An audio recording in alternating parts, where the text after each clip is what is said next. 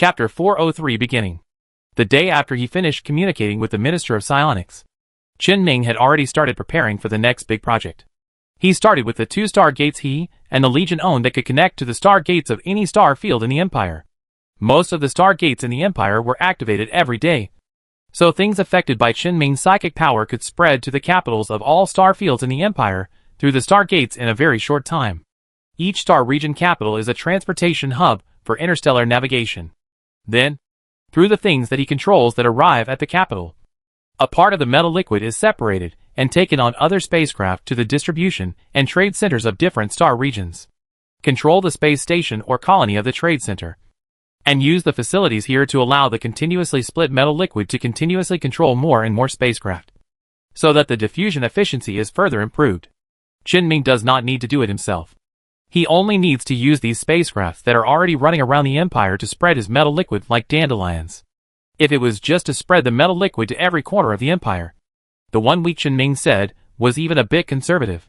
But he obviously had to prepare more than that, since neither Qin Ming nor anyone else in the Empire could be sure how many people in the Empire were affected by the brainwash psychic.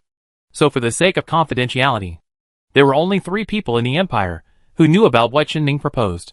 3 people who were absolutely impossible to be affected by the brainwash psychic. No one else knew about it.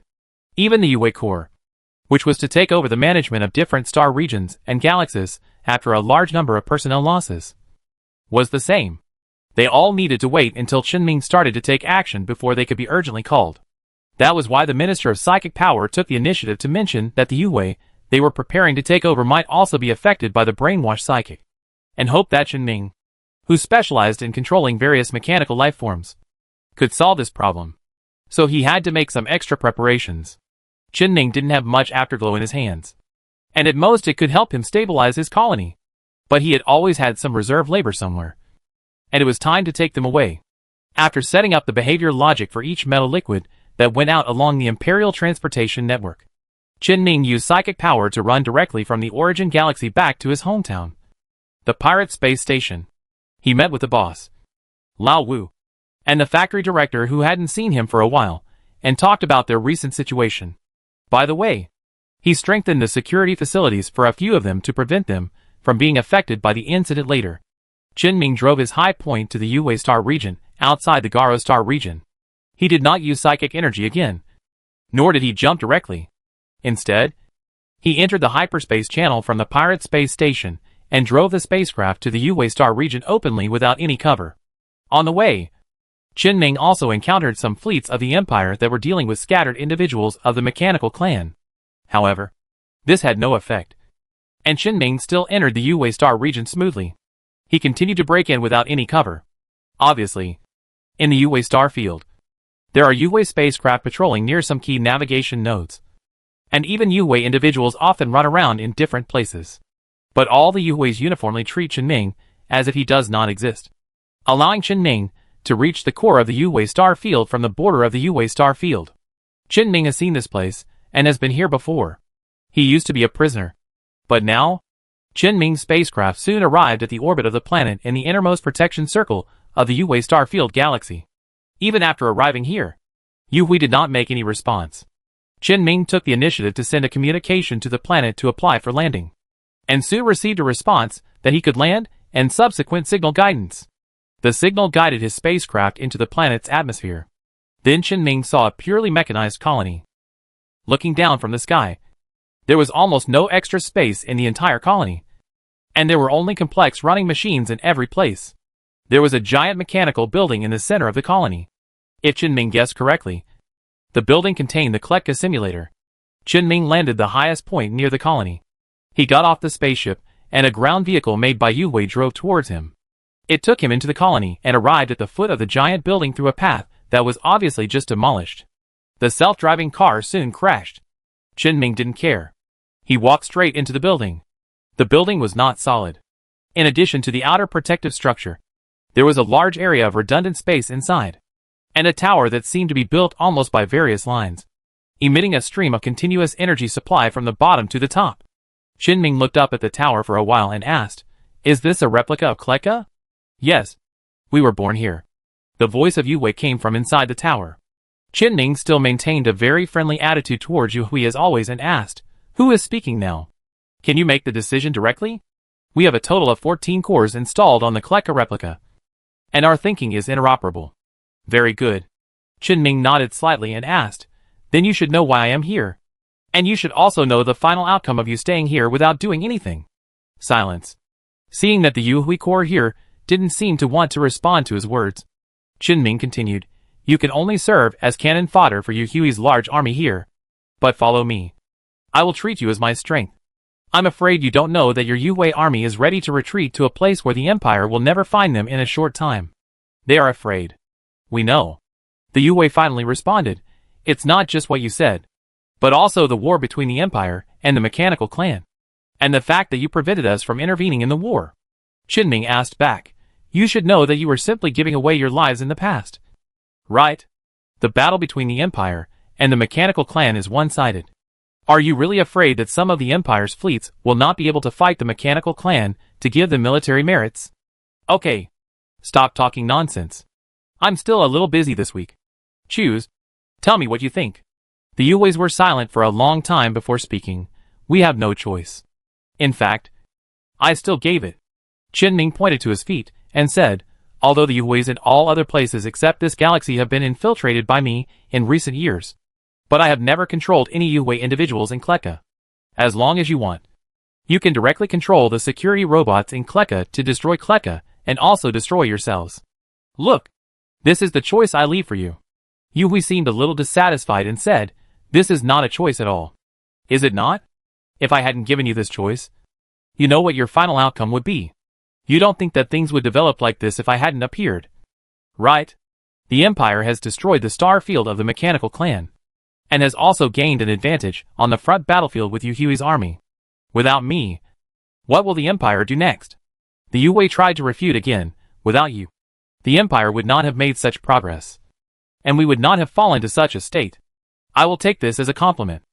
Ming was too lazy to continue talking nonsense. He had not completely controlled the Yu Hui here before in order to make his revealed power weaker, so that too many people would not be concerned about him. He was no longer afraid of being concerned about anyone, and he was willing to come here to deal with this matter personally, because he had a certain respect for Yu Hui himself. Because Yu Hui is an intelligent mechanical life, and it is a life created by humans. They do not have their own culture. They are part of the imperial civilization. That is why Ming is willing to treat Yu Hui as an equal life in many cases. But if Yu Hui here still doesn't know what's good for him after he has given him face, then Ming doesn't mind using some coercive measures. Think about it as soon as possible. Even if I am here, there are many people in the Empire who have ideas about you. Don't think about it. We have no objection. It seems that Yu Hui still has some brains. Ming nodded, "Very good. Let's start from here." He stretched out his hand and released some metal liquid from his palm, and let the metal liquid flow into the interior of the tower in front of him. He also brought the replica of the Kleka simulator under his control.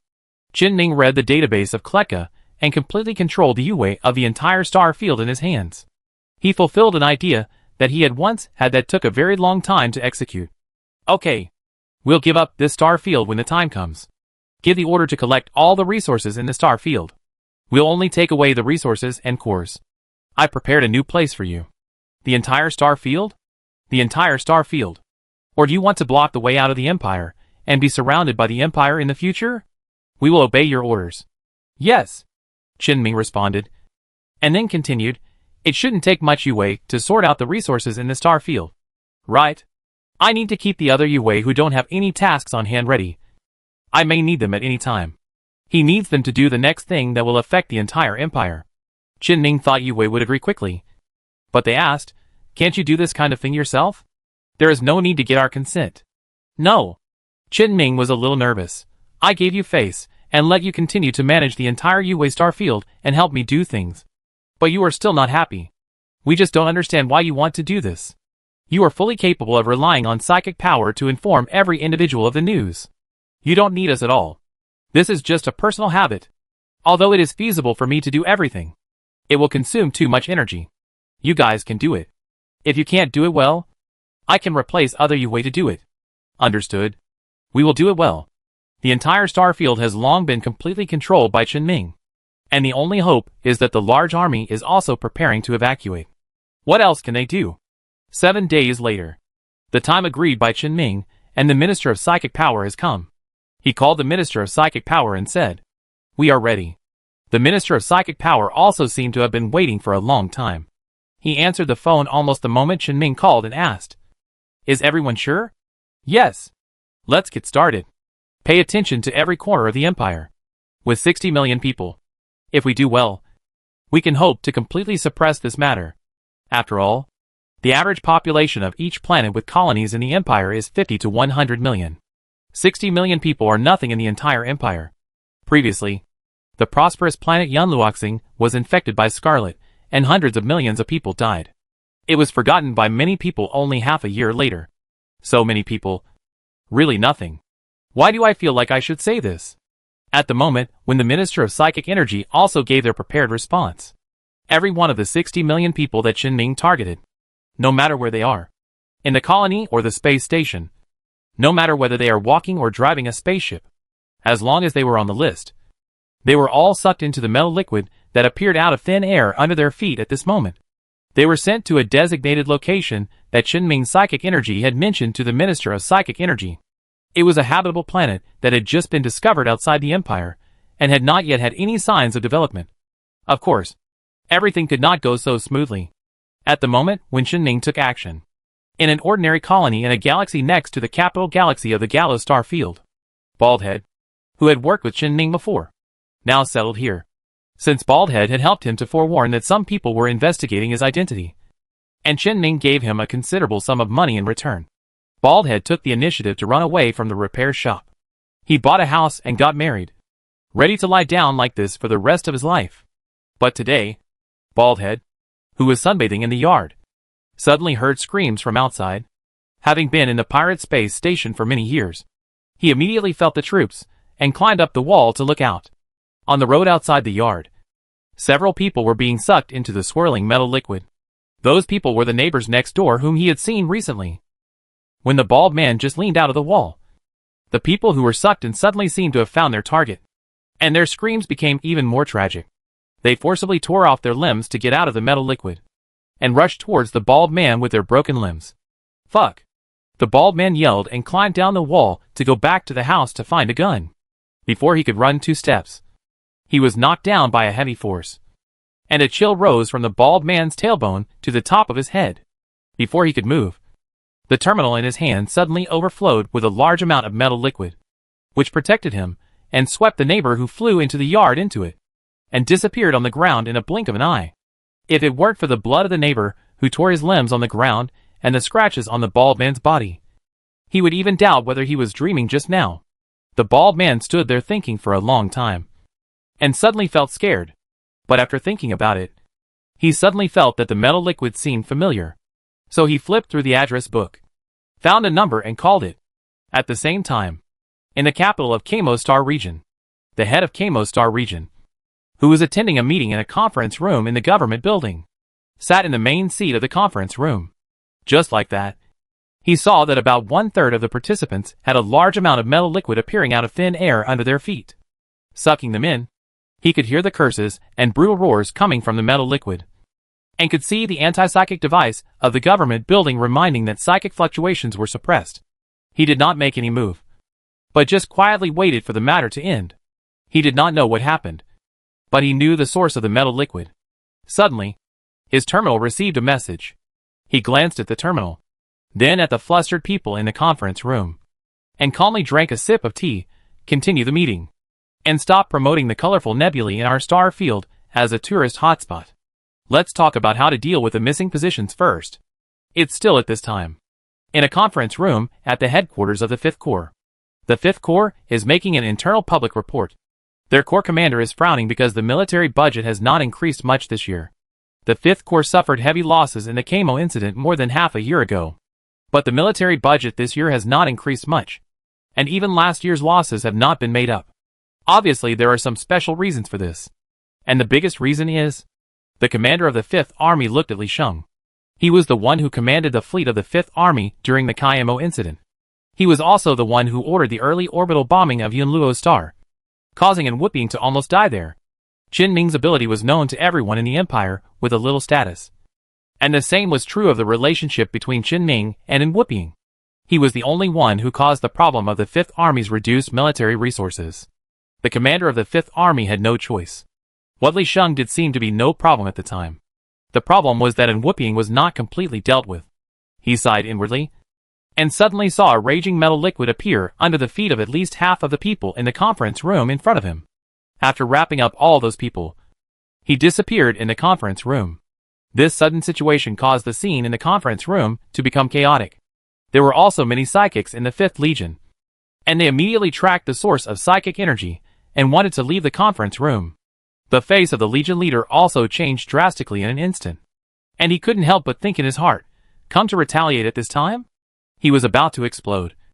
But when he saw the chaotic scene, he immediately shouted, "Quiet!" It took him a lot of effort to barely suppress the chaotic situation in the conference room. He was about to say something when an urgent message came to his and some people's terminals on the battlefield. The commander of the 5th Army remained silent for a long time after reading it, and his face was uncertain. A similar situation was also happening here in the 14th Army Research Institute. The designer of the Supreme Point, Xiao Yang, was also a psychic who came from the Psychic Society together with Qin Ming. He saw several people in his research institute being dragged away by the metal liquid, leaving nothing behind. He also saw a similar situation next door, where even psychics were dragged in, and their struggle to release psychic energy was meaningless. When he saw the metal liquid, he knew who did it, but he didn't know the details. He could only restrain his men and have them all hide in the laboratory and not go out. Fortunately, he had Qin Ming's contact information. Soon, he got some additional information from Qin Ming. He said nothing, but further restrained his people and did what they should do.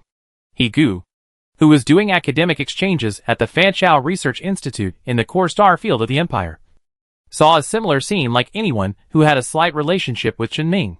When he saw the metal liquid, he felt very familiar and immediately retreated to the corner of the laboratory. He watched some people being restrained and taken away by the metal liquid. A considerable number of people in the Fanchao Research Institute were still confused, but after just a glance at the terminal, they calmed down and began to appease the remaining people. He Gu looked around and saw that no one seemed to care about him, so he immediately took out the terminal and found Qin Ming's contact information, and on Gaia Star of the Origin Galaxy. In Qin Ming's office, he had just answered a bunch of questions from people who knew him, and then he heard a knock on the door. "Come in." As Qin Ming finished speaking, the door of the office was pushed open. The person who came in was a researcher under his command. He was not familiar with him, and had only met him once or twice. Under normal circumstances, Qin Ming would definitely ask what happened when someone came over. But he came over at a time like this, and he was carrying the psychic fluctuations that Qin Ming was extremely familiar with. Qin Ming had only one reaction. "Hey, you finally came out? Do you think you did a good job?" The brainwashed psychic said to Qin Ming in a cold tone. Walked to the side of Qin Ming's office, and turned on the TV on the wall. As soon as the TV was turned on, an urgent news was broadcasting. The content of the news was that the Empire confirmed the identity of the brainwashed psychic of Zhuijing's leader. Of course, it was the identity of the face that Qin Ming had seen many times, and it had been found out. Although this was not necessarily the true identity of the brainwashed psychic, it was the most common identity of the brainwashed psychic. Even the 2 scarlet infected corpses that Qin Ming saw for infection and invasion were of this identity. There was absolutely no problem in publicly pulling out this identity. The brainwashed psychic continued to switch channels. After switching off several channels broadcasting this news, he finally switched to another channel broadcasting other news. This news was reporting another thing. Unknown metal liquid cannibalism incidents occurred in various parts of the Empire, suspected to be psychics. Qin Ming looked at him indifferently and said, "It seems that some places are still occupied by you." "So?" The brainwashed psychic looked back at Qin Ming and snapped his fingers. The head of the host who was broadcasting live on the screen exploded immediately, screaming continuously, and the live broadcast was urgently cut off. He immediately switched to the next channel. This time, the news was about a large number of people suddenly dying in the Empire. At the same time, at the same moment, in different places, the same way of death. All of them were head explosions. The current number of casualties has reached hundreds of thousands, and the number is still rising wildly. You did all this. Chapter 404 Hunting. I did it. Chen Ming couldn't help laughing and said, I just found the people you controlled. You killed them. You said I did it? Is there something wrong with your brain or mine? He looked at the brainwashed psychic with a look of stupidity. The day you controlled these people, they were already dead. You want to use this to put psychological pressure on me? You're overthinking. Hee hee. The brainwashed psychic laughed twice. And the tense atmosphere suddenly eased. Just say it casually. It's free to try. The brainwashed psychic said something seemingly harmless in a calm tone. But in fact, he did the most disgusting thing. And he didn't finish yet. He continued, they might have lived for many more years. And I might not control them even if they died of old age. But I can't do anything about it. Right? Don't be sarcastic. I've already said that when an ordinary person's brain is affected by the psychic power of a psychic, he is already dead. And even if he is alive, he is just a walking corpse. What I did was definitely not a good thing for you. Otherwise you wouldn't have come to me so anxiously. It's not a good thing for you. But for me, this is what I have to do. You have the ability to kill everyone under your control like you just did. Otherwise I will continue to do this. The brainwashed psychic shrugged and said indifferently, I'm already killing. Hearing this, Chen Ming immediately took a look at the situation on the planet that the Minister of Psychic Power helped to arrange. Under the influence of his psychic power, everyone he brought over was scattered on the planet. Many people were not directly controlled by the brainwashed psychic and still maintained their original consciousness. They had no idea what was going on. They could only remember being wrapped in metal liquid and then appearing in this strange environment. Panic and fear were their mainstream emotions. And some of these people were not far away from the others when Chen Ming randomly assigned them positions. Therefore, this group of people can see that the people around them are dying one by one. Finally, it is the turn of those who saw this scene. The way of death is still the same as before. The head exploded. Such a cruel way of death makes people despair. It is directly falling into hell from the originally peaceful life. Chen Ming can hardly imagine what kind of psychological torture the people there are going through. But he can't do anything. Because in the list of 60 million people, there will definitely be some people who have only been contacted by the brainwashed psychic a few times and have not been truly controlled. The abilities of the brainwashed psychic are as special as his, and cannot be simply detected by certain means. It is impossible to figure out whether those people are really controlled. Those people have just had contact with people controlled by the brainwashed psychic. Therefore, Chen Ming is unlikely to kill all the people just to save trouble or to help people end their pain in advance. There must be someone who can return alive from this planet. But the others? It can only be said that when those people were controlled by the brainwashed psychic, such an ending was destined. And there is no way to change it. Even if he directly targeted the brainwashed psychic, the outcome would be the same. Because Chen Ming believed that if he tried to kill the brainwashed psychic, he would definitely drag all the people controlled by his psychic power into hell before he died. This was not just speculation. This was already beginning to show. Chen Ming saw from news channels in different parts of the empire, and the things controlled by his psychic power that he left in various places in the empire, that there were quite a few places in the empire where people who were not on the list were dying in the same way. They were also controlled by the brainwashed psychic, and had some connection with those captured by Chen Ming. There was a high possibility that they would be taken away by Chen Ming again in the future.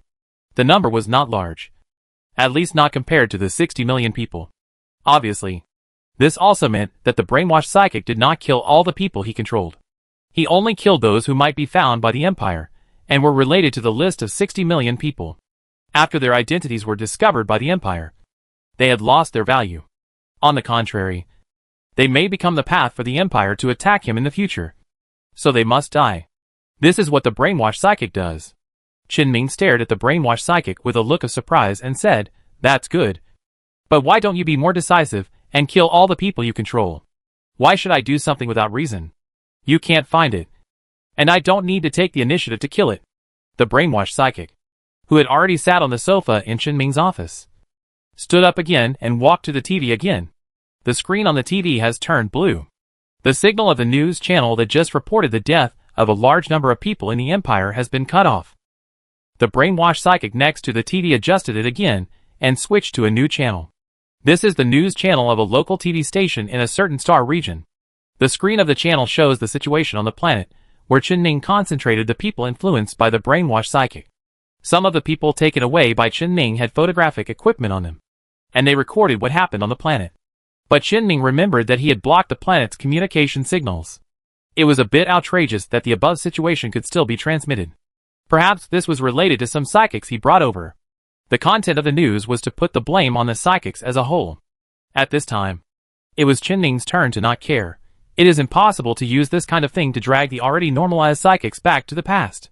The Empire has been planning for so many years, and psychics have become a part of the Empire's foundation.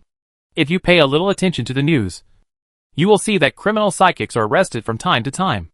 These are all the messes left over from the past, and they are only being dealt with now. 1 or 2 psychics getting into trouble will not change anything at all. As soon as Qinming finished speaking, the signal of this channel was terminated, and it could not cause any trouble at all. The brainwashed psychic tried to change several channels in succession, but the channels he wanted to change to were all blue screens at this time, without any external signals. The news releases on the internet that Qinming had just been able to search through the terminal were all completely processed in the blink of an eye. It seems that the Empire has also begun to exert its strength. Although 60 million people disappeared in the Empire in just a few minutes, the loss of these people is only a minority after all. Even if there are a large number of people with status among them, it has not affected the overall situation of the Empire at all. Those Yue corps that were sent to the location as quickly as possible after the disappearance of the people have begun to take over the work of the disappeared people. Some departments with good internal working structures found replacements faster than the core dispatch of Yue, and quickly resumed normal operations. Just like Kamo Star region, after experiencing a dimensional infection and the infiltration of brainwashed psychics, it really made very effective countermeasures. The same is true for governments and armies at all levels in other star regions. Although they may not have experienced similar things, Kamo has made the consequences clear in the past, and any place with a little bit of ambition will try to copy their new policies.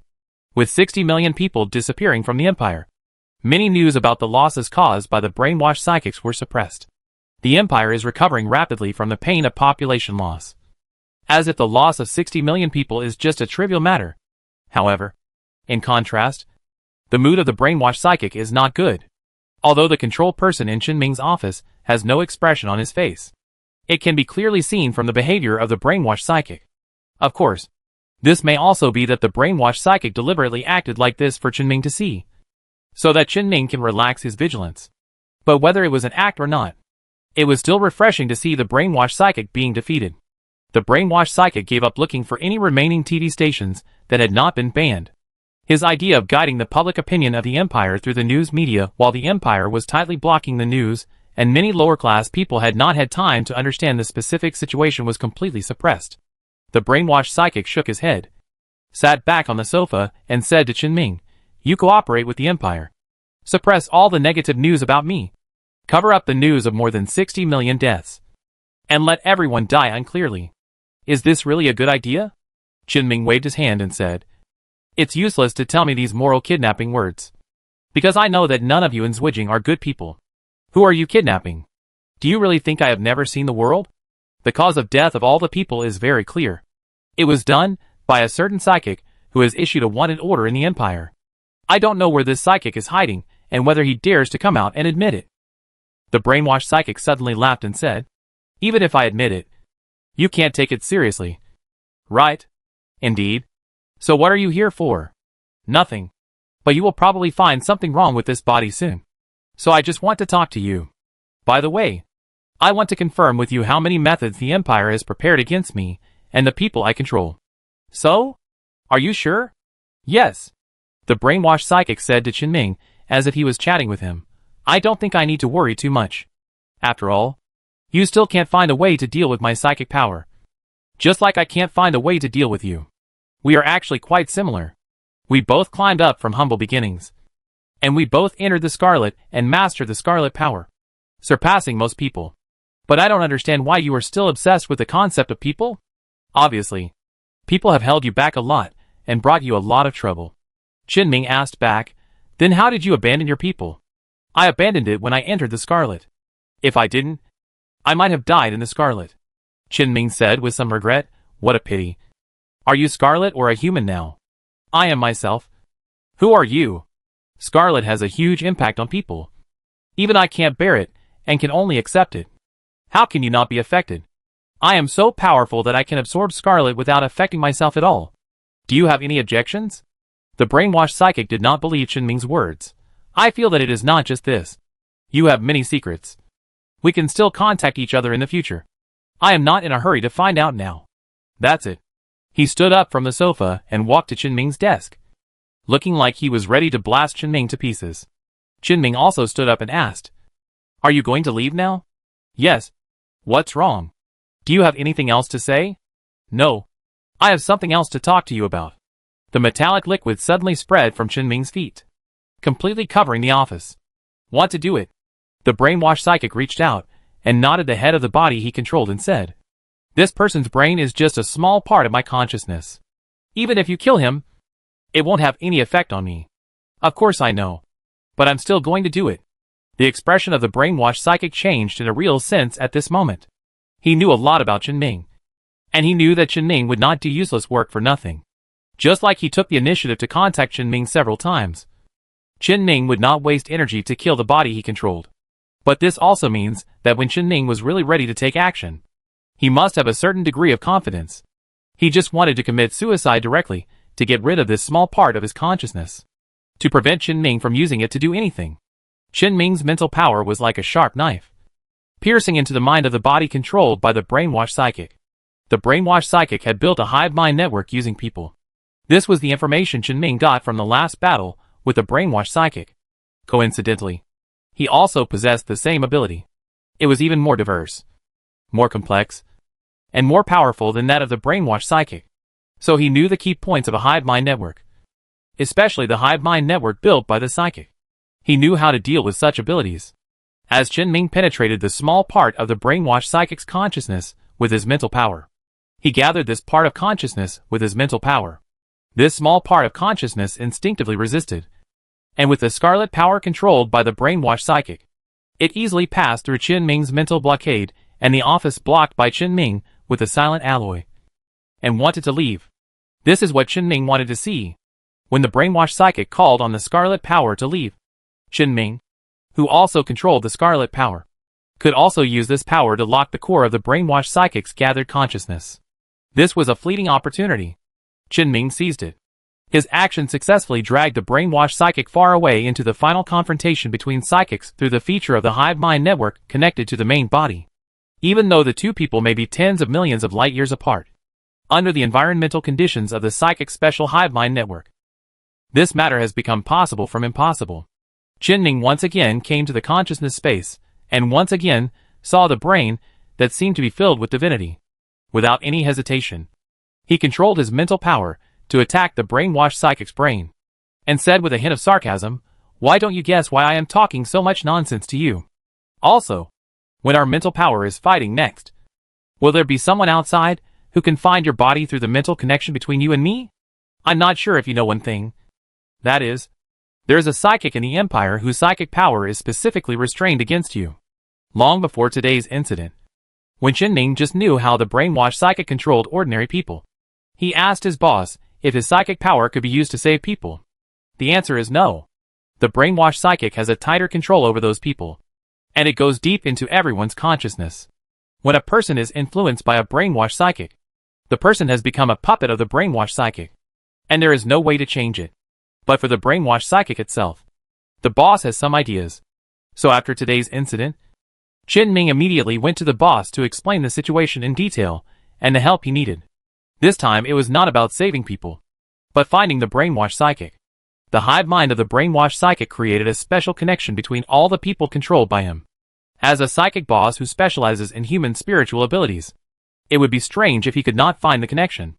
And the boss was able to discover the special condition of Chen Ming's consciousness. Now, when Chen Ming is locked onto a part of the brainwashed psychic's consciousness through consciousness hedging, it is not impossible to find the brainwashed psychic's body. How could the cooperation between Chen Ming, the Minister of Psychic, and the Empire really only target those 60 million people? Without 60 million today, the brainwashed psychic may control 600 million tomorrow. We can't do more things that only treat the symptoms, but not the root cause. The symptoms and the root cause must be treated together. Start from this moment. The brainwashed psychic felt the danger from Chen Ming today. He didn't dare to waste time responding to Chen Ming. He could only desperately think of a better way to get out than the last time. But at this critical moment, He couldn't think of a suitable method at all. He could only continue to use the old method to tear open a small piece of the divine brain in his consciousness space to split out a smaller brain, so that the consciousness link between Qianming and him could be transferred to the small brain. Such a split means that the face inside the brainwashed psychic's brain can be seen clearly by Qianming. These facial information can be directly transmitted by Qianming to the Queen of Insects, and then stored in the storage unit by the Queen of Insects, and repaired immediately. Then the repaired photo data will be submitted to the Minister of Psionics, asking him to search the Empire database to confirm the location of each person. Anyway, the situation of the people controlled by brainwashed psychics in the Empire has been completely exposed, and there is no need to hide it. Now all we have to do is arrest all these people, leaving no one behind. But this time, the trouble we encounter will be more than if Qianming did it himself. But this is the Empire's own business. Qianming's goal has always been to brainwash the psychic himself. Although the brainwashed psychic barely escaped from the consciousness space by separating the brain, he escaped from Qianming's pursuit. But before he had time to be happy, the next moment, Qianming's figure appeared next to a body he controlled. Without saying a word, Qianming once again penetrated the body with his mental power, once again building a mental link between him and the brainwashed psychic, dragging each other into the consciousness space. This is the disadvantage of the hive mind network. Every time the separation occurs, the thread of consciousness and psychic energy will be broken at the end. Before this thread is completely broken, it is enough for the boss to help Qianming find the next person who is related to the consciousness of the brainwashed psychic, so that Qianming can continue to chase him. Just separating a part of the brain cannot get rid of Qianming's pursuit. And this time when Qianming chased him, the brainwashed psychic did not directly separate the small brain. Instead, he said to Qianming, "You know that every time you do this, someone will die. Right? I know. But you kill them all. If you die honestly, they won't die. Right?" Qianming was not affected by any words at all, and rushed to the brainwashed psychic mercilessly.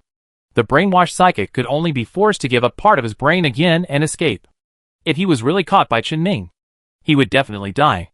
And this time, he deliberately talked to Qianming in order to adjust the position of the head inside the brain of his consciousness space symbol, so that some unimportant people can be exposed first, and protect the other important people under his control. He successfully adjusted the position of the face, and escaped Qianming's tracking again. But then, Qianming appeared next to a body in the Empire he controlled like a ghost. And this time, Qianming did not give him the opportunity to talk nonsense again. The brainwashed psychic could only be forced to tear his brain again, and he didn't even have time to adjust the position of the face. Even if the brainwashed psychic personally controlled so many people, it was unlikely that he could determine who exactly was in the brain that constituted the symbol of his consciousness space. At most, he could confirm some truly critical tasks, and roughly divide out a part of the space, and divide people of different importance into different areas of his consciousness space brain. When he divided the brain, he had no way of confirming how many people he had protected. He could only roughly know that he must have lost a lot of important people.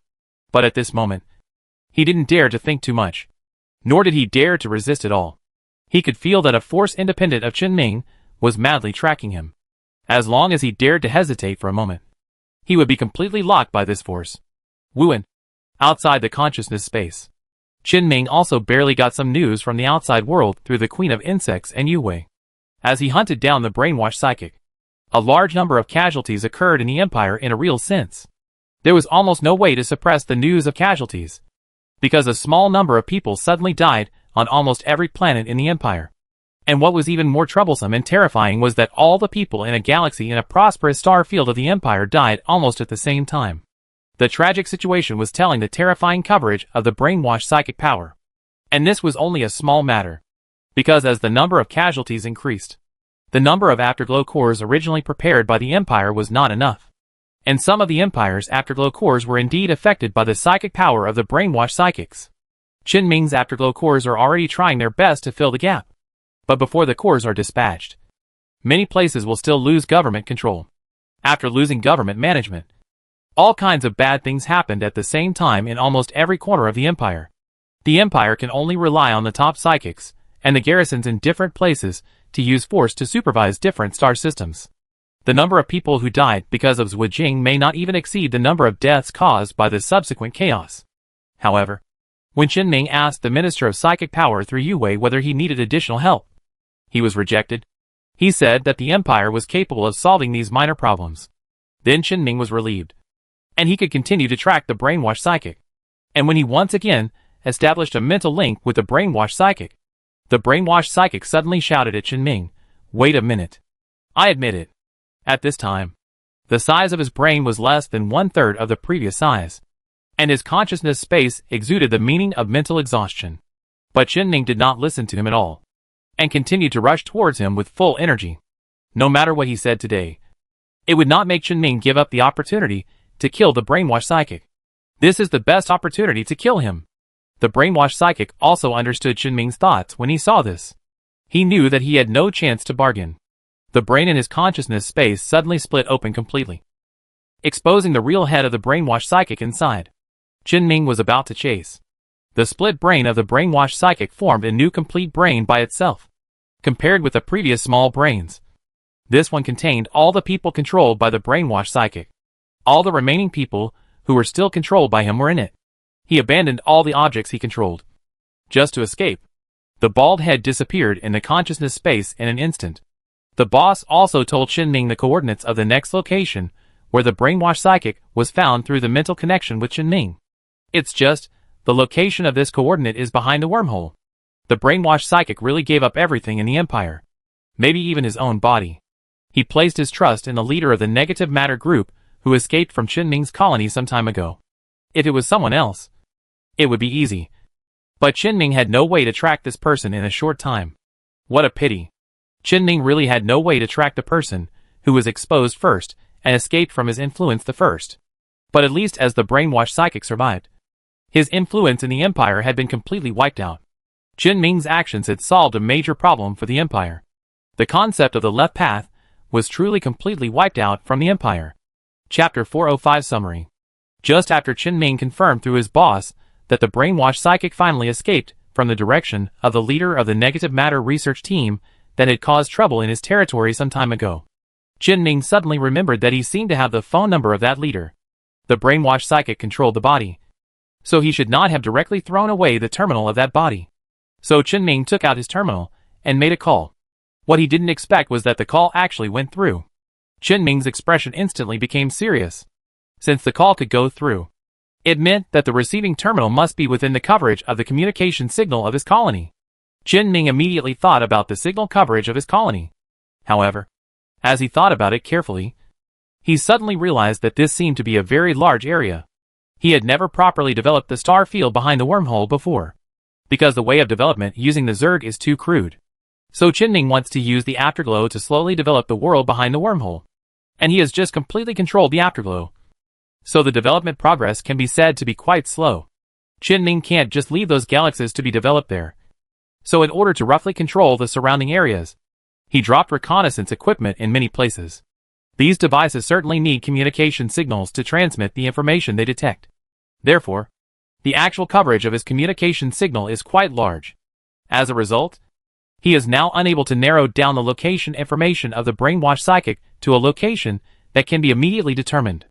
If he really wants to find it, it is like looking for a needle in a haystack. But he has to try it. While Chen Ming tried to track the sent signal with psychic power, he continued to pay attention to the situation of the broadcast phone call. Then, something even more unexpected happened to him. The call was connected, but there was no talk on the other end of the phone. But Chen Ming knew very well that the person on the other end must be a brainwashed psychic. Chen Ming asked into the phone, "Hello? Where are you? Can you tell me something?"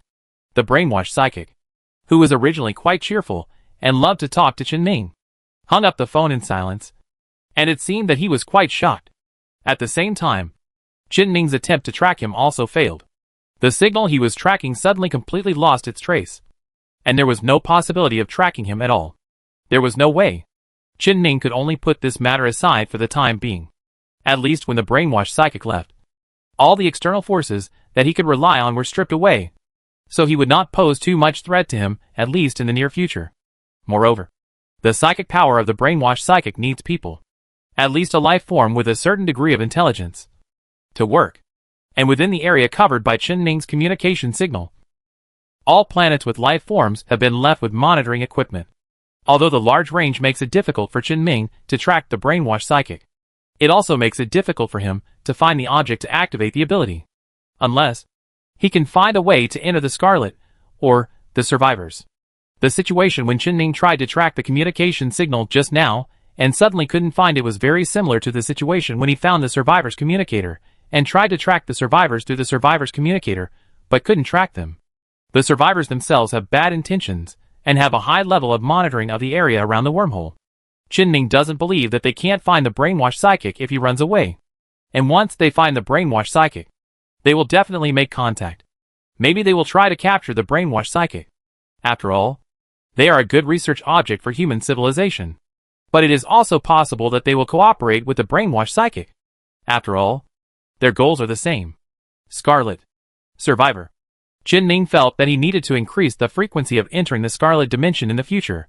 Coincidentally, he also learned some interesting abilities about Scarlet from the brainwashed psychic. And he had to experiment with them. But now, Qin shook his head, turned around and contacted the Minister of Psychic Power, intending to continue cooperating with them to deal with all the remaining matters in the Empire. This cooperation lasted for 2 months. The impact of the brainwashed psychic's actions on the Empire was not just the 60 million people. Because during Qin pursuit of the brainwashed psychic, the brainwashed psychic abandoned part of his brain several times, and he finally gave up all the people he controlled and escaped alone. Qin did not hold back on these people. Because once he stops and does not kill that part of the brain directly, the brainwashed psychic will have a chance to escape his pursuit with almost no loss. And this series of pursuits eventually led to the death of 4.3 billion people in the Empire. Among them, several colonized planets completely controlled by brainwashed psychics have turned into purgatory. The number of people controlled by brainwashed psychics far exceeds anyone's initial estimate. This number is actually the population of a high-density habitable planet in the Empire. And it is not even as different from the number of people who died on Yuluo Star and Kamo Star region. But when these 4.3 billion people are scattered throughout the Empire, including members of different social organizations such as the government, the army, local organizations, and even important members, the impact of this matter cannot be reduced. The high-level officials of the government and the army died. And there are still the corps and personnel of Yue arranged by the Empire to fill the gap. But the high-level officials of other civil organizations and different companies died in unclear circumstances. And they must seek an explanation. What's more, the people in the government and the army are not just machines who know how to work. The dead also have family and friends, and also have relationships between superiors and subordinates. This has led to many problems in government departments in many places. The military is not too bad. After all, the rules of the military are stricter than the law. But the chaos at the government level is really not limited to the chaos caused by the death of management. It is not to the point of rebellion. But as long as there are some people with ulterior motives secretly guiding, things will go in an unpredictable direction. Especially when the Empire announced after the incident that the cause of the incident was related to the psychic leader of the cult Lud Zwijing. Many rats lurking in the sewers came out. And some even raised the banner of Zwijing, wanting to inherit their legacy. There is no shortage of dark corners in such a large empire. The rats were quickly dealt with. It's just that the problems at the government level did bring a lot of trouble to the reorganization of the empire. However, as long as there is no problem with the main body, the problems in other branches are basically not a problem. Even if many people died in the main body, not all of them died. It is not easy for brainwashed psychics to infiltrate the empire. After all, the empire had a relatively ordinary attitude towards psychics in the early days, and took many protective measures against psychics. It is not the case that a government department will be completely destroyed if it is invaded. After all, there are still some people who are not affected and controlled. At the same time, not everyone is overwhelmed by sadness and pain. There will always be people who will find opportunities in this incident and actively cater to the empire's way of doing things. They, as well as the Afterglow Corps controlled by Qin, are the backbone of the empire now. Moreover, before Qin really started to take action, the Grand Archon had already prepared to face these problems. 2 months. It is enough to completely deal with all the problems on the surface. The remaining underlying problems will take time to slowly smooth out. Qin has been a headache for quite a while.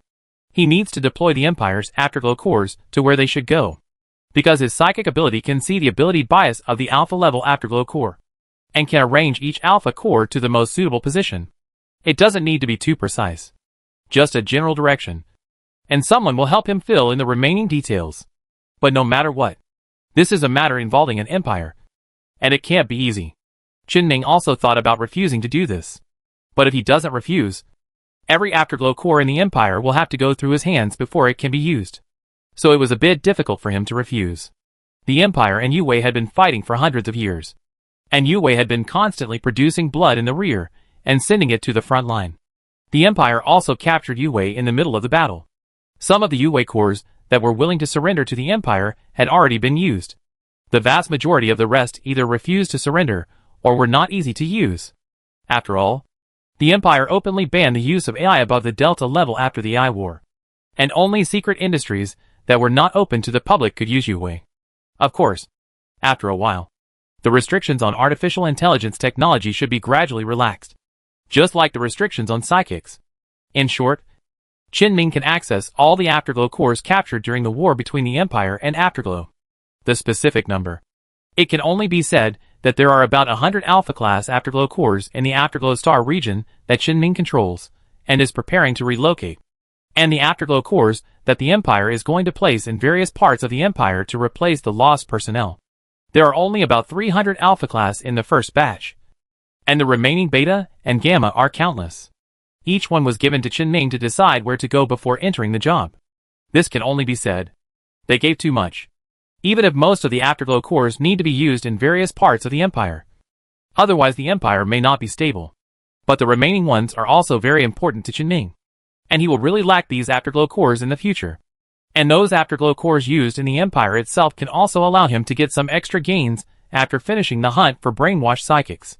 All the Afterglows passed through his hands first, and were controlled by him before entering the Empire. His power has penetrated the Empire thoroughly. He can use the Afterglow core to exert different influences on the Empire from all aspects. Qin may not necessarily use this power, but if this power is in his hands, it can save a lot of trouble. In addition, there is the relationship between Qin and the Empire. Qin is often willing to maintain friendly relations with the Empire, but due to the special power of his own, the Empire is a collective existence, not an existence that can decide the long-term development direction based on personal preferences. So it is absolutely impossible to have any close connection with him. And now, this short-distance cooperation that only 3 people know about has allowed Qin to have more exchanges with the top leader and the second-in-command of the Empire. Let the top few people in the entire Empire know that Qin really doesn't bother to care about so many things in the Empire most of the time. He really doesn't have any ideas about the Empire. Although this cannot change a group, it is enough to change the leader of a group. In general, it is also beneficial. At least it can help him get more help from the ruling class. After a few more cooperations, many things will become logical. He is not short of material benefits now. It is good to have some benefits in this regard. As the matter of Zhuijing and the brainwashed psychic came to an end in the Empire, Qin also discovered a situation. That is, things are always good and bad. Zhuijing made trouble, causing his satellite to collapse and causing him to fall into scarlet. But it also allowed him to find the key weakness of the brainwashed psychic, and took this opportunity to completely eliminate the danger of Zhuijing. Of course, this also led to a large number of deaths in the Empire, and a crisis of government chaos. But it was also the crisis of the Empire that allowed the Empire to expel the poisonous blood and walk more smoothly on the road of development. It also gave Qin the opportunity to extend his hands to all aspects of the Empire. In general, it was not a loss, because Qin had other extra gains. Tianzhan. His existence and his psychic power made it possible for the negative matter to be completely stabilized in the past 2 months. Tianzhan's psychic power is not just purification. His psychic power is more like a special means of stabilization. Like the specialization of the power of Gaia planet consciousness. The existence of psychic power. It can transform unstable things that originally existed in the normal universe into stable existence. It is also his psychic power that allows the satellite that originally existed in a phase and was close to collapse due to negative matter to erase the negative effects brought by negative matter, leaving only the positive effects of negative matter. The black hole dimension represented by these stable negative matter even has greater research value than the nightmare of the plane itself. Moreover, Tianzhan's psychic power and the special connection between the fairy tree and Gaia consciousness. It also truly makes the manufacture of the life seeder No. Now it should be called the Gaia Cedar Possible. Qinming satellite was the first laboratory object of the Gaia Cedar. At the same time, Tianzhan's psychic power also made it possible to erase Scarlet. If Qinming's most troublesome problems in the Empire and the universe are to be said, it is Zhuojing and Scarlet. Zhuojing can no longer stir up any waves. Scarlet is the point that Qinming really needs to worry about. And now, the last thing Qinming needs to worry about has also found a solution. Just need to cultivate Tianzhan for a while. Scarlet may no longer be a problem. Chapter 406 The Disappearing Afterglow. Qinming did not pay too much attention to the affairs of the Empire afterwards. He had done everything he should do. He should always pay attention to his own affairs. He could remember all the scattered things he was doing or arranging others to do. He would check on them from time to see the progress. As time passed, Qinming had more and more people to use. The only project he really needed to keep an eye on was the design project of his own battleship. The progress of the battleship project is approaching the end as half a year has passed. Previously, Qinming spent half a year planning and deciding the type of the main control system of the spacecraft, and then spent several months deciding the direction of the spacecraft's energy source, engine, armor and weapons. In the past 6 months, he naturally decided all these things. When the battleship's energy source was first considered, it was always the antimatter engine, which was a dimensionality reduction attack compared to any technology of the same era. As long as it can be equipped with a biomass engine that plays an auxiliary role to ensure that the spacecraft will not encounter an energy emergency at any time, it can almost be said that it perfectly meets Qinming's needs. However, in the end, it was decided to install a composite engine that Qinming made himself in an experimental manner, which combines the effects of antimatter engine and biomass engine. Once the mechanical and biological fusion technology is mastered, it must be used. The final test results of such a composite engine are indeed very good. But when Qinming brought out the engine, many of the project team's researchers in charge of the engine were worried about the stability and adaptability of this semi-mechanical and semi-biological technology. Qinming actually had a similar idea at the beginning, but after he replicated several composite engines and tested them on different models and levels of spacecraft, no one had this problem anymore. The composite engine of the spacecraft is equipped with the latest battery technology based on energy crystal technology. The battery technology used is not just the energy crystals that Qinming made himself, since he shared some biotechnologies including energy crystal technology with Whooping some time ago. Almost all technologies have gone through several iterations. Energy crystal technology has just been researched and has great development prospects. The Empire is so big that there must be someone who can see these and develop energy crystal technology in a very short time. Today, the energy crystal worms that produce energy crystals have undergone multiple extractions and fusions of genes from species that are rare in the Empire. The energy storage limit and efficiency of the crystals produced have been greatly improved compared to the previous ones, while the energy self-dissipation efficiency has been extremely reduced. After further battery packaging, the energy dissipation efficiency of the crystal battery is almost close to zero.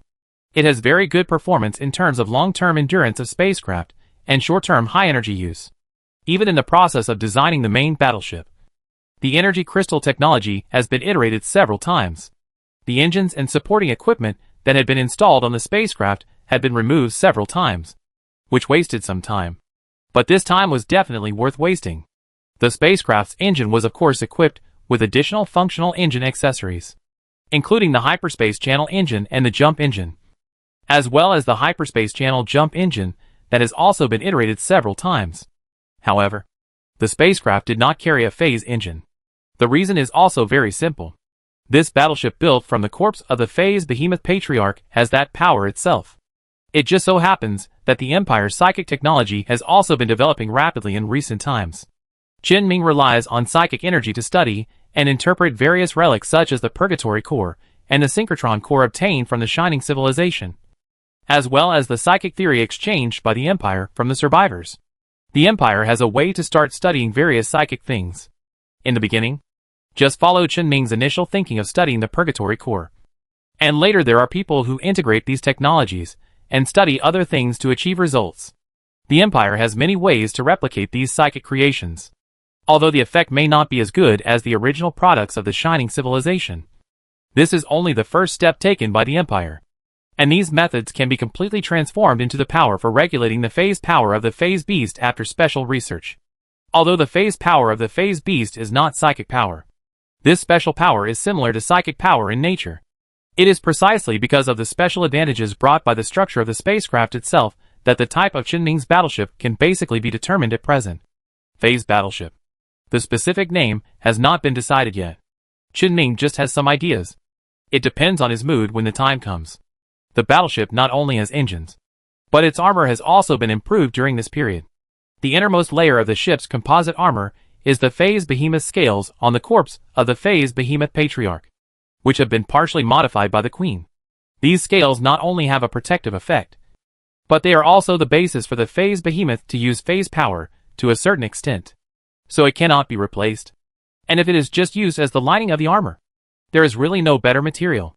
In the armor outside the innermost layer, it is covered with the most common biological material Qinming currently has, the Zerg carapace, with an additional buffer layer inside. Although the Zerg carapace is a very common material, the Zerg carapace itself has a very powerful effect. Moreover, the Zerg carapace arranged in the armor is a new type of Zerg armor that the Queen has specially strengthened for the main battleship and cannot be effectively used on the middle and lower level spacecraft. The name is still the same, but the difference in strength is huge. The outer armor is still metal armor like other spaceships. The outermost layer of the spaceship armor is coated with a layer of artificial star-eating fluid, which can also be regarded as a layer of star-eating armor after solidification. This layer of star-eating armor exists not to allow the main battleship to enter the star, but for other purposes. Because the material ratio of the artificial star-eating fluid has also changed in the past 6 months. The original effect of the star-devouring body fluid was simply to prevent the high heat and radiation of the star. But someone in the Empire saw an opportunity and changed the actual direction of the star-devouring body fluid by changing the ratio. The liquid that originally prevented the energy effects of heat and radiation can limit the actual effect of energy weapons to a greater extent. Only a thin layer is needed to reduce the direct hit effect of most energy weapons by more than 20%. This layer of star-devouring body fluid armor itself is an additional attachment and can be easily repaired. This is the overall structure of the armor. The biomass material inside the armor is needless to say. The best shell material that the Queen can make will be used on it. And Qinming has repeatedly optimized and strengthened it. So the quality is there. The metal material of the spacecraft armor is even more outrageous. When Qinming first built this battleship, he thought of it as his most important spacecraft and the flagship of the fleet. In addition, the corpse of the leader of the phase behemoth is not an easy material to get. It is impossible for Qinming to get the phase from the phase space and then kill the behemoth that protects the phase space as material. Therefore, when he designed and built this battleship, he did not consider the issue of mass production at all, and just piled up materials wherever they could. As a result, the proportion of ordinary materials in the spacecraft armor layer was less than 20%, and high-level materials accounted for 46%. The rest were all special-grade materials that Qinming invested in without considering the cost and only looking for the best effect. The manufacturing cost was extremely high, and the maintenance cost was even more endless. But Qinming also thought clearly that if he only had one such spacecraft, it would be completely fine with the support of the entire Zerg and the now rapidly developing Yuhui. There were many people in the project team who complained that Qinming was squandering resources. After all, those high-grade and special materials could be used to build more battleships. However, as Qinming later made public the several conflicts between the Zerg battleships and the Leviathan, such voices became less and less. When facing the top combat power, it is so important to have a top combat power of equal strength, whether this top combat power is a psychic or a powerful spaceship. But even so, there are still people who say something nonsense. For example, why didn't Qinming use such materials to build Titan-class ships? Let's not talk about whether there are phase monsters that can reach the size of Titan. The size difference between the main battleship and the Titan class alone can cost Qinming half his life. And he can't get so many materials at all. The subsequent maintenance and repairs can completely drag down Qinming's economy. What's more, the theory of Titan-class ships was only half a year ago, and the theoretical research has not been completed yet. It's all nonsense to build Titan ships. Qinming didn't bother to pay attention to them, and continued to do what he should do. Anyway, he was the leader of the project. and his ideas were the most important in the design of this battleship. So the shield of this battleship was also installed with a psychic shield under Chen Ming's mandatory request. The shield was one of the earliest issues discussed at the beginning of the design of this spacecraft. But Chen Ming looked down on most of the shields at that time. So he forcibly suppressed the problem of the shield. Until the plane Nightmare was killed. The Empire had a certain degree of psychic knowledge through the study of the plane Nightmare psychic shield, which was enough to replicate the psychic shield. Chen Mingkai decided the direction of the development of the spacecraft shield. This decision was absolutely correct. The Empire had no shield that could match the effectiveness of the psychic shield. As for weapons, which were external objects compared to the battleship itself, Chen Ming had been developing them.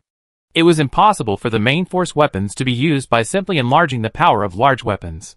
When designing each battleship, there would be a dedicated person to design various weapons specifically for the battleship.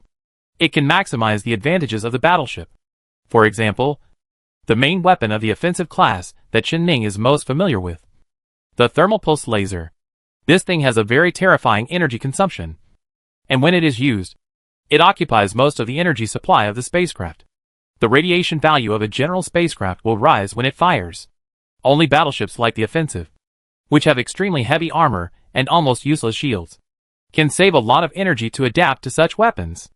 Therefore, when Chen Ming designed his own battleship, he fully considered the nature and advantages of the ship, as well as his own ideas. Finally, based on his knowledge of space and the power of phase space, he developed a space distortion generator called Chaos, a weapon that attacks from the space level. It is equivalent to the extension of some of Chen Ming's abilities. Although the space distortion effect was not very good when fighting the jellyfish Leviathan some time ago. The jellyfish Leviathan is an electromagnetic life. It is definitely the best choice for most types of enemy space weapons. As of today, most of the structures of the battleship designed by Chen Ming have been manufactured, and only the last few steps of the ship development stage are left. And then the assembly, optimization, and factory process can be carried out. In 3 months at the latest, the research and development process of this battleship will be completely completed. In Chen Ming's office, Chen Ming turned off the reports that the battleship project teams had recently distributed on his computer and breathed a sigh of relief. That's about it for today. He will have more time to look at these things when the phase completion begins in a few days. Thinking of this, Chen Ming stood up from his desk and prepared to leave. Although he can now focus on doing only one thing for about 10 days without sleep. But his life is not just about work. And he is not alone now. And before the war between the Empire and the Mechanical Clan began, Chen Ming had already discussed with Bai Quan the time for his wedding with Shanghai. Since the war ended faster than expected, the wedding should be earlier accordingly. The wedding is still 3 months away. Chen Ming raised his lips slightly and was about to turn off the computer. Suddenly, he saw 2 messages sent to the computer in succession. One from the Minister of Psychic Power, and one from the 14th Legion. Thinking of dealing with distant matters first, and then dealing with near ones, Chen Ming first looked at the message from the Minister of Psychic Energy, which contained a document.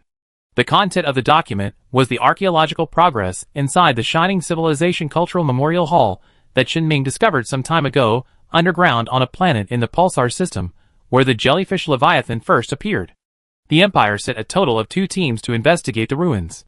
One team went from the beginning of the Shining Civilization's historical records to the back, and the other team went from the back to the front. The team from the front to the back has determined the history of the Shining Civilization in the primitive biological period and the intelligent life period, and will soon be able to study the history of the Shining Civilization's entry into civilization. This has little to do with Chen Ming. What matters more is the group that studies from the bottom. That is, from the time of the demise of the Shining Civilization. Their progress is not as good as the other team. After all, the past era does not necessarily require detailed records in writing. The early era spans a long time, and biological evolution can be traced. As long as there are enough ancient artifacts, something can always be analyzed. But starting from the bottom to study the end of the Shining Civilization, it is inevitable that writing is needed. The text in this relic has been worn out over time, leaving no clues at all. The relic of the Shining Civilization in other places does not have any written records like this relic. It can only be said that the pulse of the pulsar in the galaxy has a great impact on many things, causing electronic equipment to be damaged and rusted, and also causing these texts to be worn out and completely unreadable. Even so, This archaeological team is still trying hard to rely on the Empire's understanding of Shining to conduct research. Moreover, recently, they found a strange place on the bottom floor of the Shining Civilization Cultural Center. In a certain floor near the bottom floor of the Cultural Center, there is a row of rusted equipment. Through an investigation with a device specially used for archaeology, the team found some kind of imprint on the wall next to it. There was a device nearby that made a three-dimensional projection for a long time, and then left a projection imprint on the wall. The archaeological team took all the photos and handed them over to their superiors, and finally handed them over to the Minister of Psychic Power. The reason why the Minister of Psychic Power sent the photo to Chen was because of the appearance of the projected marks.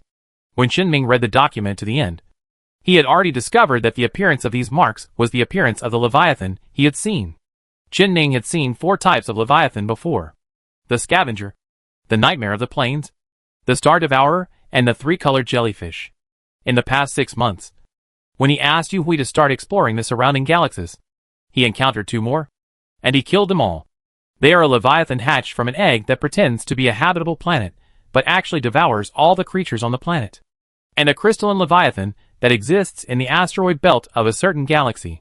At the beginning, Chen did not think that the latter was a Leviathan, but just some kind of space creature, because they were scattered in the asteroid belt at the beginning. But when Chen was dealing with them, they suddenly merged into one, forming a crystal monster. Of course, this did not affect Chen final solution to it. The bodies of the 2 Leviathans were dragged back to the Gaia galaxy and thrown into orbit to build a space station dedicated to studying them. During this period, the 2 new Leviathan space stations also produced their own results. The Leviathan in the egg is very special. It will find some suitable planets and inject the eggs into the planets. And then the eggs injected into the planets will convert the interior of the planet into nutrition for the Leviathan in the process. And this kind of nutrition is a very scarce volatile liquid resource in the Empire, and even the gaseous state is very valuable. The Leviathan space station studies the principle of this transformation. Another crystal Leviathan space station has recently developed a spacecraft crystal coating. Just a small layer can improve the structural strength of the hull to a certain extent. Chen certainly used this technology in the design of his main battleship, so he has a deep impression of all Leviathans. Even if he only sees a silhouette, he can be sure that these marks are the marks of Leviathan. Except for the Nightmare of the Plain. He saw the traces of other Leviathans in the photos recorded by the archaeological team. And there are more Leviathans that Chen has never seen. There are at least hundreds of them in a row. And at the edge of this row of Leviathan projections, there is a very blurry projection of a star map. The archaeological team is not sure what the star map means. After all, the star map should be 3-dimensional. And it is really difficult to see anything with a 2-dimensional projection. But since this star map is placed next to these Leviathan projections, it means that these star maps are definitely related to these Leviathans. The Minister of Psychic Power hopes that Chen can check the star map to see the situation. After all, this may mean that Leviathan has a close relationship with the Shining Civilization. If this relationship really exists, then Leviathan may also be related to the survivors, which can explain quite a lot of things. Chen thought for a while, and replied to the Minister of Psychic Power that he knew the news. He will do it, but not in a hurry. Then, Chen opened the message sent by the 14th Legion. The message from the 14th Legion was not sent by Baiquan, but by the Legion Commander. Although the Legion Commander stayed at the front line between the Empire and Yue all year round, Chen had not met him many times. But Chen still had a very good impression of the Legion Commander. He came at this time, probably because he had something to ask. Chen looked at the content of the message. There were no documents this time, and it was basically the content dictated by the Legion Commander. It was probably about the fact that Yue was preparing to retreat some time ago because the Empire won the war with the Mechanical Clan and showed its determination to deal with the nearby enemies. At that time, the Minister of Psychic Energy came to ask Chen about this matter. Chen had no objection anyway. He only controlled the part of Yue that was separated, and did not control the main force of Yue, especially after Yue confirmed his existence. They were very wary of the foreign Yue. Chen was stopped several times when he tried to probe, and the distance was too far. So Chen was too lazy to care about them. What's more, he already had a replica of Kleka. This replica only needed to be optimized by his psychic energy, and it could do everything that Kleka could do. He even thought that when the Empire pursued Yu Hui's army, He could take advantage of it and get some cores that didn't need to be used in the Empire but could be taken away. So he had no objection to this matter. So later, the 14th Army was responsible for the pursuit. Yu Hui and the Empire had been in conflict for so many years. And if he wanted to escape, he had to get the Empire's consent first. The pursuit had been going on for the past 6 months. But just a few days ago, Yu Hui, who was still retreating, suddenly became silent. They disappeared on the way of escape. Only countless supplies piled up in different star systems were left to be seized by the pursuing troops of the Empire. Chen Ming thought of many situations. For example, Yu Hui surrendered completely and reintegrated into the Empire. Or collective suicide, preferring death to surrender. But losing it was something Chen Ming had never expected. Chapter 407 Invisible Enemy. Yu Hui suddenly disappeared while being chased by the Empire, which made Chen Ming puzzled. Generally speaking, if they disappear, they disappear. Maybe they have mastered some special means to escape, which is normal. But all the materials that should have been taken away with the retreat were left to the Empire. This situation is obviously wrong. It just so happens that Chen Ming is free recently. The design of the spacecraft is nearing completion, and it still needs a thorough self-inspection before starting the final closing stage. He could have taken the initiative to intervene in this matter and investigate it. The next day, Chen Ming still drove his supreme point and successfully arrived at the frontline headquarters of the 14th Legion in the area of war with the mechanical clan in the past 6 months outside the Empire after a few jumps.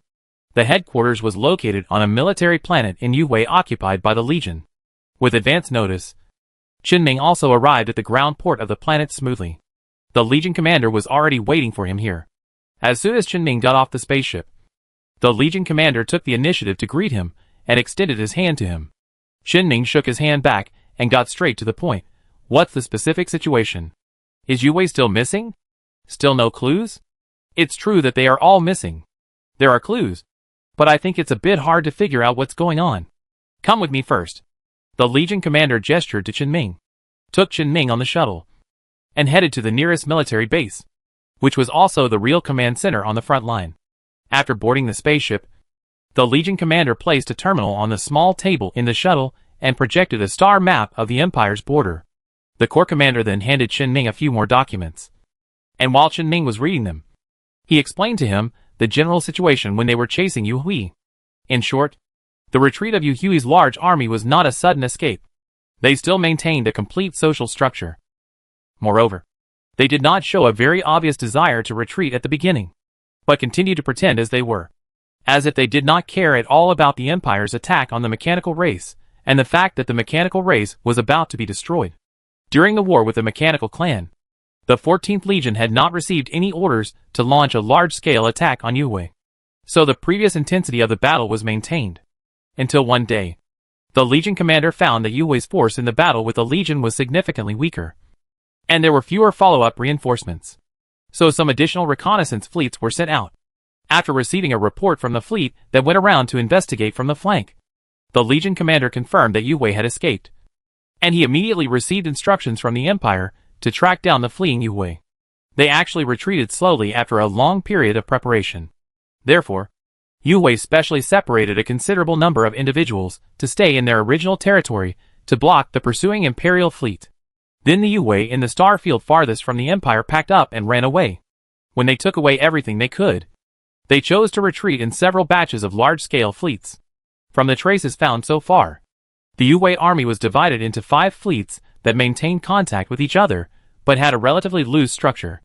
They are the front, middle, rear, port and starboard fleets. They didn't disperse too far, and it seems that they plan to separate only when something really goes wrong. Although the plan seems good, from the fact that the Legion commander can learn about Yu Hui's retreat plan in such detail, it is obvious that their anti-reconnaissance is not good enough. And retreat like this? Are you not afraid of being chased by the Imperial fleet and harassed to death? It's better than being killed here. And they have been doing this secretly for a long time. Although we discovered it very early, they retreated faster. The Legion commander raised his hand and drew a crooked trace on the terminal projection in front of him. Some of the corners of these traces often branched out into small branches. Obviously, this was the route of Yu Hui's retreat, and the end of this route was not finished. Yu Hui's front fleet evacuated the earliest, and we really can't track them accurately, and we can't be sure where they went.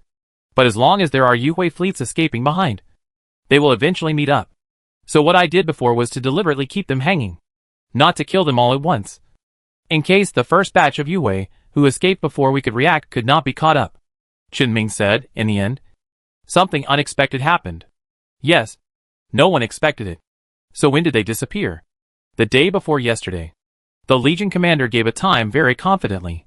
Our front fleet is almost touching the tail of Yuhui's rear fleet. We haven't had time to really start fighting. But this happened. Look at this location. The Legion commander pointed to a point on the star map. Qinming carefully looked at the various professional military symbols on the projection, mobilized the knowledge he had learned in his mind, and said, "This is the location of the last battle with Yuhui's rear guard. Yes, it was here that we killed Yuhui's last blocking force, and found that there was no new fleet to resist later." That's it? Yes. Originally, Yue would regularly send fleets to our side to stop us, or to stop us with their lives, in order to buy time for the front to evacuate. I guess they thought that when the distance was far enough and our logistics could not keep up, they could escape. They did not expect how determined we were. As a result, after we defeated one fleet and were still waiting for the next one, Yue suddenly stopped sending a fleet, which was very strange. At that time, I thought it was impossible that Yue's fleet was wiped out. There must be some reason. So I sent a ship to investigate. Then at this location, the Legion leader pointed to the place on the star map where the last battle between the Legion and Yue broke out, more than 300 light-years away, which was near the area where the route was not drawn just now. Here we found the rear fleet of Yue's retreating army. Qinming raised his hand and interrupted. Found the fleet? I thought only the supplies were lost by Yue, and then they escaped and could not be caught up. No, maybe I didn't make it clear in the message I sent you. In short, the entire retreating transport fleet is here. There are many not so important supplies in this fleet. They probably want to abandon these and continue to delay time when we are about to catch up. There are indeed almost no supplies here that can sustain our life. But these things are placed here, and we basically took them without encountering any resistance. No resistance? Qinming repeated the words of the Legion commander in a questioning tone, wanting to know more details. The Legion commander explained, because only some automated defense weapons detected that our fleet had resisted a little. All the afterglow ships were silent. Whether it was the ships or the afterglow cores that should have been installed in the various equipment that was taken away, all of them were gone. Only the afterglow cores were gone. And there was something even stranger. We also found a group of afterglow ships here that were obviously going to cover the rear and fight our fleet. All the ships are there, but the Yue cores inside are gone. Qinming frowned subconsciously. He couldn't understand why such a strange thing happened. Qinming could understand that the Yue cores of the transport fleet disappeared. After all, Yue might choose to load all the cores together and take them away in order to preserve more cores. This is what Qinming did when he was fleecing Yue before. But he couldn't understand why the combat ships lost the Yue cores. Yue is being hunted by the Empire now. Why are the fleet ships not being used to resist but abandoned on the spot? Even if he set an autopilot for the spacecraft to fire automatically, Qinming would think that Yue had tried hard. But now? Qinming couldn't help asking, is there no sign of battle or other damage to the fleet that was left behind by Yue? No. All the ships are intact. And there are no signs of violent dismantling. They were dismantled by normal means, from the state of the remaining spacecraft. Those ships have been floating there for about 10 days. The Yue we shot were all sent out earlier. It's also because we weren't advancing very fast, and were deliberately fighting the fleet sent by Yue. So we didn't notice it. It's outrageous. Qinming stared at the star map projection in front of him for a while, and asked his thoughts. Is it possible that Yue was thinking of taking only the core, abandoning the others, and then speeding up his escape? The Legion commander gave the same answer as Qinming's. Of course there is such a suspicion. But the intercepting fleet does not need to withdraw. It's a matter of life and death for Yue. There's really no need to save this little bit of core. Even if we set up an automatic program to automatically lock and fire when other ships approach, it's better than just leaving them there. That's right. Qinming nodded slightly and asked, what about the fleet in front? The reconnaissance fleet is still chasing. If the same thing happens to the fleet in front, it is estimated that our reconnaissance fleet will be able to find them within today. Here we are. The Corps commander suddenly pointed out the window of the shuttle. Qinming looked over, and saw that the human command center of Yuhui's military base was diagonally below the spacecraft. However, The shuttle turned a corner during the landing and flew in another nearby direction. Let's go to the test site first. Earlier today, the scouts brought back some samples of the fleet and cargo left by Yu Hui. There might be clues on them. Qin Ming has been using psychic power for so long. And those who should know also know the effect of Qin Ming's psychic power. As long as he could bring back some samples, he would be able to find out something. Qin Ming did not refuse. Since he was here, he wanted to help in this matter. After all, Yu Hui and he had a very close relationship, and he really wanted to take advantage of Yu Hui through the Empire's means. If something went wrong, it wouldn't be a big deal to help take a look. He was indeed curious about what caused Yu Hui to be in such a state. The test site set up by the Legion was under an obviously newly built dome. The shuttle soon landed on the open space near the dome. Qin Ming Gang and the Legion commander got off the shuttle and saw that at the edge of the dome in the distance, a spaceship was carrying a Yu Hui spaceship using electromagnetic capture equipment and entering the dome. The outside of the spaceship was also carrying some equipment and supplies that also belonged to Yu Hui.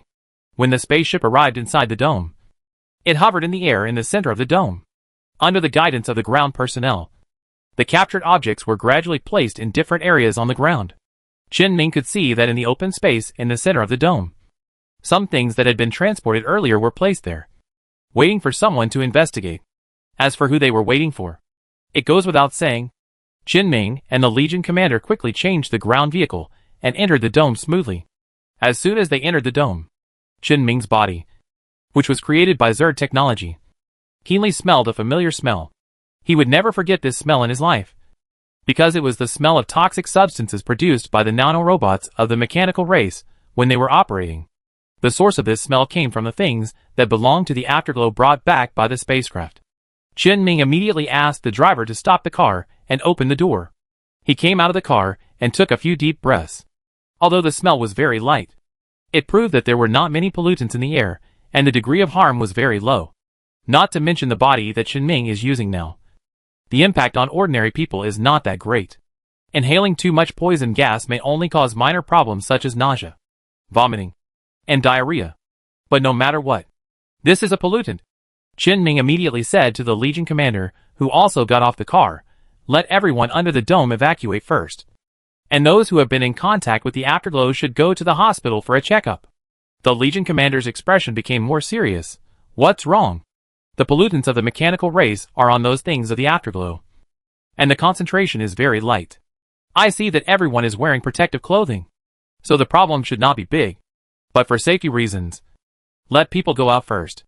Since Qin Ming said so, the Legion commander did not hesitate, took out a walkie-talkie, adjusted the channel and asked, "Have you checked the contaminants on Yu Hui's things that were brought back?"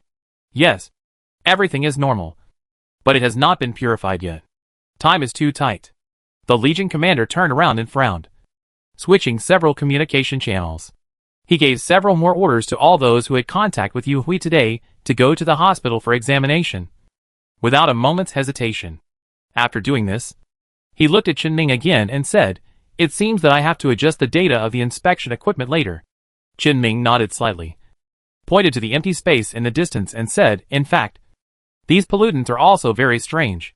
I even feel that they are not ordinary pollutants. In short, Yu Hui's disappearance is likely related to the mechanical race." The Legion leader immediately thought of the past and said, "I remember you brought back a large star map some time ago." Qin Ming, who was thinking about this, immediately said, "Yes. I remember that there seemed to be no mechanical race near the place where Yu Hui disappeared on the star map. But if there are mechanical races rushing here since we killed the nearest mechanical race star field some time ago." Qin Ming didn't finish his words, but his meaning was clear. This was something he had warned the Empire about some time ago. Now, his warning seemed to have come true. The people under the dome began to withdraw one after another. The drivers and accompanying guards of Qin Ming and the Legion commander were also withdrawn. Qin Ming didn't know why he and the Legion commander, two of the top psychics in the Empire, had guards around them. But it didn't matter. After confirming that everyone nearby had evacuated, he put on a biological armor and approached the ape where Yu Hui's things were placed. The Legion commander followed closely behind Qin Ming without any protection. Soon the two came to the area where Yu Hui's things were placed. From the high point next to it, you can see that Yu Hui's things were placed in 3 areas. The first area was filled with several Yu Hui's combat ships. The second area was filled with Yu Hui's cargo ships. Many of Yuhui's cargo ships were copied from the Empire's designs, and were very different from their own combat ships, so they were easy to distinguish. The third area was filled with Yuhui's cargo, which seemed to be completely free of contaminants, except for a little contamination when it was moved out. Qin Ming scanned the area for a few times, ready to start with the combat spacecraft. But just before he started, the Corps commander suddenly said to Qin Ming, "Wait a minute. There is news from the front." He looked down at the terminal for a while, and said to Qin Ming, "The front found traces of the destroyed Yuhui combat spacecraft around where Yuhui's rear fleet was staying. It has drifted away from the main force for a distance, so it was only seen now." He turned the terminal around and pointed it at Qin Ming, so that Qin Ming could see the photos clearly. The photos showed that Yuhui's warships were cut off by something, and then something exploded from the inside. Whether it was a guard, destroyer or cruiser, all the wreckage of the spacecraft had similar traces. In addition, Qin Ming also keenly observed that there were traces of metal rust on the edges of some of the wreckage, which was very special. The several photos of the details that the Legion commander showed Qin Ming later also confirmed this. After reading it, the Corps commander said, "The front line judged that the enemy fighting with these Yuhui fleets used a cutting weapon and a penetrating corrosive explosive weapon." Qin Ming shook his head and said, "I don't think it's the same. But I can't be sure what it is." "If you can't be sure, then there's nothing to say." The Corps commander continued to say to Qin Ming, "The front line said that the wreckage has been captured and is being sent to the Empire.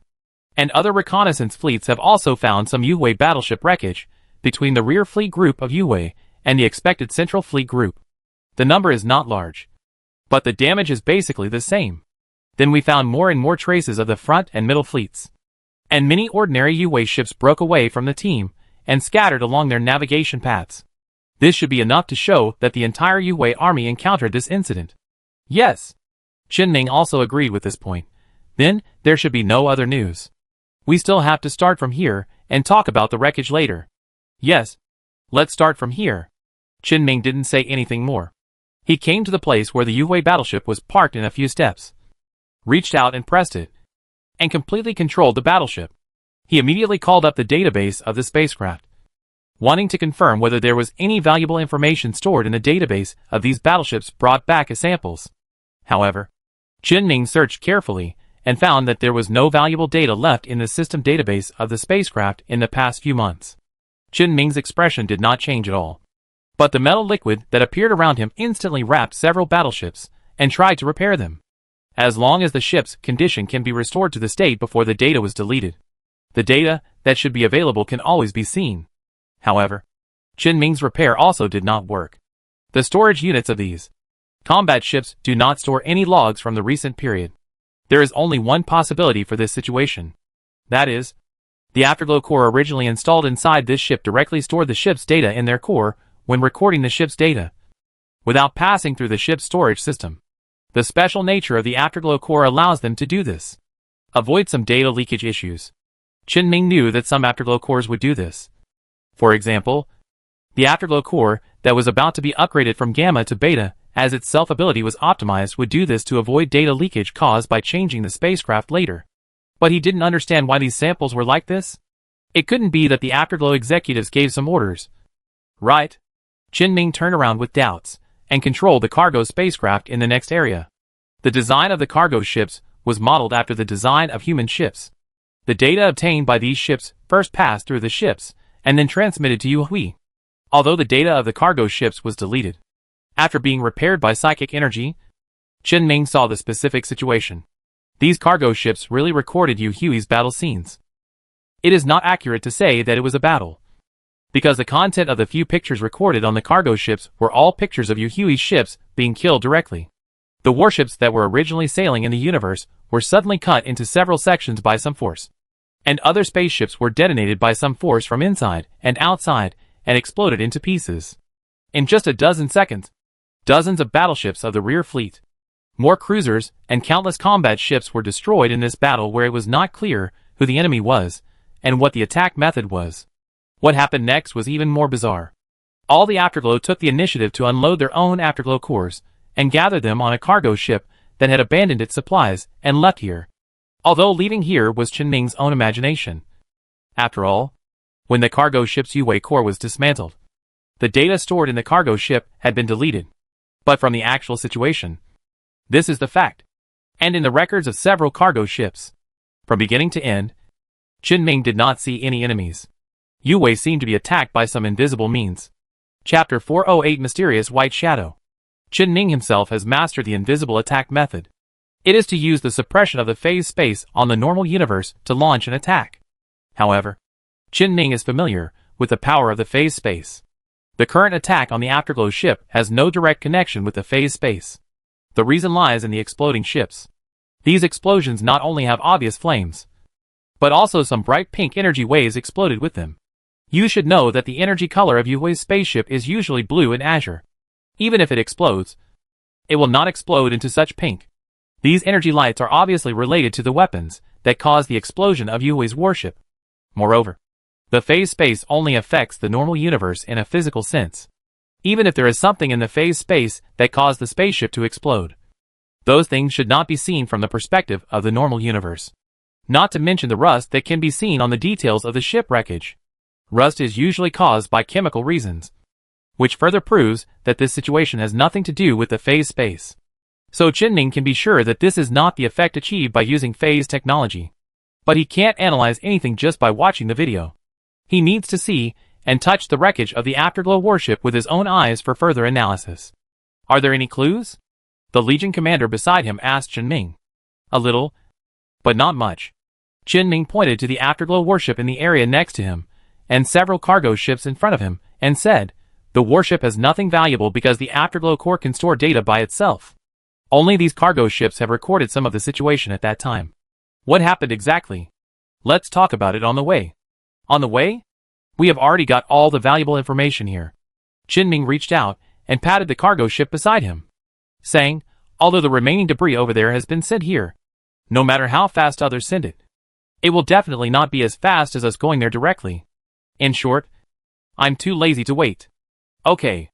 The Legion commander had no objection to Qin idea and followed him out of the dome. As soon as he got outside, Qin waved his hand at the sky, and the high point quickly appeared in the clouds, blocking the light from the planet, and slowly landed on the ground. The two climbed to the high point, and the spacecraft quickly took off. After Qin determined the destination for the high point, which was near the location of the rear fleet group, he turned on the automatic driving of the spacecraft. It would take about a few jumps to get there. Taking advantage of the few minutes of the jump process, Qin played the records he got from the cargo ship to the Legion commander at the place where he used to do research on the high point. At the same time, he also explained to the commander the situation he had analyzed through the content of the repaired Yue cargo ship.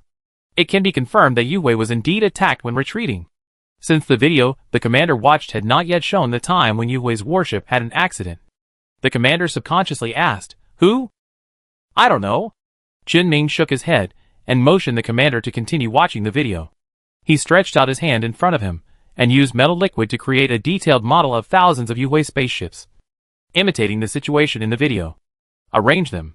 There are not many footages from the cargo ship, and the multiple perspectives of the cargo ships are all close to the perspective of one of the Yue warship fleets that is guarding the Yue rear fleet. Qin roughly recorded a quarter of what happened at the edge of the entire fleet and reproduced it here. This is enough for the time being. These contents alone are enough for Qin to arrange the formation of these warships.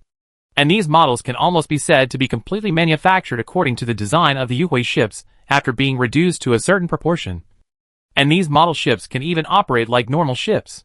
Qin observed the fleet he had arranged with models, trying to see something from the distribution of these warships.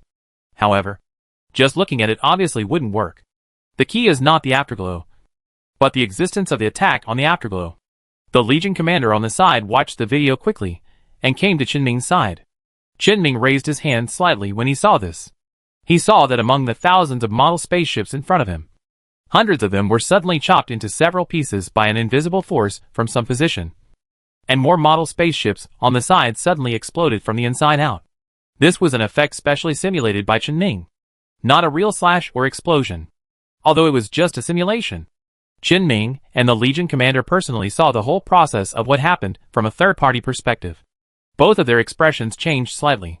The Legion commander turned to look at Qin and said, "Is it accurate?" "Accurate? This? How about trying it again?" Qin Ming nodded slightly. After using psychic energy to repair the thousands of warship models, he repeated the previous operation. The video showed what happened in an instant in front of the two people again. There was no difference from before. Both of them focused their eyes on the chopped warships at the same time. This time, they saw it more clearly. They were more certain that what they just saw was not an illusion. That is, the slashing in the Yue warship group had a trajectory.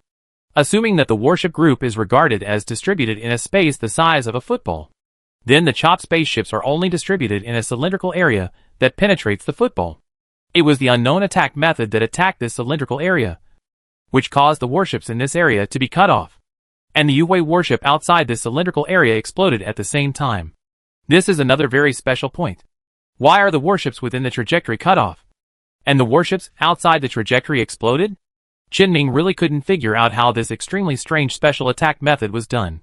And this was not the explosion of the ship caused by external explosives, but the explosion of the ship from the inside out. The more Qin Ming thought about it, the more outrageous it seemed. He asked the army commander next to him, "Are there any weapons that can achieve similar effects?"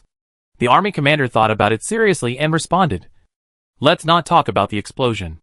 As for the slashing, there is no one, at least not one that performs this way. The weapon that I know of that can achieve the closest effect is an air knife used in industrial equipment. It uses special means to compress special gases and then release them. It can indeed cut a lot of things, and it works better than high-pressure water. But if you use this kind of air knife in a vacuum, the gas will disperse too quickly, and the effect will be mediocre. And the distance this thing can reach is too close. So it can't be used in a battleship firefight." Qin Ming knew this kind of air knife equipment, and he had used it many times. Even if this thing was modified and the output power was high, the nature of the gas was there, and it was impossible to use it in a vacuum combat. But the others? Qin Ming kept searching in his memory. However, in the end, he could only randomly come up with a possible situation.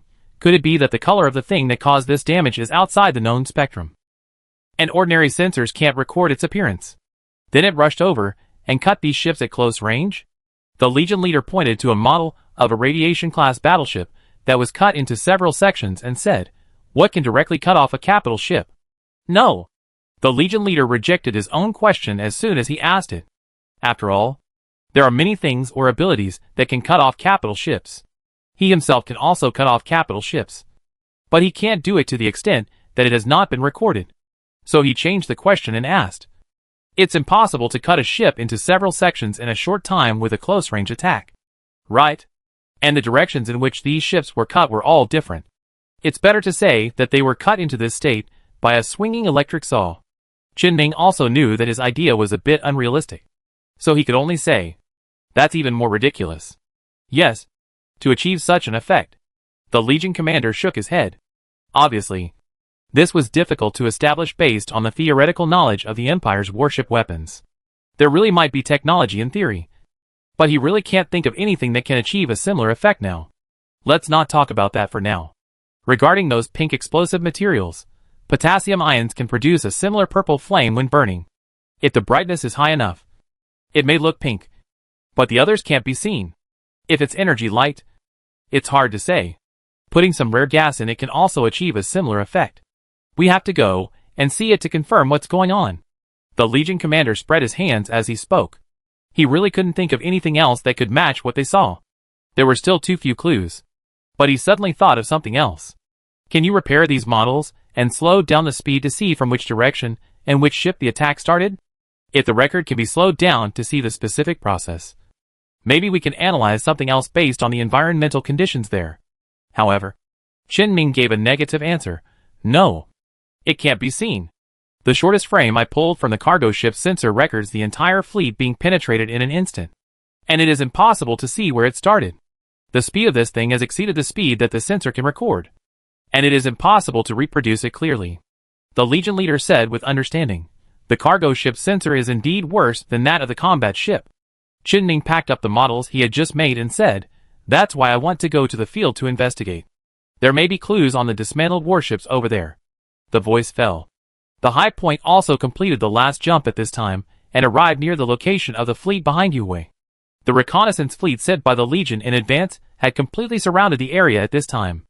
and reconnaissance in the surrounding area to ensure safety. And soon a special engineering ship will come to deal with this ship graveyard. After the Legion commander and the person in charge of the reconnaissance fleet exchanged some words, Chen Ming successfully drove the high point into the encirclement of the reconnaissance fleet and approached the area full of ship wreckage. Before entering, Chen Ming was reminded by the reconnaissance fleet.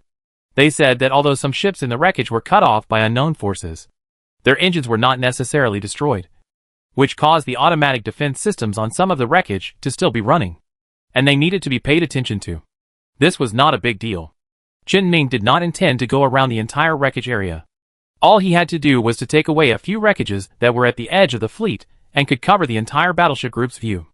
After spending a little time and having a small-scale conflict with the automatic defense system left by Yue, Chen Ming successfully achieved his goal and found several warship wreckages of different Yue battle fleets in suitable locations. They were captured and dragged into the space inside the exploration ship, the Supreme Point, which was specially reserved for storing various strange things picked up during exploration. After the wreckages of several warships were dragged in, various detection equipment inside the Supreme Point was immediately activated under Chen Ming's control and used on these wreckages. He was not in a hurry to repair the wreckage to read the information in it. After all, if he used psychic energy to repair it directly, all traces would be completely erased. It is better to use various means to investigate manually first. Sometimes traces speak louder than data. Of course, the first thing Chen Ming paid attention to on these wreckage was the cutting marks that caused the warship to be cut into several sections. The wounds on these cross-sections are almost absolutely smooth. It can be easily seen that the cutting damage was definitely caused instantly. But what is special is that some places on the cut surface are rusted, which is very different from the smoothness of other places. Logically speaking, an attack method that can directly cut the main battleship does not need other auxiliary effects such as corrosion. But it just happens, which makes Chen Ming even more difficult to understand. The Legion commander can also see Chen Ming operating the equipment on the spacecraft to inspect the wreckage. He speculated about this situation. Is it possible that a linear weapon with the thickness of a single molecule cut the ship? Then this monolayer material has a corrosive effect? Chen Ming asked back, if a single molecule causes corrosion, you can't use your own molecules to react. Right? Then I really can't think of any other possibilities. And I don't think it's necessary to continue guessing within the framework. I think this may be the effect of a psychic weapon. Chen Ming nodded and said, I think so too. Let me see the other wreckage first. Okay. Chen Ming continued to control the equipment of the spacecraft and turned to the wreckage of the ships caused by the explosion. I wanted to try to extract the residue from these wreckages. However, Chen Ming did not find any explosion residues. All the materials on the wreckage were materials that existed on the warship, and there was no residue of the material that had previously burst out with pink energy, light, and fire. This situation made Chen Ming more determined that this should be the damage caused by some kind of psychic weapon. After checking several times and recording a lot of data, Chen Ming dispatched psychic energy and began to repair these wreckages. The afterglow core in the cut wreckage seemed to have been unloaded because it was not damaged. However, the afterglow core in the wreckage produced by the explosion was not removed. It was successfully restored under the effect of Chen Ming's psychic power. But after the restoration, Chen Ming still couldn't repair the consciousness in the core. His psychic power was not strong enough to revive life, even electronic life. But this was enough. Chen Ming successfully read out the data in the afterglow core, found the footage that recorded the Yue fleet encountering an emergency. This time, Chen Ming finally saw something on the sensor screen. It was a mysterious white shadow that only existed for a very short time. It passed through Yue's fleet, and all the warships that approached the white shadow were chopped to pieces, while the warships that were not close to the white shadow were hit by the explosive attack means at the location. This is why the Yue fleet fell to such a state. Chapter 409 Results of the Investigation. Sudden attack. Chen Ming didn't know what the white shadow was, but it was obviously the culprit that caused Yue to become like this. I found the target, Chen Ming said to the Legion commander. He built a projection screen beside him and projected the recorded images he found on the wreckage so that the Legion commander could also see the mysterious white shadow. Is this thing that passed through Yue's fleet at high speed, and then chopped through all the ships in the entire fleet spanning hundreds of kilometers in a time that the ship's sensors could not record at all, and blew up all the ships that were not chopped? This is not right. The Legion commander subconsciously denied this situation, because it violated the laws of physics. Even if light passed through this fleet of at least hundreds of kilometers, it would be recorded by the sensors of the spacecraft or even the cargo ship. But the white shadow did not. This shows that its speed has exceeded the limit of the cargo ship's sensor and exceeded the speed of light. But it still has mass and can cause damage to the surrounding objects. You must know that this universe is not exactly the same as Qianming's previous universe. This universe has the law of mass nothingness effect. That is to say, everything will lose mass as its speed in the normal universe approaches the speed of light. And when it reaches the speed of light, it will no longer be able to touch anything. And this white shadow completely trampled on this law of the universe. No, it must have some reason to do this. In front of psychic energy, anything is possible. The Legion leader also quickly denied what he said. He was a little excited when he saw this special situation just now. So he blurted out the words subconsciously. After adding the variables of psychic energy, the existence of this white shadow is reasonable. But as far as he knows, currently, no one in the entire empire can achieve such a speed. Even when Qianming and the president move over long distances, they rely on the power of space to move in space, rather than accelerating to such a terrifying speed. The speed that can be shown in actual combat is even slower. Although there is no need to increase the speed, it can also show the uniqueness of this white shadow. This thing is really beyond the commander's cognition. Although the specific situation of the white shadow is still unclear, the commander has subconsciously thought about how to deal with it. Qianming, who was standing by, was not only concerned about the terrifying speed of the white shadow, but also about its size. Is this thing a bit big? The commander raised his head from his thoughts and looked at the projection screen again, saying, "It is indeed a bit. Judging from the trajectory of the Yuhui battleship being slashed, the diameter of this white shadow may be as long as 3 main battleships connected front and back. However, if we only look at the image of the warship sensor, this white shadow is only about the same size as an ordinary battleship, both at the 10,000 meter level. It seems that its slashing ability can only be applied to a larger range. This also further proves that its slashing ability is very likely related to psychic energy." The Legion commander stared at the projection screen for a long time and asked, "So what is this thing? Is it a creature? Or a machine?" Of course, Qianming didn't know what it was. He could only say his thoughts. It should be a machine. I guess it should be some kind of psychic weapon. Look at those Yuhui. They have traces of the mechanical race. The mechanical race inherited a lot of psychic weapons from Shining. They are the most likely to make this thing. And they do have reasons to cause trouble for Yuhui.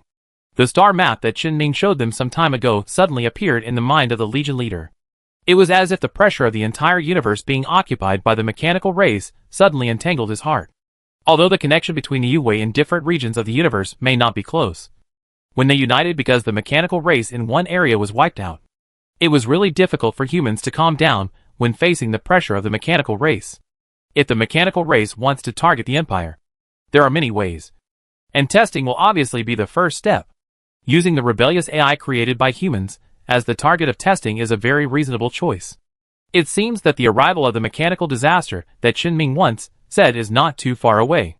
If this thing is really related to the pollutants that Qianming found on Yuhui's ship, and it really comes from the mechanical race, then the Empire may suffer in the next period of time.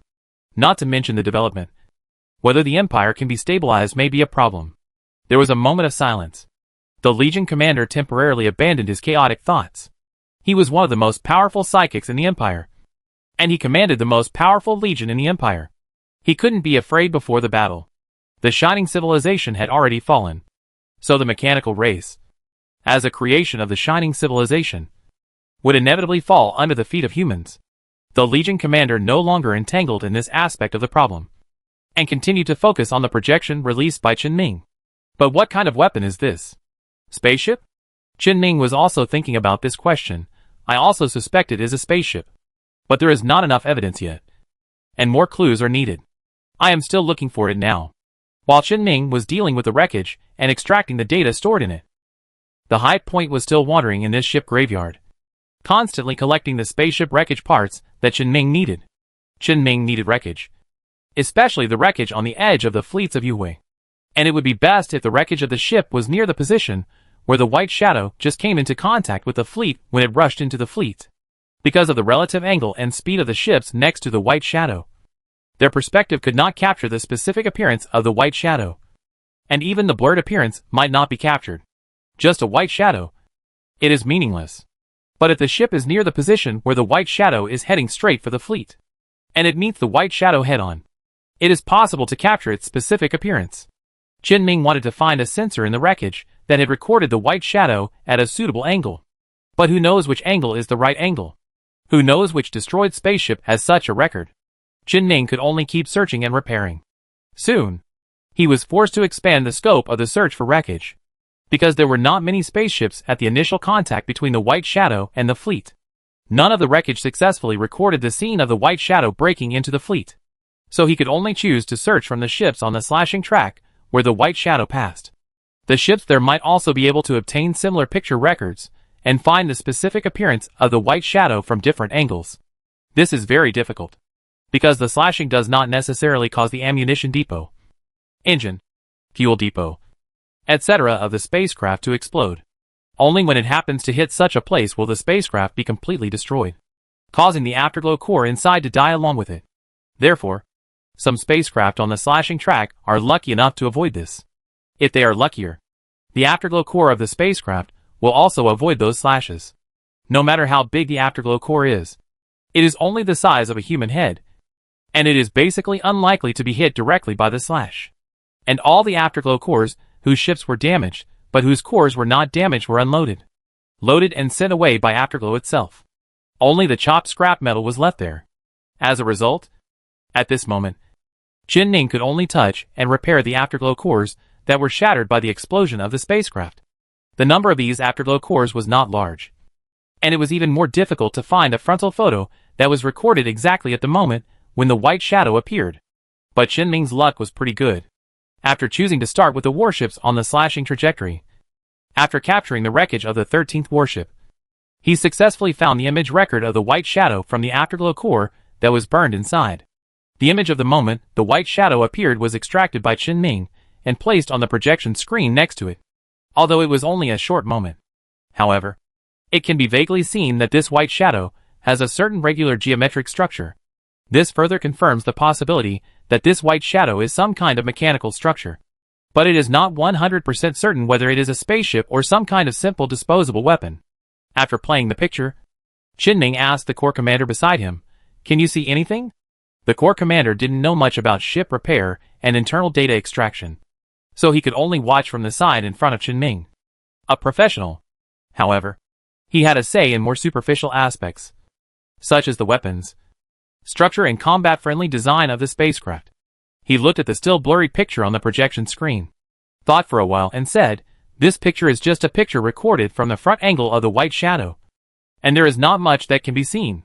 But it should be certain that this thing has an asymmetrical structure." The Legion commander pointed to the left side of the middle of the front of the white shadow and said, "This position should be its middle section, and it can be clearly seen that its right side structure is more prominent." Chen Ming also has some knowledge of ship design. "I remember that the Empire liked asymmetrical structures when designing ships. Anyway, the spacecraft is flying in space.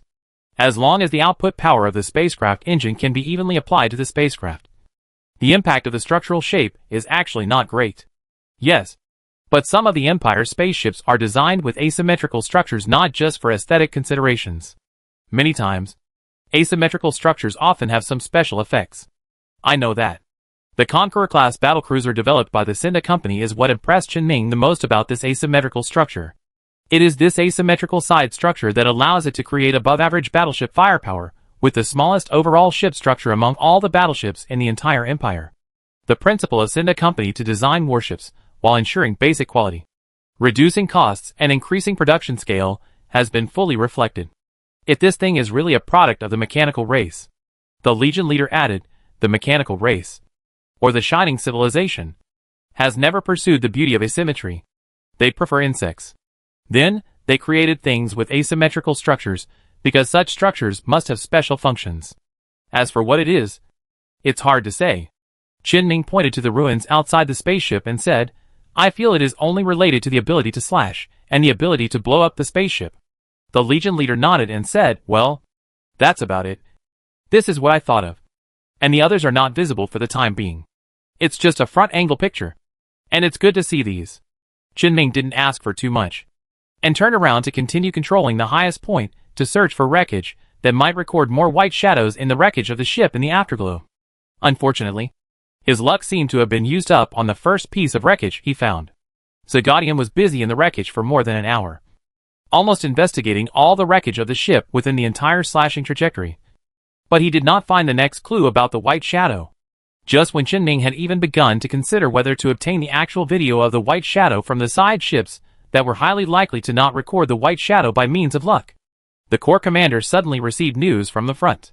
The reconnaissance fleet that had been following the traces of Yuhui's fleet to track the central part of Yuhui and other fleet groups had discovered the specific location of Yuhui's central evacuation fleet group, as well as the traces of the left and right fleet groups. After learning the news, Qinming immediately said to the Corps commander, "Let's go there first. Even the rear fleet has white shadows here, so there should be more in the central part. It will waste more time to continue searching here. You are an expert in this area. You have the final say." Qinming nodded. It was quite comfortable to get along with the Legion commander. In many ways, it was like being with an old friend, without the friction when working with others, even if it might be intentional. At least he felt good.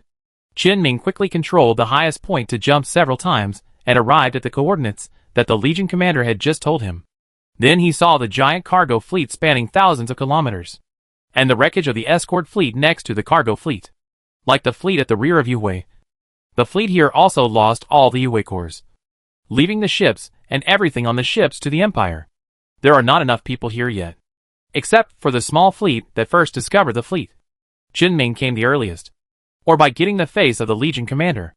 The highest point successfully entered the area where the central evacuation fleet was floating.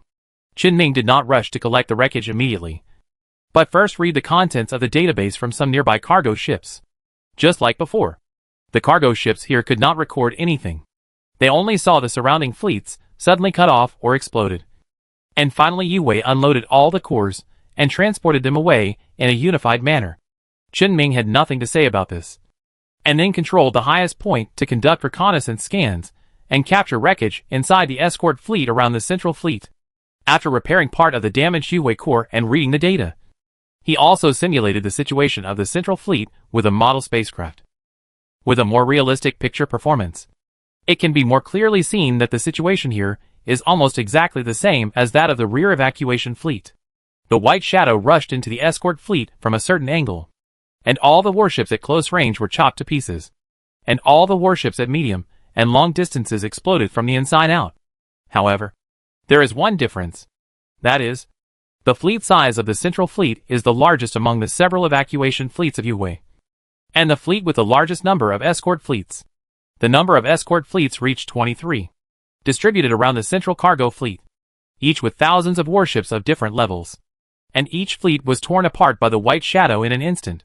Among them were many of Yuhui's main battleships, but they had no power to resist the white shadow, connecting the white tracks of different fleets attacked by the white shadow, and then repairing the time of the data read out by the Yuhui Corps.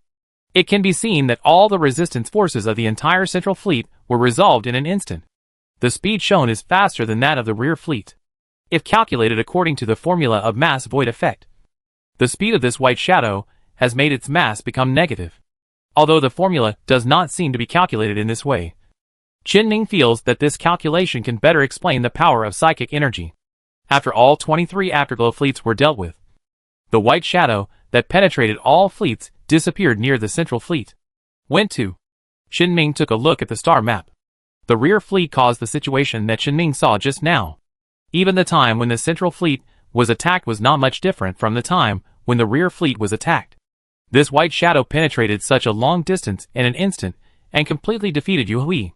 The degree of threat can be seen. This is definitely not an ordinary warship. Even a Titan-class warship can resist it. At least a level 5 psychic can resist it. And it has to be the top one. Qinming gave his judgment. It can only be said that if you want to fight this thing, you have to consider not only the strength of psychic power, but also the strength of mental power. No matter how strong the psychic effect is, it is meaningless if you can't hit it.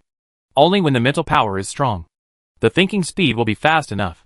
Only when the thinking speed is fast enough can you keep up with the trace of the mysterious white shadow. And then, you can consider the possibility of solving this thing. The Legion commander gestured on the model made by Qinming to show the distance that the white shadow instantly penetrated. and refuted Chen Ming slightly and said, I think it still needs to be a level 6 psychic. I don't remember any level 5 psychic who can do this. Chen Ming pointed at himself and said, I am actually level 5. Before he controlled the battleship, he built himself. The basic strength of his psychic power had actually never changed. What became stronger was the Calamity Core that he actively gathered and integrated all his power. Of course, the Calamity Core also includes his basic power. So if he controlled the battleship, all his powers would be further strengthened. As for the specific degree of strengthening, that depends on how much effort Chen Ming has put into that battleship. The Legion commander wisely chose to skip this topic to avoid psychological trauma. However, he did not keep silent, but took the initiative to bring up the possible ideas he had just thought about to deal with the White Shadow. It seems that we don't have many means to deal with this White Shadow. Spatial ability should be the first choice.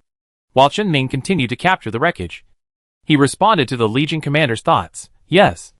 So I have already told the president about this matter. But the means to restrict space are not limited to space psychics. Don't forget that I have a body of the nightmare of the plane in the black hole. The black hole technology that can be researched on it may also have its effect. Oh! Wait! I found a new picture, Chen Ming said, and put a recording of the White Shadow from a different angle on the projection screen. The first picture just now was taken from the front, and this picture was captured from the right angle. It can be seen that the right side structure of the White Shadow is indeed very prominent, as the Legion commander said when he saw the front picture, presenting a sharp diamond shape. Other than that, there is not much to see. Just like the previous picture, the Legion commander immediately said about this picture, the mechanical structure of this picture can be roughly seen. And it should be certain that it is some kind of spaceship? It should be like this. Chen Ming did not say much, and continued to speed up the investigation of the wreckage. He wanted to find out what this White Shadow looked like. As Chen Ming continued to search, time passed quickly. The scout fleet of the Legion had successfully discovered the left and right fleets of Yue, and the first fleet to evacuate. Every fleet was the same, with the escort fleet destroyed by Beiying, and all the Yue cores taken away. Chen Ming went to each fleet and, after spending a lot of time, successfully obtained the images of Beiying from every angle, and built a model of Beiying. This is a very special spaceship. It has no exposed interactive devices, nor any weapons that can be used for attack. It only has a core, and 4 diamond-shaped structures of different sizes extending from the core to the periphery. There is nothing else. This makes its overall structure look very asymmetrical. But there is a special feeling of unified style. If you just look at the appearance, it even looks a bit like a product drawn casually by someone who doesn't understand spaceship design. But when the real thing appeared, both Chen Ming and the Legion commander understood that this thing was a top-notch spaceship restored from something that originally only existed in theory in science fiction. The strength of its psychic power is definitely more eye-catching than its strange spaceship appearance. After checking all of Yu Hui's evacuated fleets, Chen Ming also unified the information he obtained about the location of the White Shadow's route. He drew a complete route between Yu Hui's 5 fleets on the star map. Beiying followed this route and appeared from the direction where Yu Hui was going, starting from the front fleet, then the port, middle, starboard, and finally the rear fleet. It penetrated all of Yu Hui's fleet. It penetrated all of Yu Hui's fleets with one strike, leaving no chance or time for Yu Hui to struggle. It's really scary, Chen Ming couldn't help but say. The voice of the Legion commander echoed, and he asked a question. Where did Beiying go in the end? Chen Ming immediately drew a line on the star map when he heard this. When the White Shadow broke through the fleet behind Yu Hui, the direction it left was the Empire. Chen Ming and the Legion commander immediately realized that something was wrong. They had delayed the investigation of the White Shadow for too long. The Legion commander also immediately picked up the terminal, and then an urgent message came to him. The frontline command center was attacked.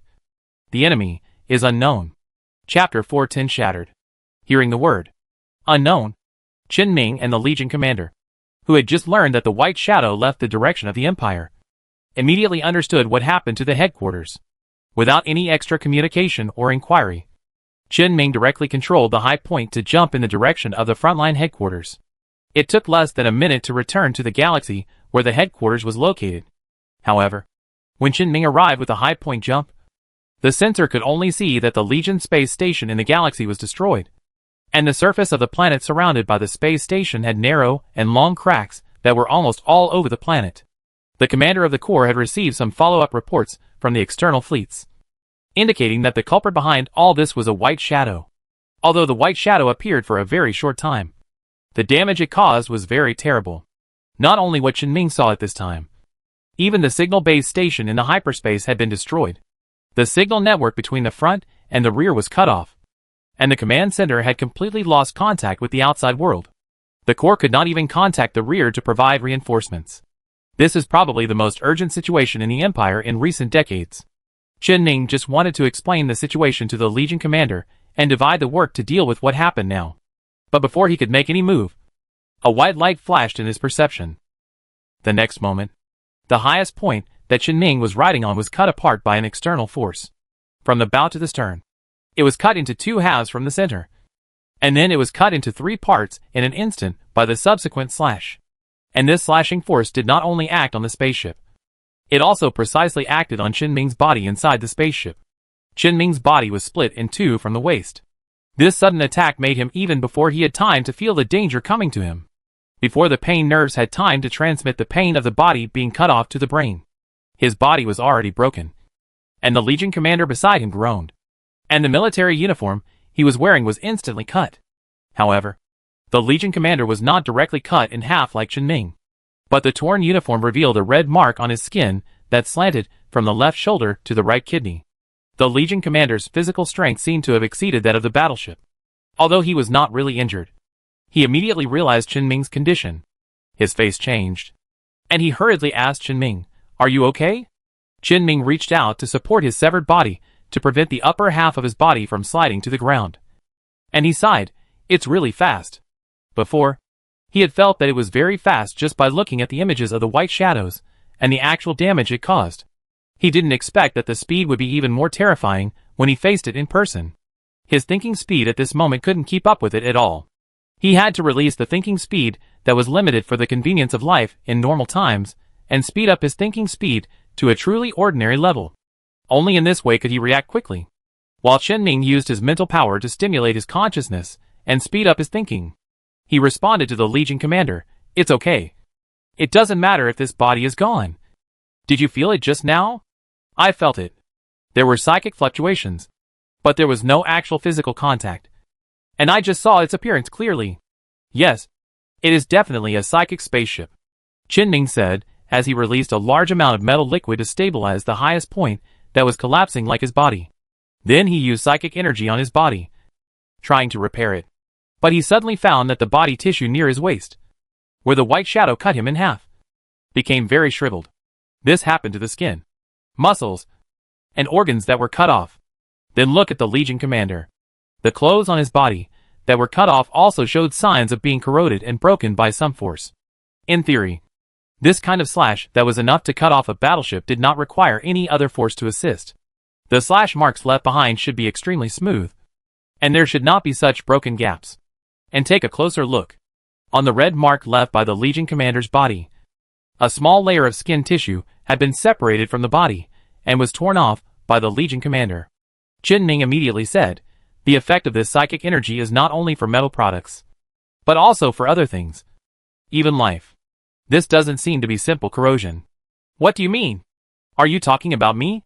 My physical fitness is too strong. When I get injured, my wounds will heal quickly. The skin tissue that originally fell off slowly over a few days will fall off in a very short time. So it looks like this." Chen-Ming shook his head and said, "It's not just your side. I can't be sure yet. Let's wait and see." There was a feeling that the judgment of the psychic effect was about to come out.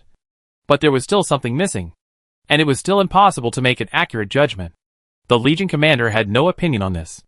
Wrong ideas may sometimes mislead others when spoken out, and Chen-Ming's consideration was not a problem. And now there are obviously more important things. The white shadow disappeared again after just rating the highest point. But it is obvious that it still exists in this galaxy. Without waiting for the Legion commander to speak, after repairing his body and the highest point, Chen-Ming said to the Legion commander, "I will go after the white shadow. You go and see how the headquarters is doing now." "Okay." The Legion commander did not feel uncomfortable being commanded by Chen-Ming, and immediately agreed. Chen-Ming put his hand on his shoulder and used his psychic power to send the Legion commander to the headquarters on the planet. In this way, he can focus all his attention on the white shadow. At this time, The spacecraft sensors can see the white shadow moving back and forth between the planet and the universe, tearing apart the planet where the headquarters is located, and tearing apart the fleet between the galaxies. The core and 4 diamond-shaped ships were like 2 intertwined boomerangs, destroying everything in its path. However, I don't know if the Empire removed all the mechanical units, which caused the white shadow to be unable to contact the nearby mechanical units.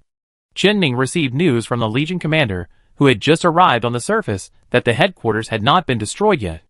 Obviously, the white shadow did not attack the headquarters accurately. And for some reason, after running back and forth between the planet and the universe and himself several times, the white shadow's speed was not as fast as before. Even some warships could barely keep up with its speed and try to attack the white shadow. But the actual effect was obviously completely ineffective. This white shadow gave people the appearance of playing with the Imperial fleet. No, it was not playing. It was testing. Just now, it was speculated that this white shadow was very likely a spacecraft sent by the mechanical race to conduct reconnaissance, and it must test the Empire as much as possible. The content of the test would of course include the Empire's fleet, border defense, reaction time, combat effectiveness, etc. And if the mechanical race has already controlled Yue, then the mechanical race must be aware of the many years of war between Yue and the Empire. Then through Yue's understanding of the front line of the 14th Legion, they can get information about the Empire in disguise. At the beginning of the test and the data summary before the test, it was found that the strength of the Empire was far lower than expected. In order to test out more possible hidden means, it should be reasonable for the mechanical race to actively reduce its combat effectiveness. Chen Ming roughly guessed the reason for the change in the white shadow, and immediately had an idea in his mind. He couldn't let Bai-Ying continue like this. Not to mention the test. He didn't want to let Bai-Ying cause any damage. As for the means to deal with such a high-speed spacecraft that could not be effectively pursued, the only way was to use space ability. Chen Ming's spiritual energy was released. In a blink of an eye, it spread all over the planet of the headquarters and the large space environment nearby. Bai-Ying had already reduced the speed to a level that was enough for ordinary people to react with the instruments and equipment of the spacecraft. How could Chen Ming not take advantage of this opportunity? On the trajectory of the white shadow in his psychic perception, Chen Ming saw the right opportunity and twisted a whole long and narrow cage-shaped space. The moment the white shadow rushed into this space, it blocked its only retreat. The white shadow did not seem to notice Chen Ming's action at the first time. It did not slow down at all and crashed into the edge of the space that Chen Ming twisted. After a short delay, the hull of the white shadow was twisted and deformed due to the distortion of space. The delay at that moment almost made Chen Ming think that he had encountered some kind of new mechanical leviathan. Although it was only a moment, it was enough to show that the armor of the white shadow could even resist the power of space distortion in a short period of time. Fortunately, it was not so terrifying after all, and was still restricted in place by the power of space distortion. This allowed Chen Ming to further release his spiritual energy and distort the space inside the space cage. The White Shadow warship, which was still retreating, immediately collided with the distorted space that was constantly compressing its active area. The ship was once again squeezed by the space distortion. However, at this moment, Chen Ming suddenly discovered that the armor and structure of the front of the White Shadow that were crushed by the space distortion had been restored to their original state. The ship armor at the rear of the ship that had just been affected by the space distortion range expanded by Chen Ming was also repaired almost instantly. This time it was not the effect of psychic power, because Chen Ming saw countless extremely active nano-robots on the White Shadow repairing it. It almost made the efficiency of repair equal to the efficiency of crushing it by the space distortion. It gives people a feeling that it can even survive the space distortion. However, in the end, the efficiency of Bai-Ying's nano-robots is still not as good as the stable and continuous space distortion. A large number of Bai-Ying's hull structures were shattered by the space distortion, and it seemed that they would be completely restricted soon. But Chen Ming always felt that things would not be that simple. With the continuous effect of his psychic energy, the structure of Bai-Ying trapped in the distorted space suddenly changed drastically again. But this change was not caused by the effect of space distortion. It was a change that occurred on Bai-Ying's own initiative. The rigid materials of Bai-Ying's ship structure were all transformed into flexible materials and flowed out of Chen Ming's distorted space like water. After flowing out, Bai-Ying rushed out like a soft white gel. In this process, those flexible structures returned to rigid structures in a very short time. It escaped the restriction of Qinming's spiritual power, and escaped Qinming's tracking. With such ability, unless Qinming chooses to tear the space directly and create a space fault, it cannot be restricted at all. But Qinming does not want to repeat the consequences of tearing the space again in a short time. In case the tearing of the space fails to successfully trap Baiying, then Qinming will face two huge troubles at the same time. The only thing that can be said is that Baiying needs a little time to convert the properties of the ship's materials. Seize this opportunity. Maybe we can completely restrict it. Of course, the premise is that Baiying will give another chance. Qinming looked in the direction where Baiying fled and disappeared. If this Baiying really came for a test, then it should be back soon. Qinming just thought so, and saw the trace of Baiying appear again in the galaxy. It really didn't leave completely. It just circled back after getting rid of Qinming's control. Continued to attack the Legion fleet group in the galaxy. After destroying a fleet of hundreds of spaceships in an instant, it suddenly rushed to the planet of the frontline headquarters of the Legion in the galaxy, and it attacked the location of the headquarters with great precision. Just as Qinming was a little worried about the situation of the Legion commander, he noticed a grand and wild spiritual energy fluctuation on the surface of the planet. The trajectory of the white shadow that was originally rushing to the surface suddenly stagnated. The next moment, the white shadow was repelled by some powerful force and flew backwards. It formed a new trajectory that was almost at an acute angle to the original trajectory that attacked the surface. Even in the front of this trajectory, the white shadow was rubbed on the planet's atmosphere and produced a dazzling flame. It was not until the white shadow was knocked to the edge of the galaxy that the flame gradually extinguished. It seems that he was stopped by the Legion commander. Qinming thought silently. The white shadow that was repelled to the edge of the galaxy turned around and rushed to Qinming's highest point. The distance within the galaxy was nothing to the white shadow, and Qinming did not have much time to react.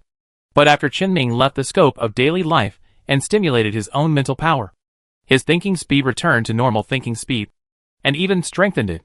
He had time to react.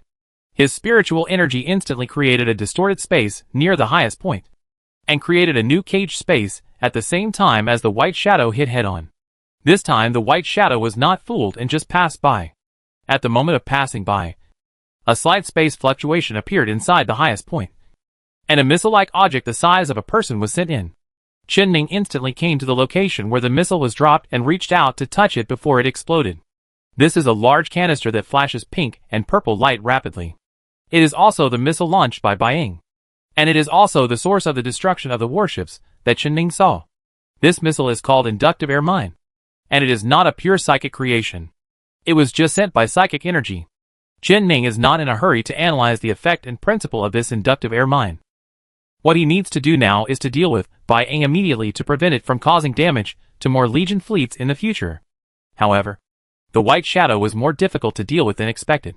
It brushed past Qinming's commanding heights and left a considerable distance in the blink of an eye. Even if Qinming's mental power had spread throughout the entire galaxy, it was still difficult to lock its position in space. Moreover, Qinming currently did not have enough means to hook and kill the white shadow with one strike while preserving it. Using the destroyer might lead to the complete destruction of the white shadow, and there was no way to control the white shadow to investigate what was going on behind it. It can only be said that this is not a solution. He must find a way to give Baiying a finishing blow. Qinming thought about it, picked up the terminal and contacted the Legion commander. Is there a way to kill Baiying? The Legion commander said decisively, yes. But it runs too fast. I can only stop it at most.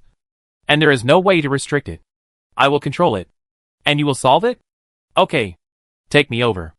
Upon hearing this, Qinming immediately contacted the Legion commander with the terminal he was carrying and brought him to the highest point. At this time, the appearance of the Legion commander had changed greatly. He no longer looked like an ordinary human, but had entered a mutant state. The Legion commander was indeed a psychic with a physical mutation. In the past, Qinming felt that the Legion commander's physique was a bit too strong. He had suspected it before.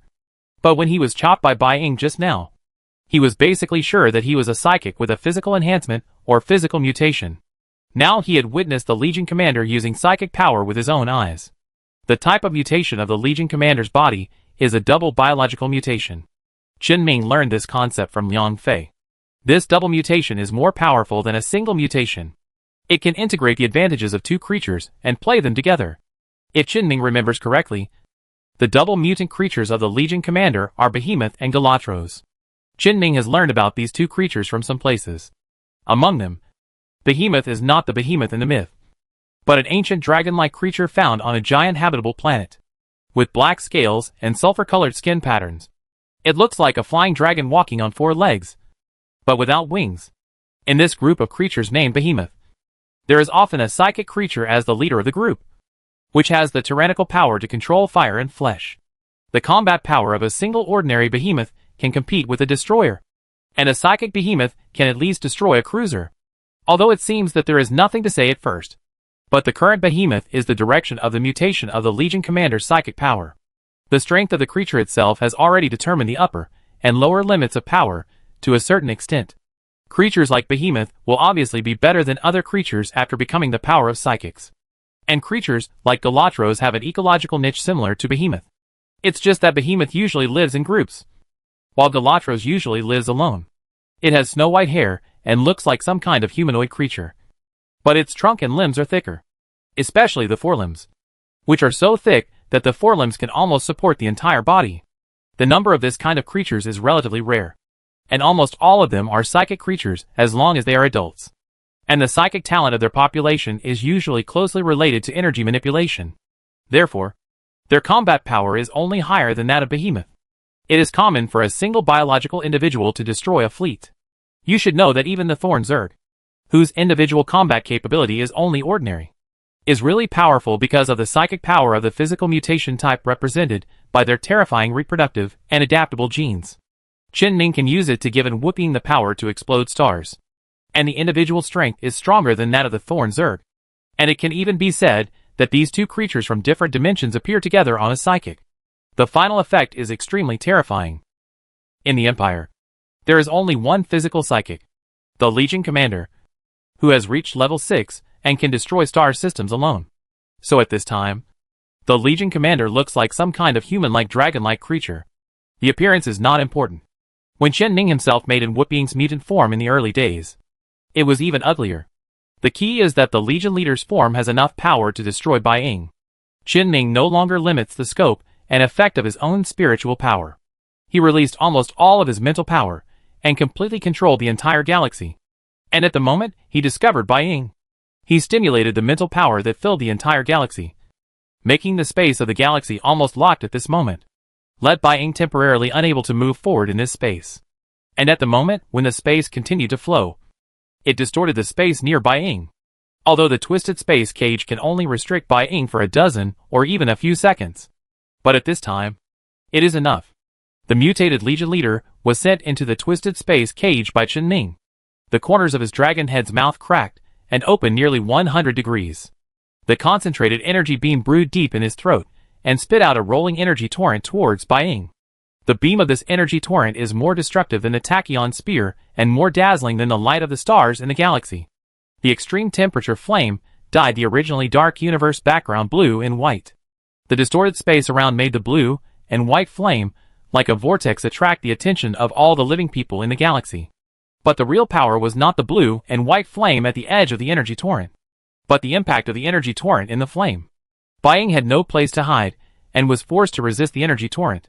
The destructive energy destroyed Bai Ying's hull, and countless nanorobots repaired the energy damage at an exaggerated speed. Gradually, the speed of the nanorobots' repairs could not keep up with the speed of the energy torrent's destruction. The White Shadow also had no spare energy to soften itself and escape the restrictions of Qin space power. The armor of the White Shadow spaceship was broken, and the core was directly bombarded by energy. Suddenly, the core was broken, and the White Shadow was torn into pieces.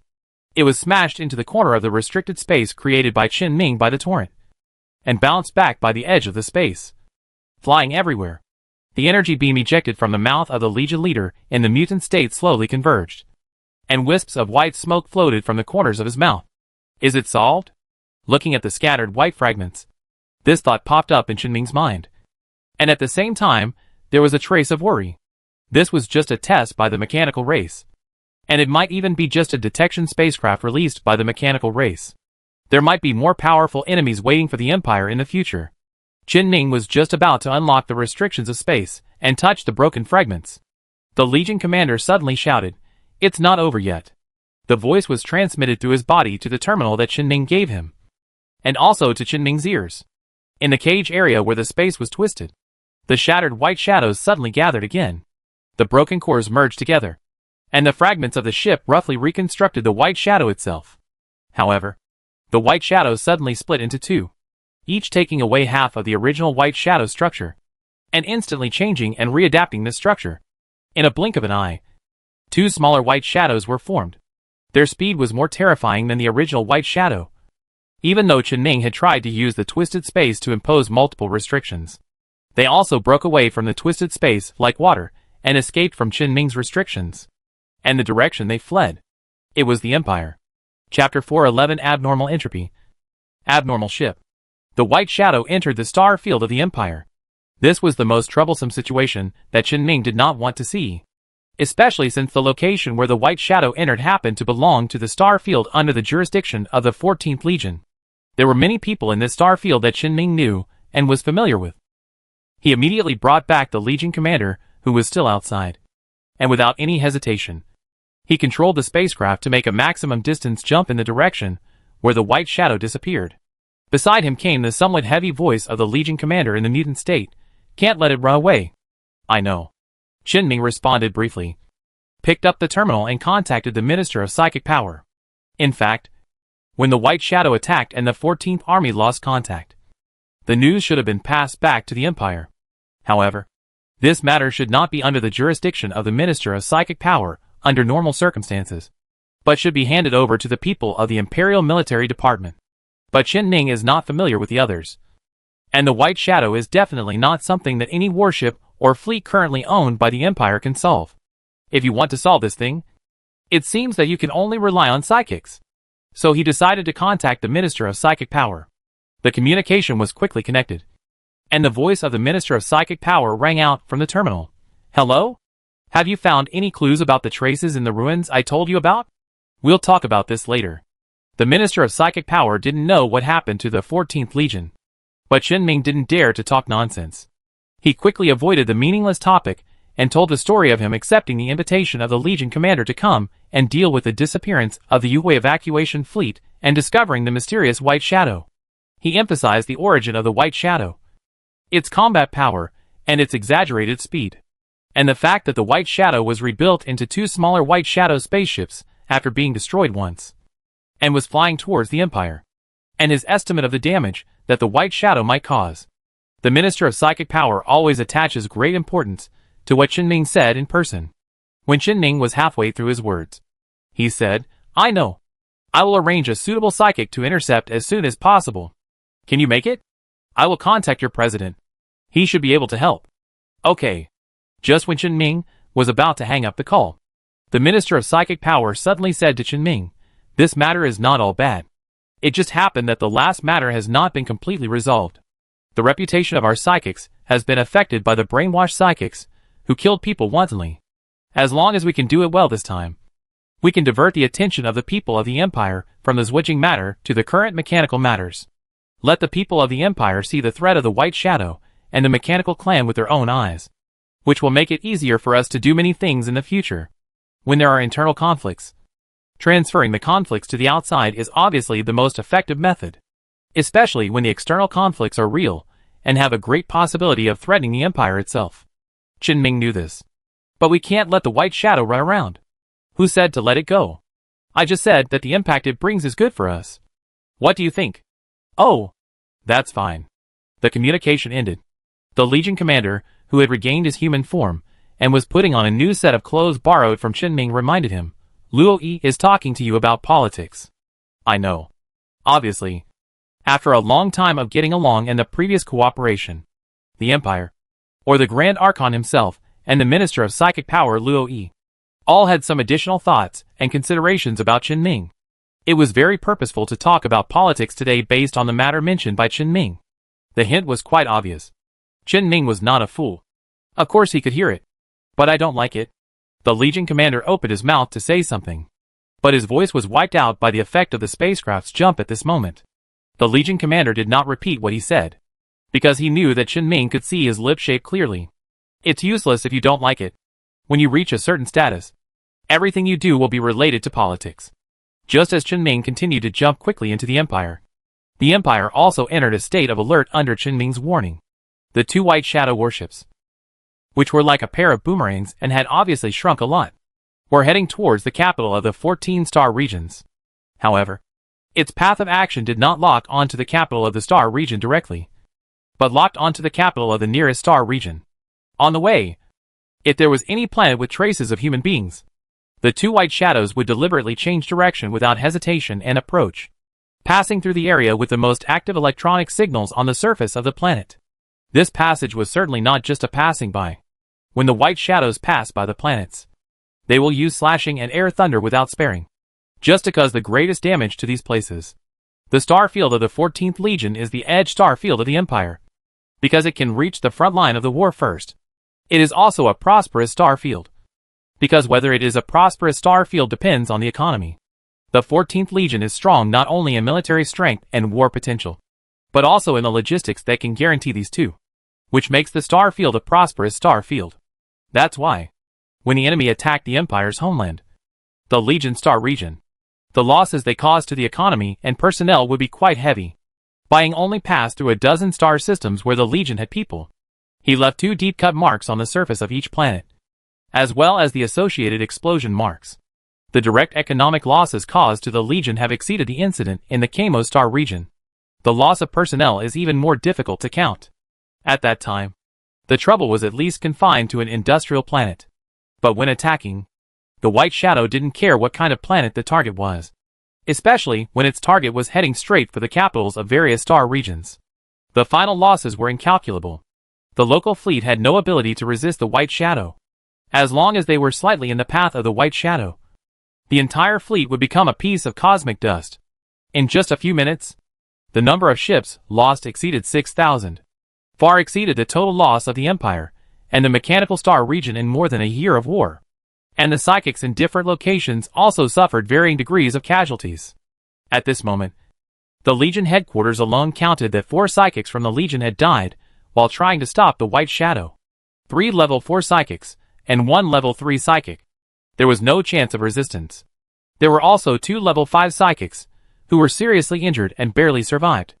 This was also because the White Shadow was purely passing by the human planet it encountered on its way, and just attacked it by the way, without the intention of staying in a certain place for a long time to completely destroy the human race. Otherwise, the loss of these people would be even more severe. The damage suffered by the White Shadow was close to 0, or even 0. Its combat effectiveness was at least several eras away from the battleships of the Empire. No military force could effectively restrict and counterattack it. But fortunately, the situation did not continue to get worse. When the pair of White Shadows attacked the 19th star system it passed through, it was also the 3rd star system after it had just attacked a star region capital. Their movements suddenly stopped. Although its speed did not slow down, the distance it moved in space was 0. In the cosmic environment near the 2 White Shadows, 2 people in protective suits suddenly appeared suspended in the universe. Finally caught up. The president's voice was transmitted to the ears of another person through the intercom built into the protective suit. The other person sensed the White Shadow trapped in the solidified space area and asked, "Is this the White Shadow that Chen Ming said?" "Don't talk nonsense. Solving it is the most important thing." "I know. But why are there only 2 of us?" Although he said no nonsense, the president still explained, "The others are still in the process of moving in space. Let's come here to restrict it first." "I understand." As soon as he finished speaking, psychic fluctuations were released from his body, and they gathered towards the 2 White Shadows trapped in this extremely tight and locked space. But before the psychic fluctuations even touched that space, the president found that the area blocked by his psychic fluctuations suddenly trembled unnaturally. The White Shadow, who was originally trapped in this locked area, was covered by a sudden pink light, disappeared in this space, and appeared behind the 2. Several slashing spiritual energy fluctuations instantly attacked. The president immediately released a layer of space barrier around him to block the slashing that seemed to be extremely close to space cutting. But the psychic beside him suddenly moved and moved his body several dozen centimeters horizontally. The next moment, the psychic's body suddenly split into 2 from the left shoulder to the right ribs, and his organs instantly sprayed out from the cut gap. The president couldn't help but say, "Are you mentally ill?" But the psychic couldn't hear the president's words. because the communication receiving function of the protective suit was also damaged in the previous slash. After escaping the restrictions of space, the White Shadow did not continue to attack, but fled to the edge of the galaxy. The President ignored them, because when he locked the space where the White Shadow was, he also used psychic energy to block the entire galaxy, and temporarily constructed this galaxy into an independent space. Just like he blocked the entire galaxy infected by Scarlet in order to prevent the Scarlet from leaking, he temporarily pulled this space out of the normal universe. Although this space area is still in its original position, it can be said that this space has lost contact with the normal universe. He is a real space psychic, so it is not difficult to do this. He temporarily blocked Bying in this galaxy. Bying also needs at least 10 seconds to summarize and react to the real situation of this space in the repeated space jump process. At this time, a Supreme Point ship received special permission from the President and arrived in this temporary independent space. The Legion leader immediately sent the psychic beside him, whose internal organs had been scattered several meters away, to the infirmary of the Supreme Point. Qin Ming, who was on the Supreme Point, had just received the news that the President had successfully stopped Bying. He had just driven the Supreme Point to this space when he found that the President had brought something unknown to the infirmary. Qin Ming immediately rushed over and saw a bloody mass of something that was probably a human on the floor of the infirmary. His upper and lower halves had been completely separated, and his internal organs had been completely displaced. The trachea, left lung, esophagus, stomach, and liver were all split in two, and even a small piece of the bottom of the heart was cut off. But this thing still had its last breath. Qin Ming's left hand immediately grew several Zerd tentacles, and a large amount of life-sustaining fluid was secreted, wrapping this fragmented body in a cocoon and protecting it. A tentacle took off the helmet on the broken protective suit.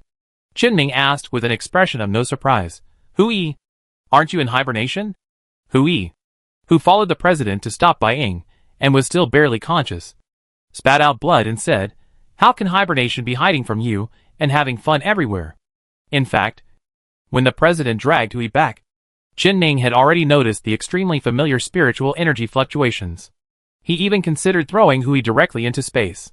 But although they had conflicts before, no matter what, Hui had apologized in person, and Qin Ming was too lazy to pursue anything, so he should be saved.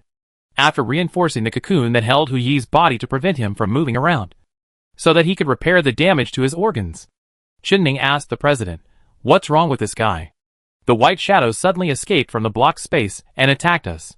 I used the space barrier to block him, but he wanted to try his entropy armor. And then?" The Legion leader who had just come to the door of the infirmary couldn't help but say, after hearing what the President said, "Do you like to act up? Stop scolding me. I really want to understand how it works. How can you risk your life to test it?" Qin Ming asked in a speechless tone, and tore open the cocoon that wrapped Hui. Hui's internal organs have all returned to their positions, and all the injuries on his body have been repaired. The body of a psychic whose psychic power does not strengthen the body is no different from that of an ordinary person. As long as the spiritual nerves in the brain are not damaged, the person will basically not die. After Hui landed, he moved around for a while and asked Qin Ming, "You didn't do anything strange to my body, did you?" "I can't say. Even if I don't want to do it, I still have to save you. Right?"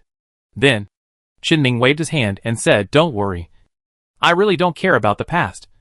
But I can't miss such a good opportunity. Right? Help me do things for 5 years. And then, I will find a way to remove the influence of my spiritual power." The President on the side was also happy to see Hui suffer. He didn't think there was anything wrong with Hui encountering such a thing. The Legion commander was not familiar with Hui at all, and did not mind what Qin Ming was doing. Hui did not argue with Qin Ming much. After all, he would be in danger today without Qin Ming, and he really had nothing to say to Qin Ming. So he quickly changed the subject and said, "Wait, let's not talk about the previous things. I am here to help after all. The White Shadow has not been dealt with yet." "Yes. So what are you here for?" Qin Ming's slightly sarcastic words made Hui unhappy, but he did not dare to talk to Qin Ming at all.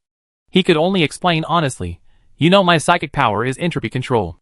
As long as all the entropy of a space is removed, a space of absolute 0 degree can be created. In this space, light can be slowed down, and Bying should be no exception. But my psychic power cannot restrict it. The process of entropy reduction takes time. We must first find a way to freeze it before we can create an area of absolute 0 degree. Is that so? Chen Ming said a question. But his actual tone was very normal. After all, he had used this move when fighting the jellyfish Leviathan.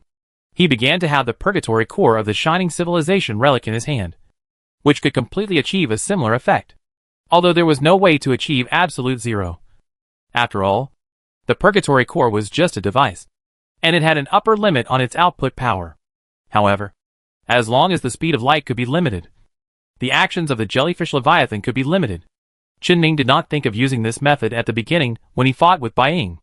After all, entropy control itself takes a certain amount of time, and it may not be easy to use against a high-speed existence like Bai Ying, and there is no way to determine the specific effect. In addition, the first wave of space restrictions did work. If the shattered White Shadow had not suddenly reconstructed 2 new White Shadow spaceships, this method would not have been necessary to bring up again. However, Hui did not seem to understand what Chen Ming meant, but affirmed, "That's it. This method is good. Right? Where did you learn it?" "I thought of it myself," I told him. Hui and the president spoke at the same time, causing an awkward atmosphere in the infirmary. "Okay. Stop talking nonsense, and deal with it as soon as possible." The president did not continue to let Hui lose face. After all, Bai Ying had already discovered that something was wrong with this space when they were communicating. "My mental power is consumed very quickly. This blockade of a galaxy consumes too much energy. Get rid of it as soon as possible." "Wait. It consumes a lot?" Chen Ming raised his hand, and a small mountain of plastic bottles appeared out of thin air beside him.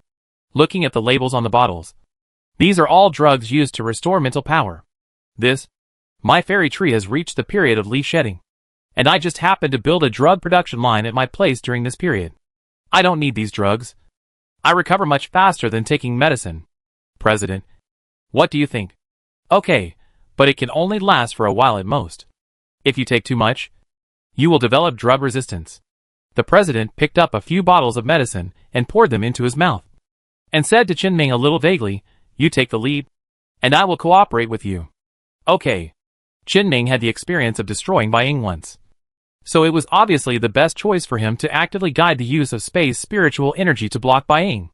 Chen Ming also knew that this time, he would use space power to block Bai Ying for a shorter time than before, so he suddenly had to seize the most critical opportunity. At this time, Bai Ying really discovered the anomaly in space, and the source of the anomaly was obviously the 2 people who had just arrived in the galaxy, and the spaceship that had just arrived.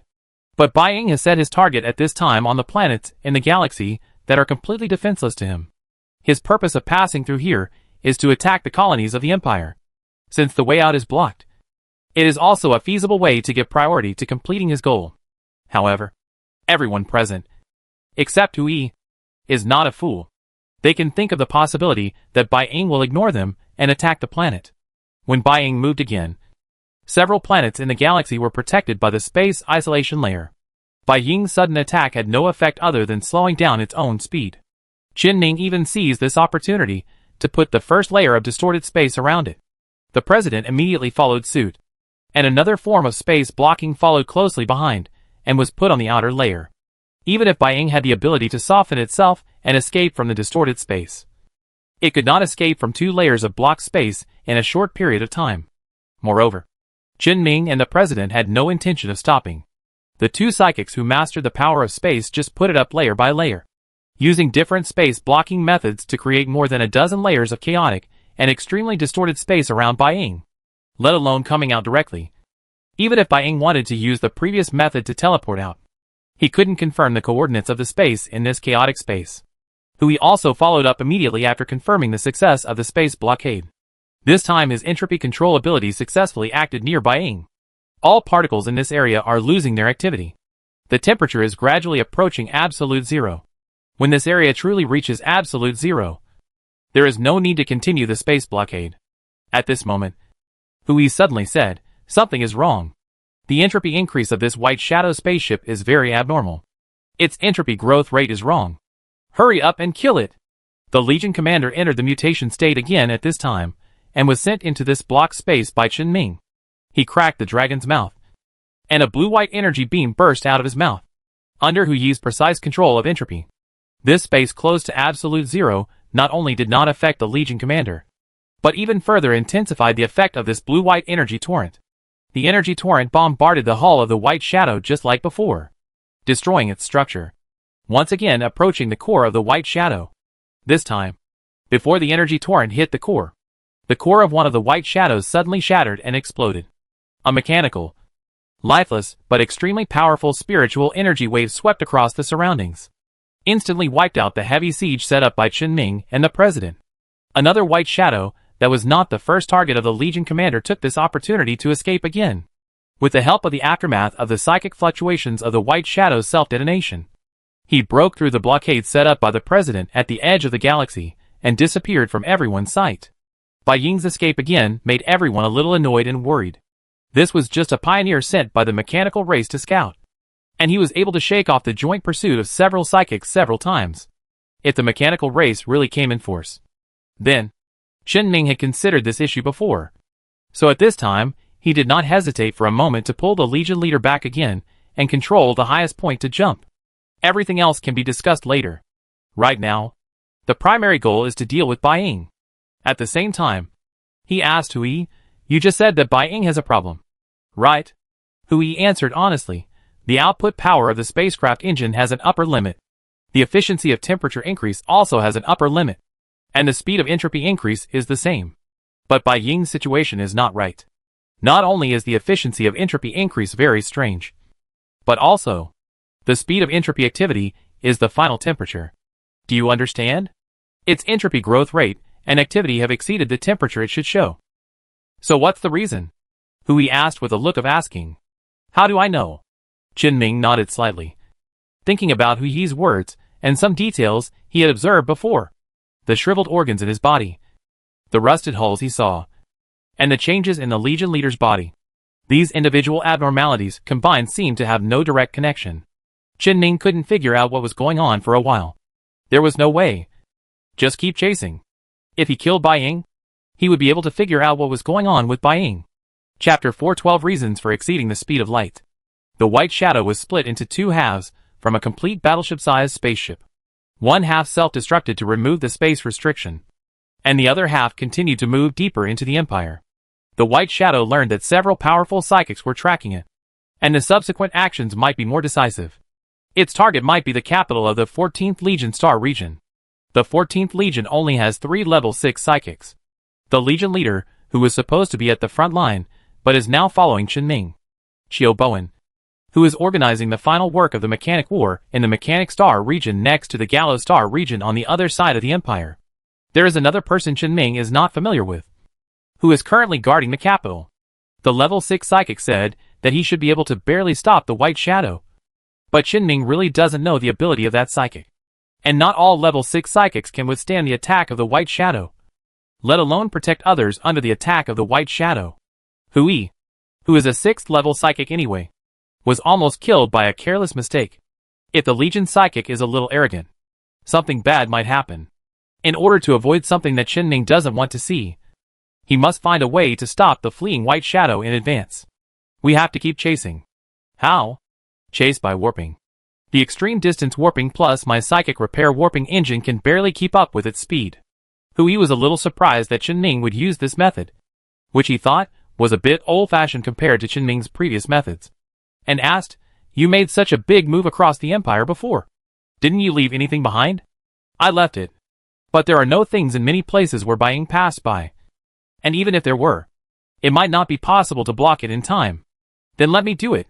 The President on the side had just thrown away an empty medicine bottle, and looked at the pile of full medicine bottles on the ground.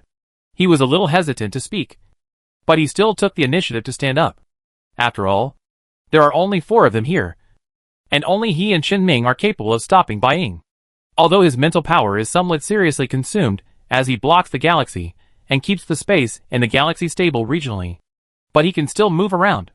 And the space psychic power he controls is indeed stronger than Qin overall.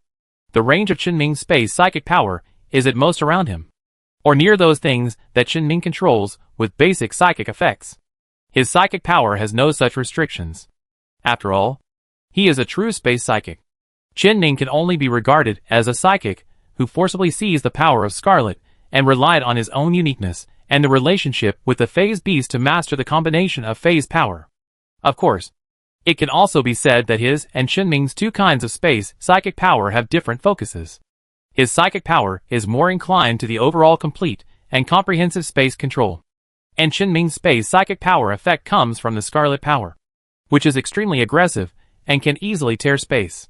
Moreover, half of Qinming's space power comes from phase power, which is also very exclusive, and it is also very efficient in creating space isolation layers. The president cannot compare with Qinming in these two aspects, but Qinming is relatively weaker than the president in other aspects. It still takes time to improve the control of space power. The current situation obviously does not give Qinming time to slowly master it, so he still has to do it. The president has not consumed his mental power to the point where he needs to take medicine to maintain it for many years, although he was a little tired. This long-lost feeling made his consciousness a little excited. He interrupted and asked, "How to chase? Didn't I answer this question when I took you to chase Baiying before?" The president glanced at Qinming and said, "Forget it. Let's say it again. First, the mental power extends through the string that constitutes the basis of space, saving mental power to the greatest extent." Qinming also immediately became alert after hearing this. Most of his knowledge of psychic power has always come from himself, and the knowledge he gained through the power of Scarlet. For him, who had no knowledge of psychic knowledge before, all the knowledge he gained, whether it was learned by himself, tested, or even forced upon him by Scarlet, was valuable. But it is different for him now. He can clearly sense that the knowledge he has learned can be modified at any time according to his own situation. But the psychic knowledge obtained from Scarlet is one-sided and extremely extreme. Otherwise, the sequelae of the powerful Scarlet power would not be so outrageous. So he couldn't miss the opportunity to learn something new. Although it seems that if Qinming took the initiative to ask, the president would not refuse to teach. But at other times, both Qinming and the president were very busy and didn't have much time to work together. So Qinming took this opportunity to learn more about how to master spatial power. The president was actually operating and explaining verbally at the same time, and he kept talking until the end. "Fix the space anchor point, and the next thing will be easy." His voice fell. The mental power suddenly rose. The psychic energy fluctuations were driven by the mental power, and along the veins of space, they had already located the white shadow that was madly heading towards the capital of the 14th Legion Star region. The space anchor point that the president mentioned was nailed to the space where the white shadow was at this moment. The white shadow reproduced the previous situation. Its speed did not slow down at all, but its position in the universe did not change at all. The space it was in was locked. Qinming suddenly felt a pulling force in space at this time, and he immediately relaxed. The next moment, he and his highest point were brought to the location of the anchor point by the president's spiritual power. Next to the highest point was the white shadow that was temporarily confined in this space. The president didn't say much, but blocked the entire galaxy again to prevent the white shadow from escaping again. At this point, his mental power was almost exhausted, and it depended on the performance of others. There were a few more people on Qinming's spaceship during this space movement. They seemed to be psychics, who were asked by the Minister of Psychic Power to be brought by the president. They all received death orders from the Empire, and Qinming was also the one who was putting pressure on them. So they didn't say anything. They just waited for the order from Qinming, who was the only one who could control this matter. Qinming didn't say anything either. When the president brought him here, he used space psychic power again to control the locked white shadow, and he alone imitated the previous method to cover the space around the white shadow with various strange and distorted spaces layer by layer. This space is almost impossible to escape from due to the distortion of the complex spatial structure. Unless the white shadow can self-destruct once more, only a few psychics, whether it is the Legion leader or others who come later, can follow up, and the threat of the white shadow can be completely resolved here. But Qinming did not ask anyone to do it directly, because he was thinking about what happened just now. It was the self-destruction of one of the two white shadows split from the white shadow. Qinming originally wanted to extract the fragments of the self-destructed white shadow, or finally kill the white shadow completely to obtain the wreckage for research. So he did not stay at the location where the white shadow exploded just now, but just built a ship to capture the wreckage. However, when he was dragged by the president to catch up with the other half of the white shadow, the spaceship he left behind did not find any wreckage at the scene of the explosion. and no fragments could be obtained.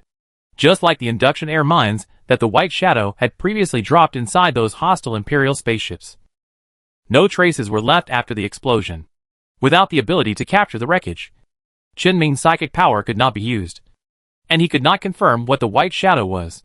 Moreover, when the complete White Shadow was shattered at the beginning, its wreckage was also collected to form two smaller White Shadows, and there were no wreckage fragments scattered. If the White Shadow here also has nothing left in the end, then Qin-Ming may get nothing after this trip. He can only understand the general ability of the White Shadow at most, but he has no idea what the specific principle of this ability is. The next time he faces the White Shadow of the mechanical family, he can only deal with it in this time-consuming and laborious way. Qin-Ming glanced at his side. There were 7 psychics present. All of them were level 6 psychics. But only he and the president could guarantee to stably limit one White Shadow. But what if there were 3 mechanical ships? Who would handle the extra one? What if there were more? If he didn't figure out the principle, how would he deal with it next time? He had to take a little risk and do some tests. Qin-Ming's thoughts were even more obvious at this time. He could clearly feel that he was only one key clue away from completely figuring out what kind of power this White Shadow held. He said, "Let me try first." Qin-Ming used his psychic energy to build several mechanical warships around him, and asked the Queen of Zerd to send several Zerd biological warships. No one had any objection to Qin-Ming's behavior, but the president's face had begun to turn pale. Although the president was a level 6 psychic, he had the ability to at least destroy a galaxy, but to block the entire galaxy for a long time, or even block 2 galaxies in front and behind, and to ensure the stability of the space in the galaxy, the consumption was still extremely huge. Qin-Ming did not dare to delay for too long. He quickly took the initiative to let the spaceship enter the area covered by dozens of layers of distorted space. His spaceship was slashed by psychic energy the moment it approached, and both mechanical and biological spaceships were shattered under the slash. Qin-Ming had not had an intuitive feeling before, but now he personally faced the slash under external conditions, and he also confirmed that there were psychic fluctuations of spatial nature in the slash, and a very thin layer of special structure material that was almost unobservable instantly slashed into the spaceship like a blade, and then disappeared instantly. But this is not the point. The point is that Qin-Ming found that the stability of the structural particles in the cut part of the mechanical structure of the spacecraft he built was problematic. This stability is not the influence of spatial stability, but another familiar influence that Qin-Ming cannot remember the specific name of for the time being. It is this influence that makes the structure of the spacecraft that was cut off look like a new spacecraft that Qin-Ming just built. The structural particles inside seem to have been violently disturbed and are moving very fast. The biological structures of several other Zerg warships that were cut off also showed similar situations. The biological structures near these cut marks were broken rapidly in a very short time, and scattered like burnt ashes. This situation, combined with the various special phenomena that Qin-Ming had observed before, made him subconsciously re-examine the wreckage of the spacecraft he had come into contact with before. The repaired ones had no problems, but he still had a lot of unrepaired spacecraft wreckage. Qin-Ming could try to observe the stability of the structural particles of each wreckage of the spacecraft. Looking at these anomalies of uniform form, Qin-Ming had a bold guess. He suddenly left the spacecraft alone and appeared at a considerable distance from the spacecraft. In this place, he could clearly sense the relative position and distance between the White Shadow and the spacecraft, and could also confirm the location where the White Shadow was blocked through the sensors of the spacecraft. After explaining to the few people who were still on the spacecraft that the test was still going on, Qin-Ming began to remove the space restrictions he had imposed on Bai-Ying layer by layer. At the same time, he used the ship's broadcast to say in the ship, "President, please release the innermost restrictions." The president didn't know what Qin-Ming was going to do, but out of trust, he still did what Qin-Ming said. The moment all the restrictions on Bai-Ying were lifted, Bai-Ying naturally disappeared from the spot, rushed to the edge of the galaxy, and once again hit the restriction circle set by the president. Qin-Ming was excited at this moment, because he finally found the key to the White Shadow's ability. That is, there was an error in the trace of the White Shadow he just observed. The position of the White Shadow in his perception was faster than the position of the light transmitted to him at this time. At first glance, there was nothing wrong. The propagation of light takes time, and perception directly acts on the White Shadow. The perceived position will of course be faster than the position seen through light.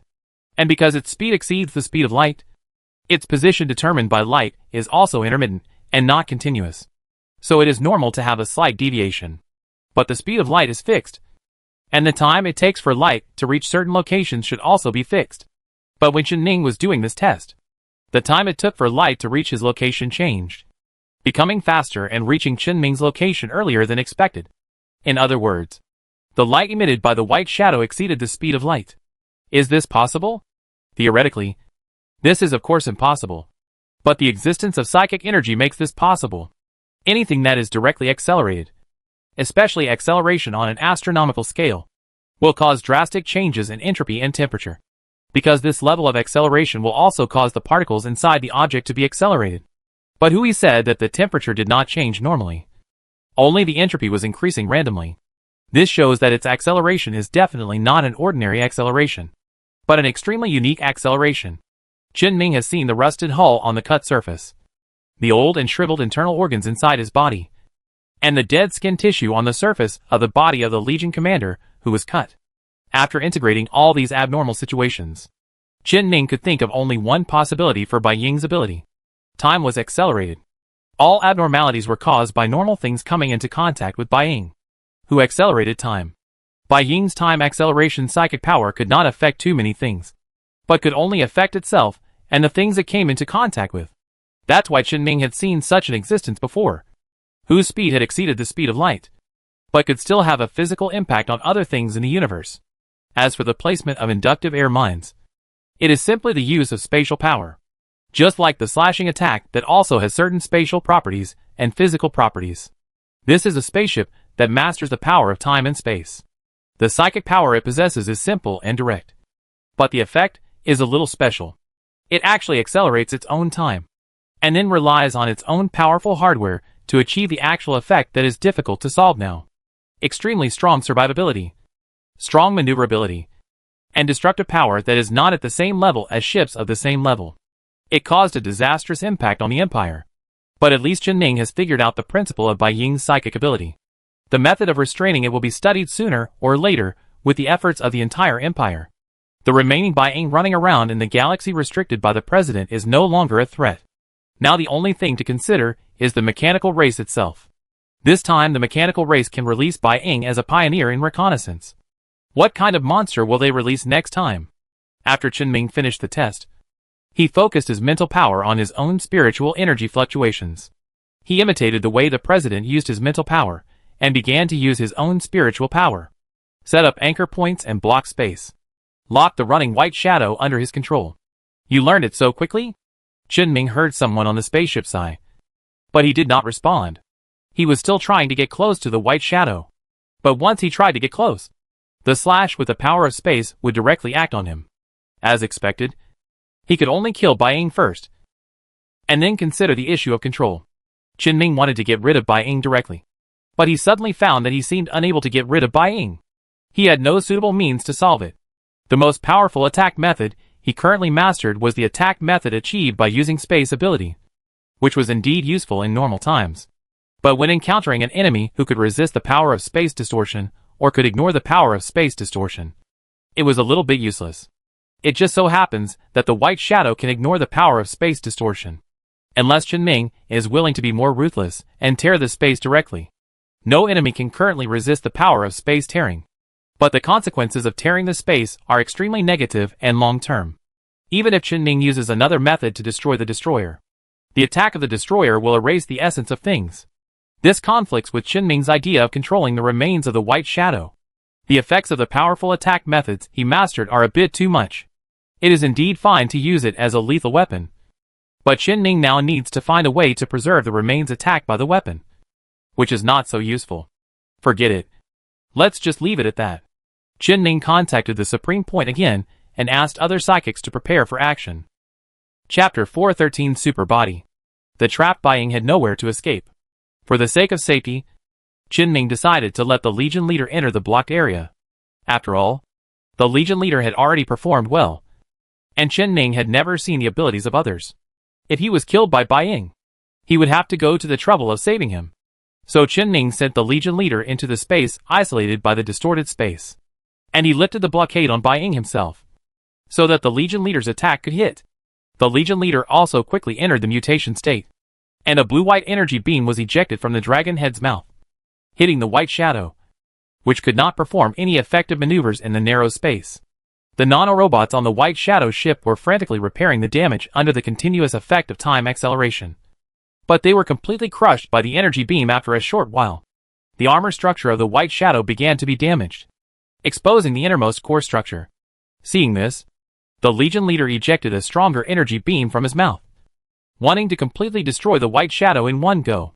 However, the energy beam had just touched the core of the white shadow when it shattered again. The ship structure exploded again and scattered into small block space. With a previous experience, the Legion commander was not fooled this time. He tilted his head slightly and continued to shoot the energy beam at the remaining fragments, especially the core fragments. However, before the energy beam could spray the fragments, all the broken ship fragments suddenly moved flexibly. The fragments moved at high speed in the block's small space, constantly dodging the not-so-thick energy beams. The mobility of the intact white shadow in the narrow space was severely restricted. But the broken white shadow was more flexible than before thanks to the nanorobots. The diameter of the energy beam of the Legion commander was only about 10 centimeters after the exit. Although the output was strong, it could not keep up with the fragments that were accelerated to the extreme. But the Legion commander was obviously not only good at this. His mouth closed, his face swelled, and the energy beam was confined in his mouth. After a few seconds, he opened his mouth again, and what came out was no longer an energy beam, but a huge energy ball. The energy ball exploded after it flew out for only a few meters, illuminating the area of the block space with a blue-white glow. Even the energy color of the energy ball's explosion extended along the outer layer of the distorted space, covering the inside and outside of the block space. It was like a messy ball of silk thread created in the universe, with a messy and special beauty. However, judging from the fact that it could leave such obvious energy traces in the cosmic environment after passing through dozens of layers of distorted space, the beauty of this energy was quite deadly. And inside this ball of silk thread, all the fragments of the white shadow that were originally running around, whether they were structural fragments or internal core fragments, were all gathered together. The nanorobots once again emerged from these aggregated fragments and rebuilt the fragments into a functioning spacecraft structure. In this process, the core that was still there suddenly shattered itself and completely merged into the body of the white shadow. And the reassembled white shadow split again, and the only two remaining ship structure components were independently dispersed, forming two new smaller diamond-shaped white shadows. The complete white shadow split from the original whole into two medium-sized white shadows roughly in the shape of a boomerang, and then split from the medium-sized white shadow into two small white shadows. Originally, no matter who came, they had to doubt whether the white shadow would continue to split. But now, with the core broken and completely integrated into the hull, this should be the smallest structure of the white shadow. And one of the small white shadows took the initiative to block in front of the other small white shadow and bear the damage of the energy ball explosion. And its surface structure has obvious cracks from the inside out. Just like the last time the white shadow split, the one that used self-explosion to smooth out the space distortion gave the other white shadow time to escape. If this small white shadow self-explodes successfully this time, the surrounding space blocked by Chen-Ming will probably be smoothed out again. Give the white shadow another chance to escape. And as the white shadow's size shrinks, its speed may become faster. If it escapes again, the consequences will be disastrous. Of course, this is only the worst-case scenario. In fact, they can no longer have such speed. When the army commander attacked Bai Ying, he considered that Bai Ying might split again. How could Chen Ming not have considered that? After he sent the army commander into this space blockade area, the highest point also approached together. Several other psychics were waiting nearby. Although it might not be possible to restrict him, it was completely possible for a level 6 psychic to launch an attack at the moment of escaping. Chen Ming would never give Bai Ying a chance to escape again. And those psychics were just the final preparation. The one who really did the work was Chen Ming himself. He entered the space distortion area at the moment when the Legion commander destroyed the white shadow and caused it to break into pieces, and hid behind the Legion commander. When the white shadow regrouped into two smaller spaceships, he appeared in the area where the energy ball released by the Legion commander exploded, and withstood the energy damage that could even shatter his armor with the aftermath, and pressed his hands on the two white shadows that had just regrouped and had no sufficient resistance. When Chen Ming did this, everything was over. Although Qinming's most basic use of psychic energy had various physical limitations. But when he successfully used psychic energy, the effect of this psychic energy was absolute. Qinming successfully controlled 2 small white shadows, and finally learned the names of these 2 small white shadows. Prototype Super Body Right Front Submachine and Prototype Super Body Right Rear Submachine. There were no specific models and ship types. Only 2 names and a word prototype that made people feel a little flustered. Qinming was very clear about the accuracy of his psychic energy when naming certain things. His psychic energy was said to be a prototype. So this was definitely a model of spaceship that the mechanical race had tried out. This was not good news for the Empire. The mechanical race was very likely to throw some extremely troublesome things to the Empire in the future. Qinming sighed in his heart. He temporarily suppressed this matter in his heart, and would think about it later. He eliminated the blockade of this space, and also signaled the Legion commander to gradually calm the energy fluctuations covering this space. The president also put his isolated galaxy back into the normal universe. Qinming restricted it to the original place. Returned to the highest point. Came to the people who were waiting for the result and said, "The matter is resolved. Today's matter ends here. And I will go back to see Minister Luo later. Are there any of you who don't want to go? Can I trouble the president to send you back?" The psychics who came later looked at each other in surprise. They knew almost nothing. And they only knew that a troublesome enemy had come to the Empire, and they were called here. Of course, they wanted to find out what happened today. Except for Hu Yi, who raised his hand slightly to indicate that he didn't want to follow Qinming. Hu Yi's action was ignored by Qinming and the president. Everyone else planned to go to the psychic minister with Qinming. The high point waited for a while, waiting for the president's mental power to recover. Under the influence of the president's psychic power, they went to the capital of the Empire. The reason why Qinming didn't take them there was because Qinming's psychic space movement needed to pass through the Scarlet Dimension. Those who needed to enter the Scarlet Dimension had to close their own consciousness. And then Qinming protected them. The few psychics who were called in were not yet at the level of trusting Qinming. So they let the president take them away. It didn't make much difference. Just a delay of more than 10 minutes. The group still arrived at the Imperial Psychic Department smoothly. The psychic minister also received the news in advance and quickly prepared a meeting room for people to arrange. And arranged everyone except most people in it. Only Qinming was left. And the president and the Legion commander chatted with him in his office for a while. After the chat, the Legion leader did not stay in the capital for long, and went directly back to the headquarters through the star gate of the capital galaxy. After all, the Legion faced a test from the mechanical race this time, and the overall loss was quite heavy. He had to go back to take charge of the situation, and could not delay for too long. Qinming went to the meeting room prepared by the minister, with the psychic minister and the president. At this time, the meeting room was only filled with the psychics who had just arrived. And there were also many familiar faces that Qinming had seen. They were all the top people in the Empire. Qinming had seen them all in the previous meetings when the Empire's major events were involved. Some of them were real, and some were holographic projections. Qinming looked at them for a few seconds and stopped paying attention. Instead, he sat down in the main seat of the conference room.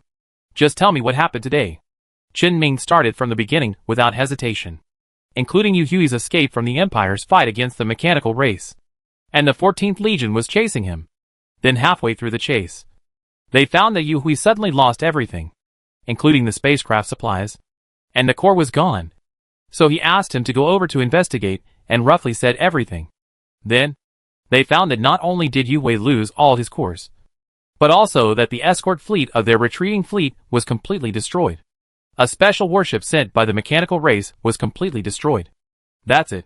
Qinming projected the three-dimensional structure of the super body while speaking at the meeting, and even made a special composition of some of the internal structures next to it, so that people can see clearly how it works. Even those who don't know many professional terms can roughly know what capabilities this special warship called super body has. The reason why Qinming can put such a three-dimensional structure diagram here, of course, it is because he has used psychic energy to repair the two small super bodies he controlled, and rebuilt them into the original complete super bodies. And just now, while waiting for the president's mental power to recover, he also restructured the structure of the super body. Then there is such a thing. Qinming was afraid that this three-dimensional projection alone could not explain the power of the super body. And he also used Hu Yi, who was almost hacked to death, to roughly explain the terrifying combat power of the super body. In short, with this super body there, The reason why Yue disappeared became clear. The Empire had difficulty defeating the super body of the mechanical race. So how could Yue defeat it with just one star field? At present, it seems that only a level 6 psychic has the possibility of destroying it. So the super body destroyed all of Yue's living forces so easily, and killed or kidnapped Yue's core leader. Then it used the Kleka simulator in Yue's hand as a threat. Although Qinming didn't know whether the mechanical race used Kleka to threaten, he did not find the prototype of Kleka in Yue's evacuated fleet. And once Yue lost this thing, it would be equivalent to extinction. So if you look at it this way, everything is so logical. After the mechanical race was destroyed in a star field, it seemed that they no longer had a rigid extreme hatred for humans. Instead, they used a flexible way to do other things against humans to have extreme hatred for humans. After dealing with Yue, the super body rushed into the Empire, destroying wherever it passed. Qinming and the Legion commander worked together, but only destroyed it once, until several psychics worked together to completely solve the super body. Obviously, this means that the threat of the mechanical race is imminent. From now on, the mechanical race will inevitably be the biggest problem that the Empire needs to face. The meeting lasted for a long time, but Qinming was not the one who spoke afterwards. He was just listening to the attitude and thoughts of the Empire on this matter. See if there is anything he can help. Although Qinming has been saying that he doesn't like various aspects of the Empire, but no matter what, he can't just watch when the Empire is really facing a crisis of survival. By the way, during the meeting, Qinming changed his position and moved to the person in charge of the Fanchao Research Institute who had contacted him. That is, the deputy director of Fanchao. Fanchao Research Institute is a large institute with several deputy directors, each responsible for different research directions. The deputy director who contacted Qinming had a research direction very close to Qinming's, both of which were psychic energy, ships and special equipment. Qinming explained to him in detail about the super body at the meeting. This super body was his only gain in this incident. Although it is impossible to give it out, Qinming does not mind sharing the information. When he speaks at the meeting, he cannot really explain the super body in detail from the inside out in front of so many people. So he might as well explain it to Fanchao's people before the meeting ends. In general, this special spaceship is indeed a powerful spaceship. But it is not the ship itself that is powerful. After Qinming's test, he found that the performance of the super body's ship was not even as good as the phase battleship that he was in the final fleet. Even compared to ordinary battleships, the data is only about 3 to 4 times. Its attack method is extremely crude. It uses space psychic energy to transmit special materials for slashing, and uses the same space psychic energy to transmit induction air mines. There are only 2 things worth mentioning about the ship itself. One is the special ship structure that can be rebuilt after being destroyed, and the nanorobots that match this ability. The structural design of the super body is very special, with a core component plus 4 diamond-shaped protruding structures, each of which has complete ship functions. They can operate as a whole and be compatible with each other. They can also split when they are about to be destroyed, and actively break the core to pretend to be destroyed, and then rebuild into a smaller spacecraft structure. The most primitive structure of the super body is named Prototype Super Body Complete.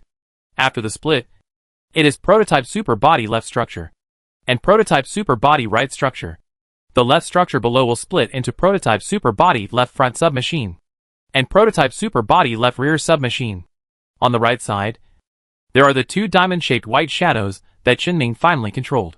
After the split, the super body has higher maneuverability, and there is almost no big change in its combat power after the split, and it can still crush the Empire. This special structural design makes its combat, endurance, and survivability extremely powerful. As for another point worth mentioning, we have to first talk about the real most powerful part of the super body itself, its ability to accelerate time. This power comes from a special device in its core, Time Flow Core. This is something similar to the Purgatory Core, and is also a special creation of the Shining Civilization.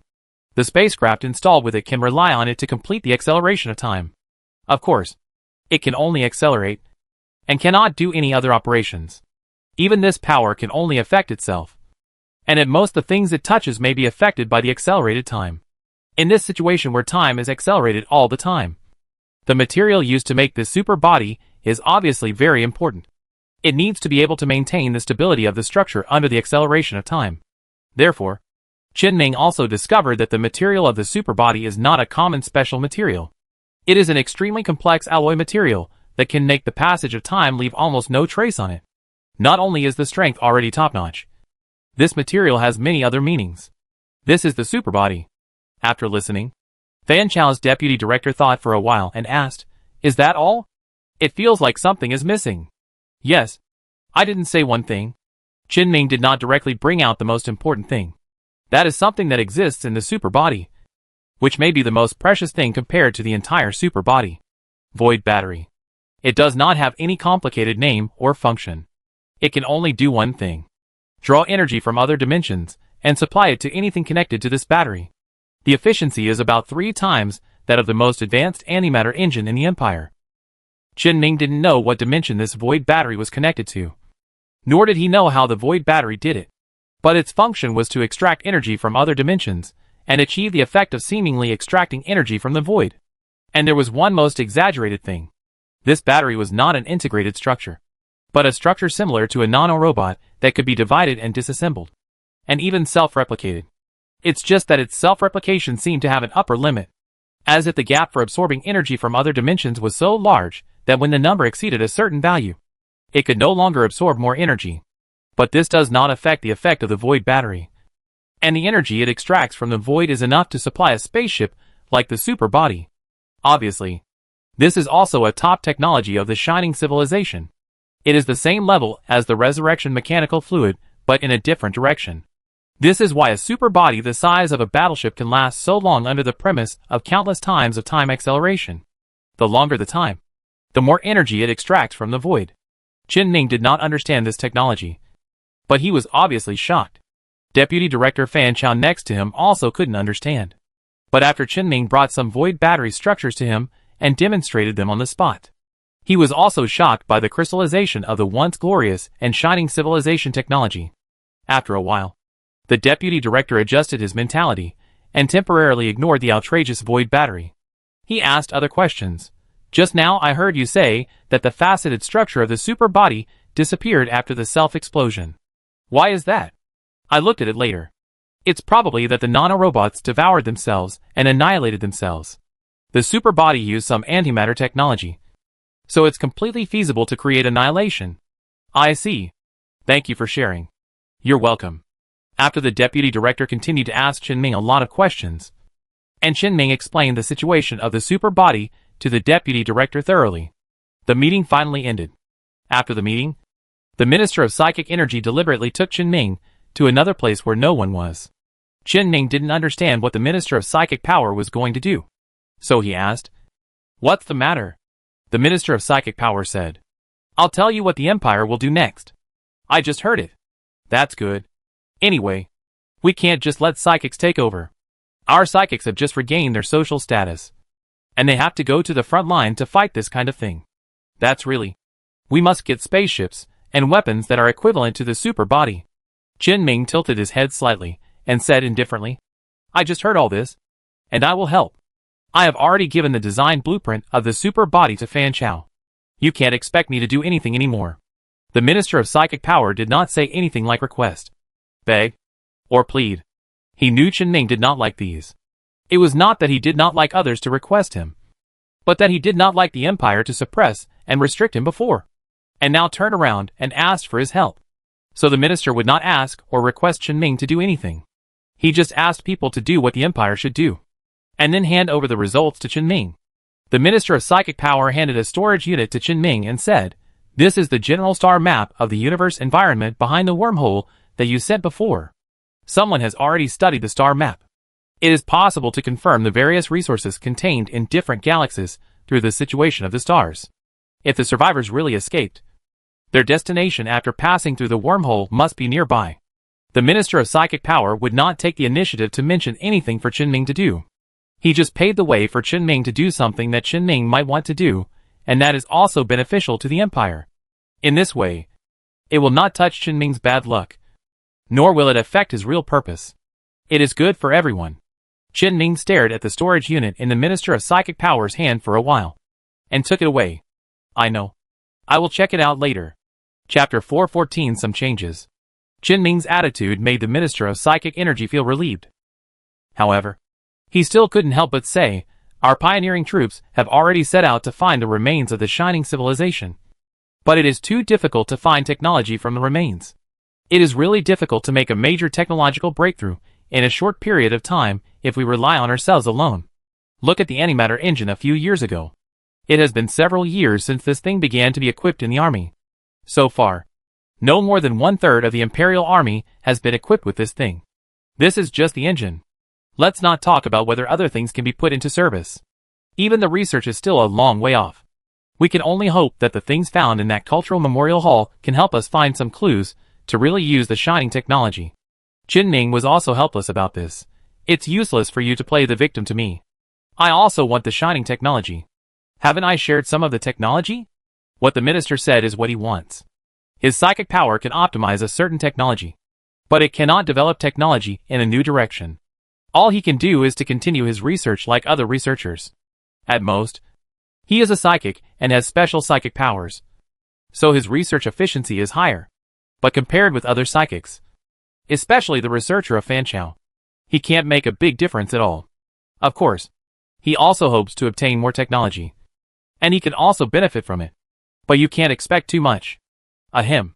The Minister of Psychic Energy coughed and said, in addition to looking for technology in the Shining Ruins, we also need to see if we can find the location of the survivors. In any case, we still have to consider using normal means to get in touch with the survivors and get more technology from them. I don't think this is a good idea. As the person who is specifically responsible for contacting the survivors, Chen Ming knows the situation of the survivors too well. They are not very interested in contacting us.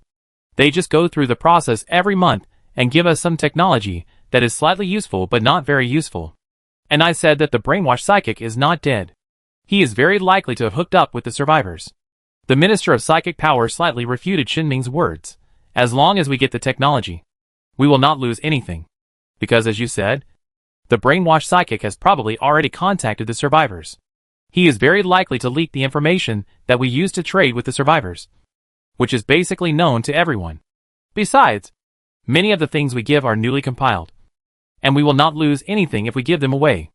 On the contrary, we will lose if we don't give them away. What do you think those who have worked hard to compile historical records will think? And if the brainwashed psychic is not stupid, he would not have revealed all the secrets of the Empire directly. These are the capital for him to get along with the survivors on an equal footing. You also said that you have destroyed most of his external psychic effects. If he is not careful, he may starve to death while floating in the universe. You must use these Empire data to argue with the survivors? Hearing this, Chen Ming subconsciously considered the possibility of the brainwashed psychic starving to death. It turned out to be true. The body he controlled was the leader of the negative matter research team. The leader's own spaceship was just an ordinary shuttle. Not even a standard civilian escort spaceship. Even if the shuttle may be modified, it is definitely not as good as a normal spacecraft in terms of various performance. It is already a blessing to be able to fly out of 1 or 2 star systems, unless the survivors have the means to help him. But the survivors will not be kind-hearted, and will definitely want to get as much information about the Empire as possible from the brainwashed psychic. Once the value of the brainwashed psychic is squeezed out, he will starve to death outside.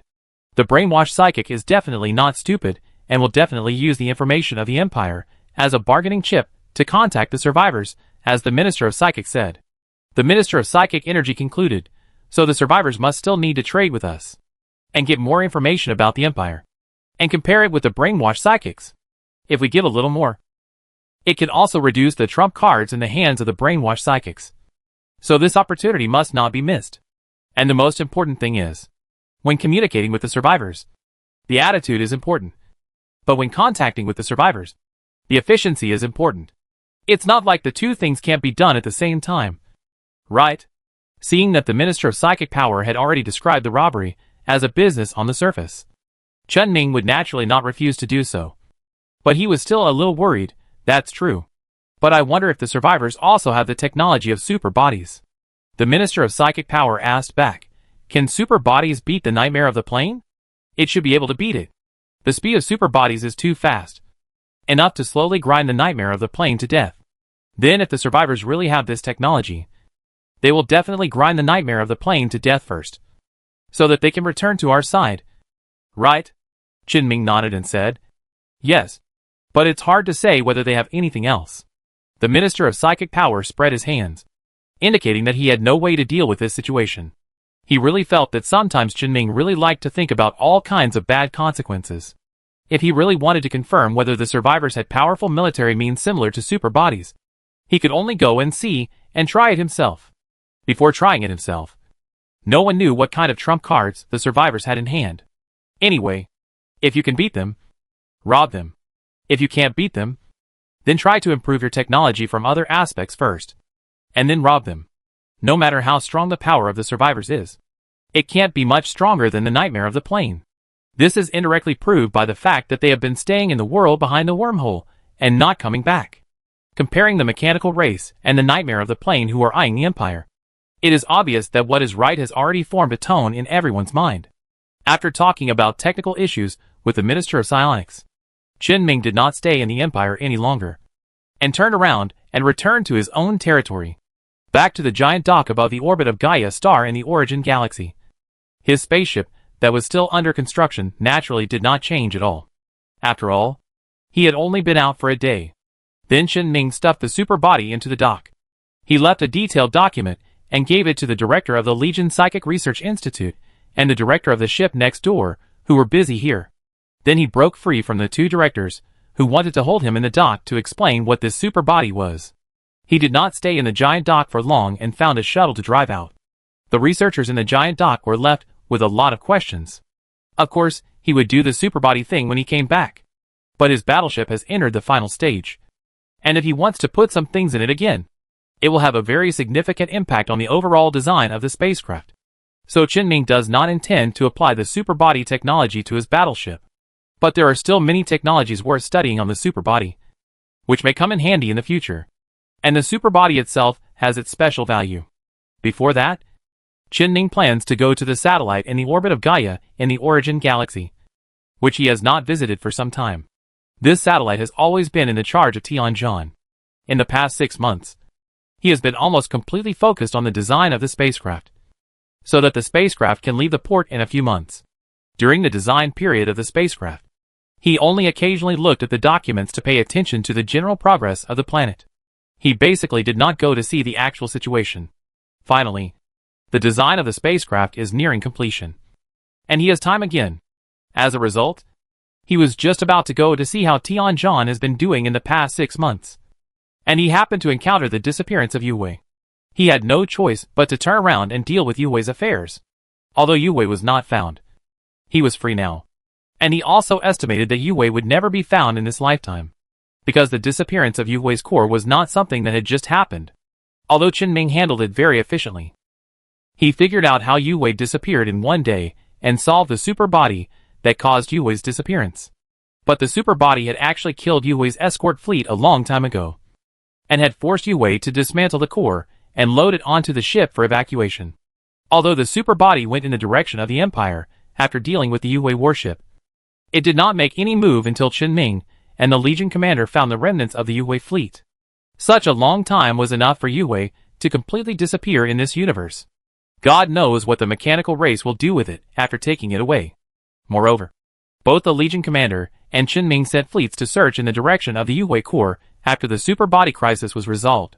As a result, Qin didn't plan to continue to care about this matter and returned here. Now that he has finished the urgent things, he must go to see the situation of the satellite.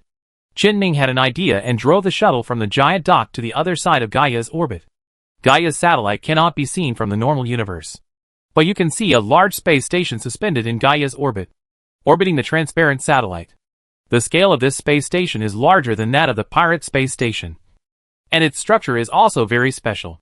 There is a section in the center of the space station that divides it into two. One side of the cross-section is a normal space station, while the other side is transparent.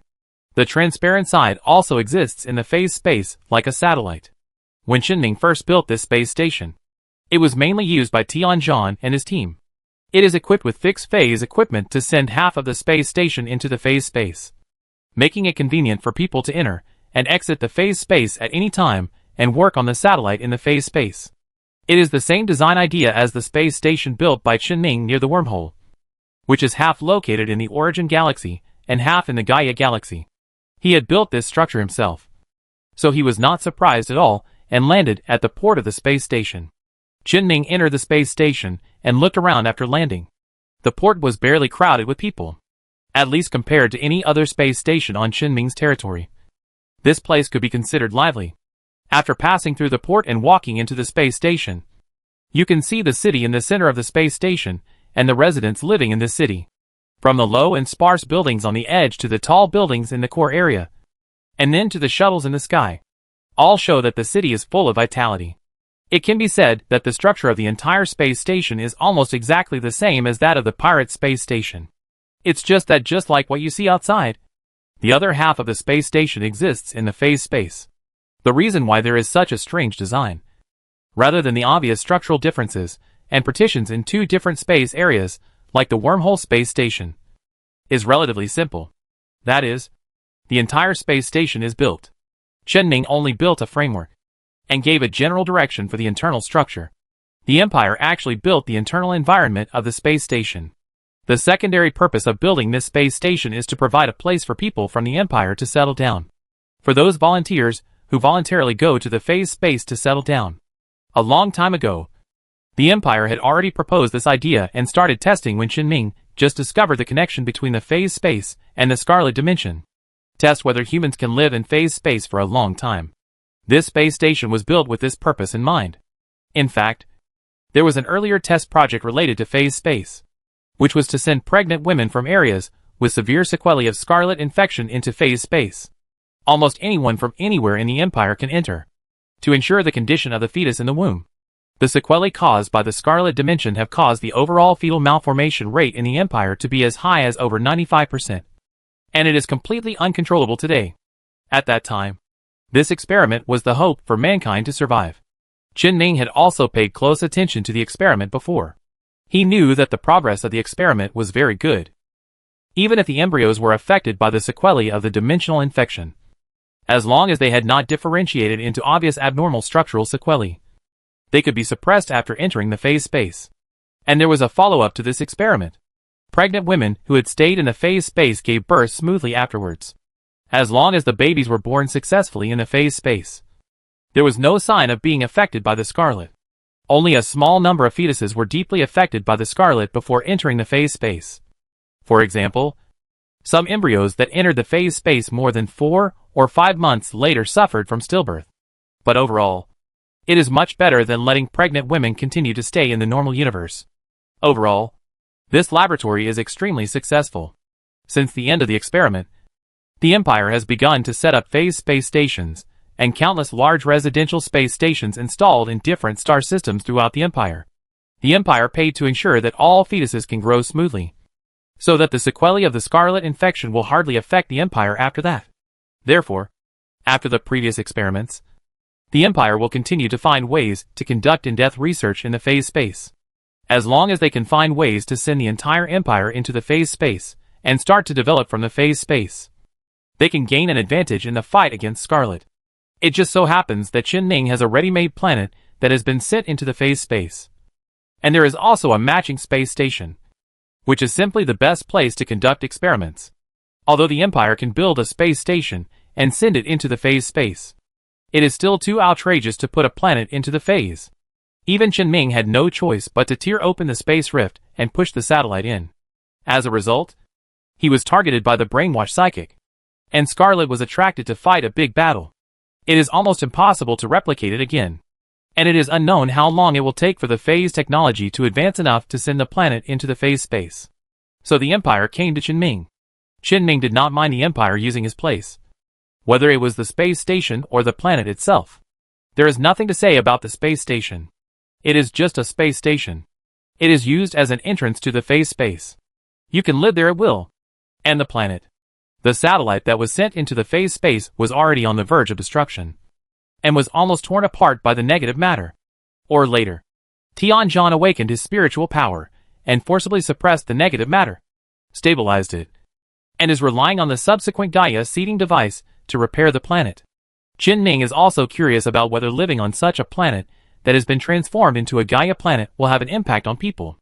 However, This project is mainly to test whether the planet in the phase space can provide long-term survival for people, and whether there will be obvious differences from the space station located in the phase space. Although there are planets in the phase space, which is in contrast to reality. But the only planet that exists in the phase space is Qinming. The Empire has always been arguing about whether to send only humans into the phase space in the final stage of this project, or to send everything humans are involved in into the phase space. Maybe they can draw conclusions from this project experiment. So they also need such a place. If the Empire wants to do experiments, it is impossible to just throw people here. It must prepare a considerable amount of supporting facilities and send a large number of people here.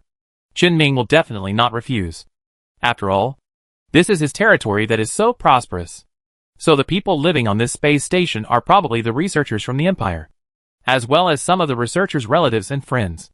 Qinming did not restrict or close the external traffic of the space station, and even took the initiative to open several flights to the Origin Galaxy and Gaia Galaxy. Strive to make personnel flow.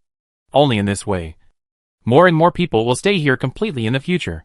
This is the future. Qinming did not stay long after entering the city. After taking a general look at the lives of the residents here, he quickly passed through the wall that could send people into the phase space and ran to the other side of the space station city. He boarded the shuttle from the port on the other side and left the space station. Here, Qinming saw the satellite that was sent into the phase space. Looking from the orbit, the planet that was infected by Scarlet 6 months ago and was left with only earthy brown and sparse light green has now undergone earth-shaking changes. The entire planet was almost completely covered by a large expanse of azure blue, filled with a vitality that could be felt in the universe. Qinming was extremely familiar with this color. This was the color of the Gaia plant on the Gaia planet. Qinming controlled the shuttle into the atmosphere and could see that almost all places within his field of vision were covered with vegetation of different types, but the same color. And between these vegetation, almost every 100 kilometers or so, a giant mushroom-shaped structure could be seen installed on the surface, spewing out some azure powdery objects. This device is the Gaia Cedar that Tianzhan has been researching for several years and has finally achieved results. It can spread Gaia's spores to the entire planet, constantly providing external help to the planet. At first glance, it looks a bit monotonous, and an earthquake occurred at the landing position when Qinming's shuttle just landed. But this is a necessary step in the planet transformation plan. The state of the planet itself is not very good. After being affected by negative matter, the entire planet can be said to have a small earthquake every 3 days and a large earthquake every 5 days. Volcanoes also pop up from time to time from unknown corners. The geological conditions of the planet must be stabilized before the subsequent climate and planet transformation can be carried out. Therefore, the Gaia Cedar currently installed on the planet is only in the first stage, which will completely cover the entire planet with Gaia spores, so that Gaia can have a foothold on the entire planet. When the situation on the planet gradually stabilizes, the Gaia Cedar can be modified to the second stage, and then the transformation of the planet will really begin. Of course, the Empire has already arranged people on the planet, and built a city in the center of a large plate that is still large after the continental plate is broken. The Empire itself has the technology to monitor these natural disasters, and some ordinary earthquakes will not have such a big impact on the city. And the existence of the Gaia Cedar will also make these problems not a problem in the future. Qinming simply wandered around the planet. It was confirmed that the consciousness of the Gaia planet had appeared on this planet, and it was able to start adjusting the planet's climate and environment to create an environment that is most suitable for human survival. And there were also a large number of Gaia plants that went deep into the ground and began to repair the plates deep in the strata. Even the negative matter on the planet has completely stabilized. It can give people a softer spiritual auxiliary effect. The existence of negative matter itself can bring people spiritual calmness. But when there is no stable negative matter to bring people spiritual calmness, it will also give people spiritual pressure. After Tianzhan's spiritual energy stability and Gaia's influence, this kind of calm feeling of negative matter no longer brings people extra spiritual pressure like before.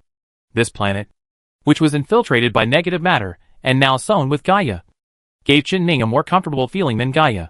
After understanding the general situation, Qinming did not bother Tianzhan on purpose. He left here soon. He returned to his office. After dealing with the documents that had accumulated in the past 2 days, he left the office again. He was going to deal with the matter that the Minister of Psychic had told him before. which involved the ruins of the Cultural Memorial Hall and the star map projection in it. Chapter 415 Search. After leaving the office, Qin once again went to the giant dock where the superbody was parked. When he came back, the two directors were still in the main control room, directing their men to do the preliminary work of studying the captured spacecraft. This time, Qin did not think of not disturbing them, and ran directly into the main control room and asked the two directors, "How is it?" The ship director's attention was originally on the superbody outside. When he heard Qin voice, he immediately turned his head and said impatiently, "You are finally here. If you were not here, we would have gone to find you. The technology level of this ship is not several generations behind ours, so it's completely possible to make it. It just so happens that some people from the main battleship project team can be allocated, but it's better to recruit more people." Then he asked carefully, "You don't have the idea of putting the technology of this superbody on the main battleship?" "No." "That's good. Although the technology of the superbody is not much different. It is impossible to analyze, disassemble, learn, experiment, and apply the technology from the spacecraft without a few years. The director of the Ship Institute wanted to do a big project 2 years ago and then retire, waiting for Qin to finish this project. If Qin changed his mind halfway, he might have to stay for 2 more years. Although it is not impossible to think about it carefully, a project involving superbody technology will be more valuable than the original one. But he really wants to live 2 more years. Qin had thought about the use of superbody before, so he didn't say much in this regard. And he didn't come here to talk about this. "Have you recorded the data of the superbody's spaceship?" "Yes. It has been scanned, and the most detailed 3-dimensional model is being built and will be released soon. The material properties and proportions have been verified, and there is no problem. This material should be produced on the next planet soon as a sample test. To be honest, this is the first time I have seen such a special spaceship." The director of the Psychic Institute saw Qin turn his head and look at him, and said, "The psychic fluctuation characteristics of the 2 psychic components that control space and time are all recorded. This psychic component is much more advanced than the technology of the spacecraft, and it is difficult to replicate." After listening to the two people's description, Qin responded with satisfaction, "Okay, I understand. In a few days, someone should come to ask for the measured spacecraft data. It's still the same as before. The data can be given at will, but the samples must be sent in person." The director of the Ship Institute said with a look that made Qin feel at ease, "Don't worry. Don't we know how to do it yet? To be honest, it's quite cool. In the past, we were the ones who had to stick to Fan Chao's cold butt, and now it's their turn." The director of the psychic department nodded in agreement. Qin didn't care about this and continued, "Okay, since we've done what we need to do, I'll take the ship for a while." The director of the ship department was a little confused and asked, "Is this ship a pure combat ship? Is there another war to fight?" "No. It's just that this thing can help me go out and do something." "Oh, then you can just drive your ship as you like. Why are you asking us? But is it really good to use this ship? You mean time acceleration?" "Yes. For ordinary people, it is indeed equivalent to shortening their lifespans by using a spaceship. But it doesn't matter to me. Qin body was created, and the accelerated aging of time has an impact on his body. But not much. If the body is old, repair it, and if it can't be repaired, replace it. As for the aging of consciousness, it is not a problem at all. When Qin lost body can survive only by relying on his consciousness. The aging of his consciousness is no longer affected by any external factors. As long as he still has the desire to live, he will not die because of the aging of consciousness. It can almost be said that unless he wants to die, he will never die. The mere time acceleration will not have any effect on him." Seeing Qin so straightforward, the two directors did not say anything and began to command the personnel and equipment that had just been dispatched to withdraw and return the spacecraft to Qin. The various data they recorded when Qin was away just now were enough for research for a period of time. After Qin got the superbody back, he did not board the superbody immediately, because the superbody was not designed with a cabin for people to enter. So Qin decisively attached a cabin to it. Anyway, he only needed to be able to enter. The size of the cabin was very small compared to the superbody itself, and this close-fitting equipment could also be accelerated by the time flow core inside the superbody. After completing this minor modification, Qin boarded the ship and controlled the superbody to leave the port. pass through the wormhole in the galaxy, and enter the universe behind the wormhole. Then, the super body just floated quietly near the space station without any movement. Only Chen-Ming in the mounting cabin took out the photos that the Minister of Psionics had given him from the Imperial Archaeological Team at the Cultural Memorial Hall of the Shining Civilization. These photos said that there were long-term three-dimensional projections on the wall near the bottom floor of the Memorial Hall. And the photos were reflected on the wall. The photos looked like Leviathan. And there was a star map next to them. Chen-Ming found the projections of all the Leviathans he had seen on it, except for the Nightmare of the Plains, and all the other Leviathans he had solved first. The Leviathans that were parasitic on the planets that he solved later, and the Crystal Leviathan were all found. It is confirmed that these projections are related to Leviathan. At the same time, it can be inferred that the star map projection next to it is also likely to be related to Leviathan, although the star map should be a three-dimensional projection. The projection equipment in the ruins has long been corrupted by time and cannot be repaired. Only two-dimensional star maps are projected on the wall for a long time, so he cannot directly determine the specific location of these projections in the normal universe. However, Chen-Ming then took out a star map of the universe behind the wormhole that he arranged for the fleet to investigate and record. This star map was relatively monotonous and empty before, because he only let his fleet conduct a very superficial investigation of most of the surrounding galaxies. His fleet is mainly expanding the capacity of the star map, trying to investigate more information as superficially as possible. However, now, some galaxies on this star map have been added with some additional unconfirmed galaxy data. The Minister of Psychic Energy took the initiative to help Chen-Ming get it before. According to the star situation of the galaxy, the arrangement of the galaxy planets, and the position from the stars, some information can be determined by this means of observation, just waiting for Chen-Ming to confirm it on the spot. The Minister of Psychic Energy obviously suspected that Leviathan was related to the survivors, so he helped Chen-Ming do this very eagerly. However, Chen-Ming didn't know whether the survivors were really controlling these Leviathans nearby.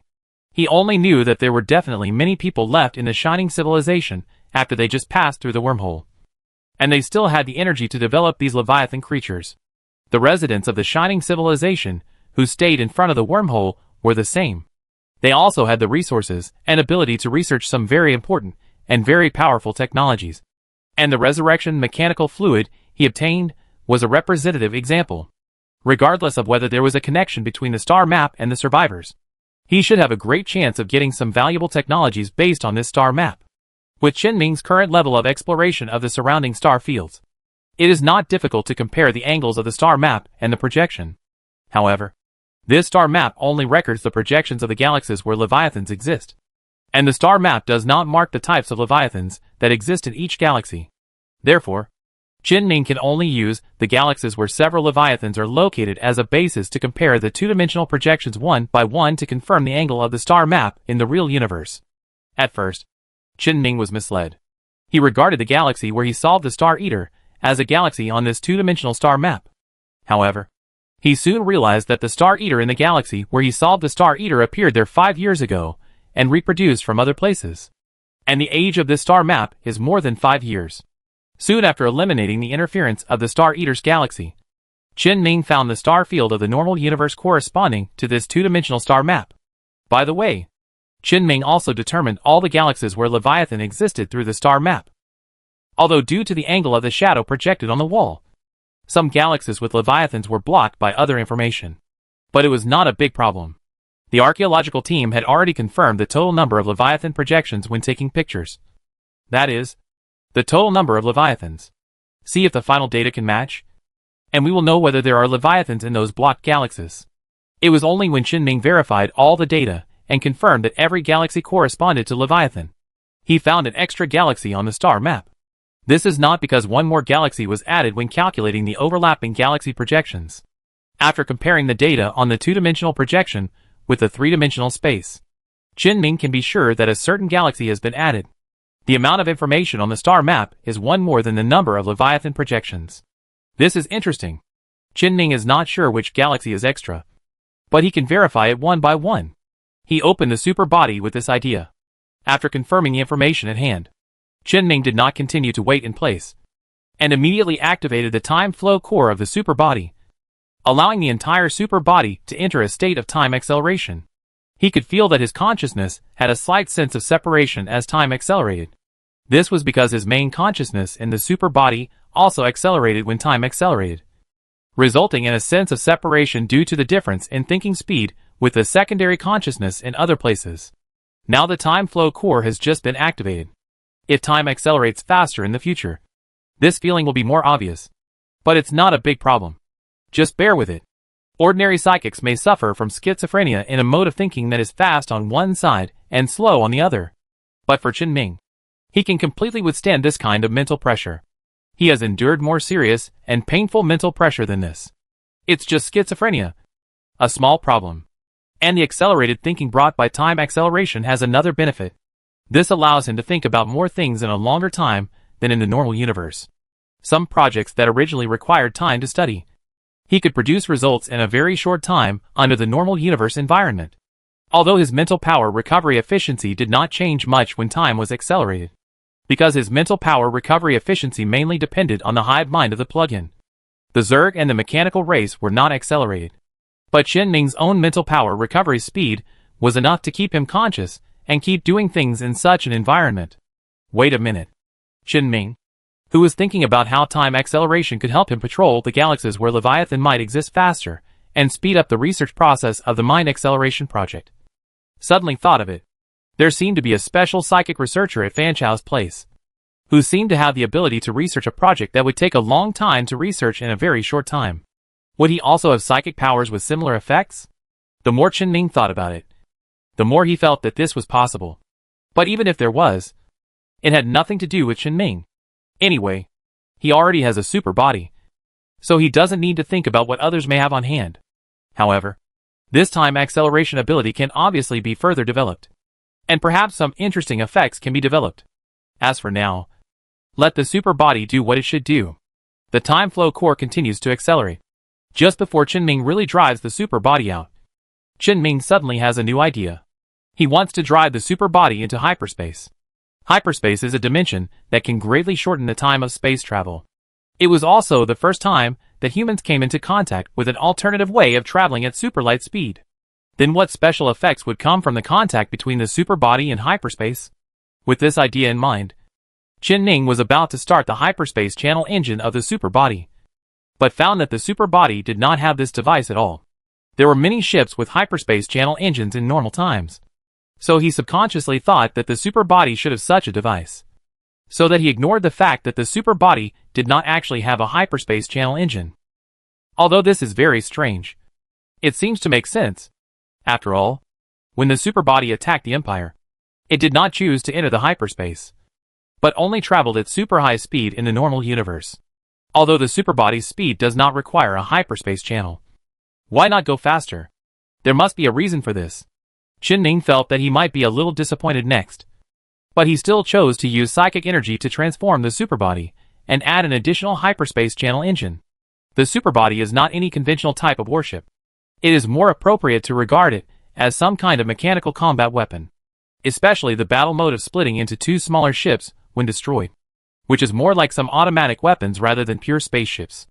However, it can be installed with a battleship-level hyperspace channel engine, which is not too troublesome. Install. Start. The super body entered the hyperspace.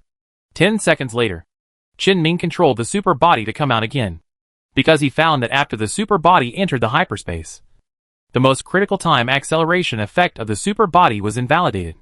Hyperspace limits the speed of the spacecraft, and any spacecraft exceeding a certain speed will be limited to this speed. The time in this speed unit refers to the time in hyperspace, not the time of the spacecraft itself. Even if the spacecraft is accelerated by time, the time in hyperspace is not accelerated relative to hyperspace, resulting in the hyperbody speed being limited to a speed that most small and medium-sized spacecraft can reach, although its speed is still very fast compared to spacecraft of the same level in size. It is really nothing compared to the speed of the normal universe. Now Chen Ming knew why the super body was not equipped with a hyperspace channel engine. I thought it was a step forward, but one of the data had a dead limit, so the other data could not be used even if it was larger. But it was fortunate that there was such a limit. Otherwise, if it could still travel at the speed of light in hyperspace, then the speed would be impossible to catch up with by any means. The damage and losses it could cause within the Empire would be even greater. There was no other way. Chen Ming's tricky method could not be used, and he had to take the right path. Chen Ming removed the hyperspace navigation engine that he had just installed, took another look at the star map, and planned a route to run through every star system where Leviathan was located. Chen Ming didn't actually plan to go to Leviathan to see if it really existed at first, because if Leviathan wasn't dealt with, there would probably be no substantial benefit in going to those places. And it might even be discovered by the survivors that he already knew the location of all Leviathans. The survivors monitored the surrounding star regions very closely, and the survivors had obviously noticed every time he fought with Leviathan before. Obviously, his situation of running away from every galaxy with Leviathan this time would also be noticed. If the extra galaxy is really the galaxy where the survivors are, then they may find Chen Ming's purpose and hide in advance. But if the survivors are really in this place, isn't this good news? Since it can't be changed, then make a quick decision. The time flow of the super body has accelerated to the extreme. Chen Ming feels that the speed of everything around him is slowing down, and his sense of consciousness is becoming more and more severe. But it was still within the acceptable range. The tail of the super body then spurted out pink tail flames, which was the color of the energy extracted from the void battery when it was used. Chen Ming disappeared in the Gaia galaxy in a way he had never experienced before. He reached the first galaxy in his plan at an unprecedented speed. After quickly scanning around and finding the trace of Leviathan, Chen Ming continued to control the super body towards the next galaxy. When Chen Ming arrived at the 32nd galaxy, finally, he did not find any trace of Leviathan, but found a space station with an extremely dark appearance in the galaxy. He also found the remains of a city on the surface of the planet below the space station. There was nothing else. The super body quickly approached the new thing that Chen Ming finally found, and the space station might have what he needed. However, just as Chen Ming approached, the space station disappeared like dust. Chapter 416 Urban Planet. The dark space station that Chen Ming had just discovered was disappearing in front of him. Of course, he couldn't just stand there and watch. The speed of the super body played an extremely critical role at this time. It allowed Chen Ming to rush to the vicinity of the space station immediately. A large amount of metal liquid was released from the super body, and with the help of the time flow core, it formed a huge mouth and bit down quickly in the direction of the space station, trying to capture some traces left by the space station when it disappeared like dust. However, at the moment when the metal liquid bit the dusty space station, the dust scattered around the space station suddenly disappeared without leaving any trace of existence. It was as if the space station had never appeared in this galaxy, appeared above the orbit of this planet. But the surface of the metal liquid did leave traces of contact with the dust. Chen Ming looked at the place where the space station disappeared with some regret. Even at such a fast speed, it still couldn't catch up with this time. The clue just slipped away from his hands. But the absence of clues is actually a clue in itself. This space station obviously existed here a long time ago. It didn't disappear earlier or later, but disappeared when he arrived at this galaxy. Chen Ming didn't believe it if he said it had no connection with the survivors. The disappearance of the space station was definitely the work of the survivors. This is the clue. It proves that Leviathan and the survivors are definitely closely connected. It is even possible that Leviathan was developed and manufactured by the survivors and released outside. Of course, the latter idea is only Chen Ming's guess. But this at least proves that the survivors must have discovered his whereabouts and knew that he had discovered this place. The survivors will definitely take action later. Although Chen Ming seems to be in a very stable period now, without any enemies jumping in front of him. The confrontation between him and the survivors has begun from this time. Chen Ming calmed down and planned to continue doing what he should do now. He didn't know much about the real survivors, and most of it came from the survivors' own words. It is obviously wrong to take your random speculation as the real situation. The best choice is to remain unchanged in the face of change. And since the survivors have made the space station disappear, it is obvious that they don't want him to contact the space station. The more the enemy doesn't want him to do something, the more he will do it. Although the space station above the planet's orbit has disappeared, the city ruins that Chen Ming just scanned on the planet have not shown such changes. He can also go to the planet to look for possible clues, find out what Leviathan is, and what kind of existence the survivors related to Leviathan are. Chen Ming immediately changed his goal and controlled the super body to enter the planet's atmosphere. The surrounding yellow sand covered the super body, and it was almost impossible to see any scenes outside with the naked eye. The sensor was able to clearly scan some relatively high buildings protruding from the yellow sand on the surface. This allowed Qinming to accurately control the super body to hover directly above the building. Then, wearing the biological armor, he left the cabin and quickly descended to the surface. The time acceleration effect stopped instantly after Qinming left the spacecraft, and the original pressure on his consciousness disappeared instantly. Qinming got used to it a little and regained his previous feeling. He landed hard on the planet and crashed into the building protruding in the yellow sand. As soon as he landed, Qinming smashed through several floors of the building and fell directly into the yellow sand on the lower floor of the building. He fluttered in the sand twice and successfully climbed up the gap he had just smashed to the place on the previous floor that was not completely covered by the yellow sand. This building seemed to be even bigger than he imagined. Moreover, Qinming half-crouched on the ground, stretched out his hand to pick up a handful of yellow sand that was shaken up on the ground of this floor of the building, and his expression under the armor changed from the original calm to the direction of shock. He climbed up again along the floor, until he climbed to the highest place that could be climbed to where the building was completely exposed outside the yellow sand, standing beside the wall that was now completely hollowed out, with only the frame barely supporting the building structure. Qinming looked up outside the building, and the yellow sand all over the sky made his expression a little difficult to suppress. This is really the planet Qinming was on at this time was earthy yellow from the orbit, and the spacecraft sensor also scanned a large amount of sand and dust being blown up by the strong wind, occasionally revealing the ruins of the city below. But then, it would be covered by the yellow sand blown from other places. It looks like a very standard desert planet, but it only looks like that. When Qinming touched the yellow sand, he found that it was not yellow sand, but iron sand. He grabbed a handful of yellow sand from the ground again, and saw that the yellow sand melted into a pool of bright metal liquid in his hands. The yellow sand of the entire planet is all iron sand condensed after the nanorobots rusted. This planet, which seems to be covered by sand, is actually covered by these abandoned nanorobots. Unfortunately, the nanorobots are too small. Once rusted, they will be severely eroded by time. The nanorobots covered with yellow sand can no longer be restored to their original appearance. The most Qinming can do is to recycle the materials used to make nanorobots. The yellow sand covering the entire planet can almost be regarded as a resource treasure house for obtaining metal materials of different grades. But there is no rush. Qinming did not use his psychic power to transform the yellow sand into materials directly. Instead, he climbed along the ventilation frame of the building and reached the edge of the highest point of the collapsed high-rise building under his feet. He looked around and could only see endless yellow. He could only lower his head and look at the yellow sand below. He jumped down. The biological armor on his body had extra weight, which made him sink directly into the yellow sand the moment he lifted the sand layer. He slowly sank at least 300 meters in the yellow sand, and he once again felt that he was standing on something substantial. Qinming immediately used his psychic power to perceive the surrounding environment and eliminated the influence of the surrounding yellow sand. It allowed him to clearly see the surrounding environment. He was not standing on the ground, but on the top of a relatively low building ruin that was still more than 30 stories high. And around him, all the places that could be clearly sensed by his spiritual power were only ruins of various buildings, without any trace of nature. Qinming continued his previous actions at the bottom of the yellow sand.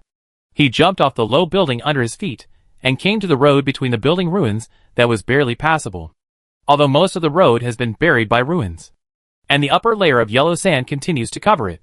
But Qinming can still rely on his strong mental power to identify the approximate direction deep underground. He just moved quickly in the yellow sand with the power brought by spiritual energy, constantly expanding his perception range, trying to figure out the situation of the entire planet. The more he expanded his perception range, the more shock Qinming felt, because every inch of land where his perception expanded was filled with various man-made buildings, and every inch of land was developed and utilized to the extreme, until Qinming spread his spiritual power to the entire planet. He did not find any non-man-made things. The yellow sand and the ruins of buildings under the yellow sand that he had just scanned in the sky were just the tip of the iceberg of the entire planet. There is no place on this planet that is not covered by urban buildings. This is a complete urban planet belonging to the shining civilization, ruins. These ruins have been silent under the yellow sand for many years. After figuring out the situation on the planet, Qinming no longer wasted time, and once again activated the effect of his own spiritual power. At first, there was no obvious change in the position, but soon, the surface of the accumulated yellow sand at the surface where Qinming was located began to settle slightly. Some yellow sand sank into the ground, and no longer continued to be blown all over the sky by the strong wind. Although the traces of the yellow sand settling were quickly covered up. But as time passed, more and more yellow sand sank into the ground. And the gap on the surface that appeared at the beginning due to the lack of yellow sand could no longer be buried by the yellow sand blown by the wind from other places. The yellow sand was disappearing at a speed visible to the naked eye. Gradually, a vortex like quicksand appeared at the bottom of the sinking yellow sand pit, constantly drawing the surrounding yellow sand into the vortex. While the ruins were not affected by the vortex at all. The edge of the vortex was the earthy yellow of the desert. But the center of the vortex was the metallic color of the yellow sand formed by these nanorobots. Although up to now this vortex can only be regarded as a drop of water in the ocean compared to the desert covering the entire planet. But this drop of water is swallowing up the entire ocean at an unprecedented speed. The nanorobots on the entire planet are being disassembled into the most basic materials by psychic energy and sent to other places. Just a casual estimate. Qinming feels that the materials of these dismantled abandoned nanorobots can build a satellite for his planets. Unknowingly, the vortex has formed a huge pit with a diameter of several kilometers and a depth of hundreds of meters in the desert. And it is still expanding rapidly. Although some buildings in the vortex were not directly affected by the vortex. A considerable number of buildings lost the internal yellow sand filling support and suddenly collapsed. A series of chain reactions occurred with the surrounding building ruins, creating a larger area of building ruins in the sand layer. But this did not affect the vortex in the yellow sand. It continued to grow. When the depth of the vortex was enough to completely remove the yellow sand covering the surface of the planet. At the bottom of the vortex appeared the ruins of the most basic building on this planet. And Qinming standing in the ruins. Although the vortex continued to expand, Qinming had already moved. His perception had already scanned the buildings under the yellow sand. The city ruins covering the entire planet always have a most dense area, where the buildings are obviously more advanced than other places. This place is most likely the center of the entire urban planet. And this place is right under its feet. Qinming returned to the vicinity of where he had landed just now. And the vortex also expanded here with his footsteps. Next to the tallest building on the entire planet that he had seen so far. He could already see the entire building with his naked eyes. And a huge metal monument stood in the center of the giant square in front of the building. Qinming did not rush to enter the building that he had stabilized with metal liquid. Instead, he entered the square first and approached the metal monument. As soon as he touched the monument, Qinming found that the material used for this monument was the same material used to build the superbody's hull. Such materials are extremely unaffected by the passage of time. And their own strength is enough to resist all kinds of external wind and rain erosion. And it seems that this monument has been buried deep underground for a long time. And it has been subjected to very little weathering and corrosion. This allows Qinming to clearly see the words engraved on the metal monument. Melting the world into one city. And casting one city into the world. Qinming does not know what kind of ideas the people who built such a special planet had when they built the planet. Nor does he know what ideas they had when they engraved this sentence in this place. But he should know it soon. According to some knowledge Qinming had learned about the Shining Civilization. The tallest building he saw at this moment should be the government building of the Shining Civilization, which they call the Governor's Mansion. This is the core of this urban planet. Qinming stood beside the metal monument and stared at the Governor's Mansion in the distance. In addition to thinking about what caused the planet to fall into such a situation, he was also thinking about another thing. He remembered that near the wormhole he discovered leading to this area of the universe.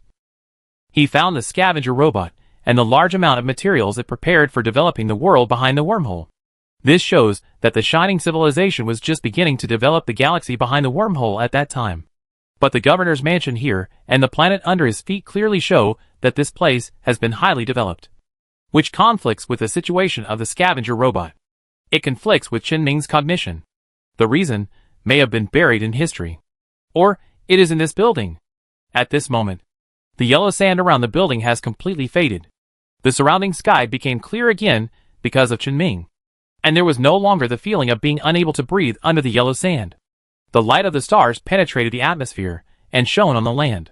The environment, which was still full of decadence even after the yellow sand was gone, became less psychologically stressful.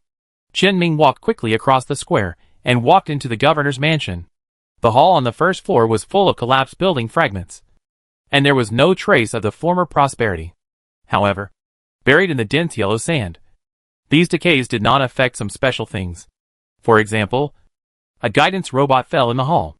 The technology of this robot is not advanced, and some parts of the design are not as sophisticated as the robots of the Empire, but it has been preserved until now, and Chen Ming can even repair it. Through this robot, Chen Ming was able to understand the general structure of the governor's mansion. He came directly to the outside of the building, and the biological armor helped him rise to the top of the building. Chen Ming roughly identified the number of floors and entered the building directly from outside, and entered the planetary governor's office in the governor's mansion. The burial of yellow sand often gives people a feeling of despair, but when it comes to preserving some things, the pure yellow sand composed of these nanorobots plays a very critical role, isolating air and microorganisms. These devices have not been indelibly marked by time even after tens of thousands of years. Chen Ming was able to use his psychic power to bring those records that were about to disappear in time back to light.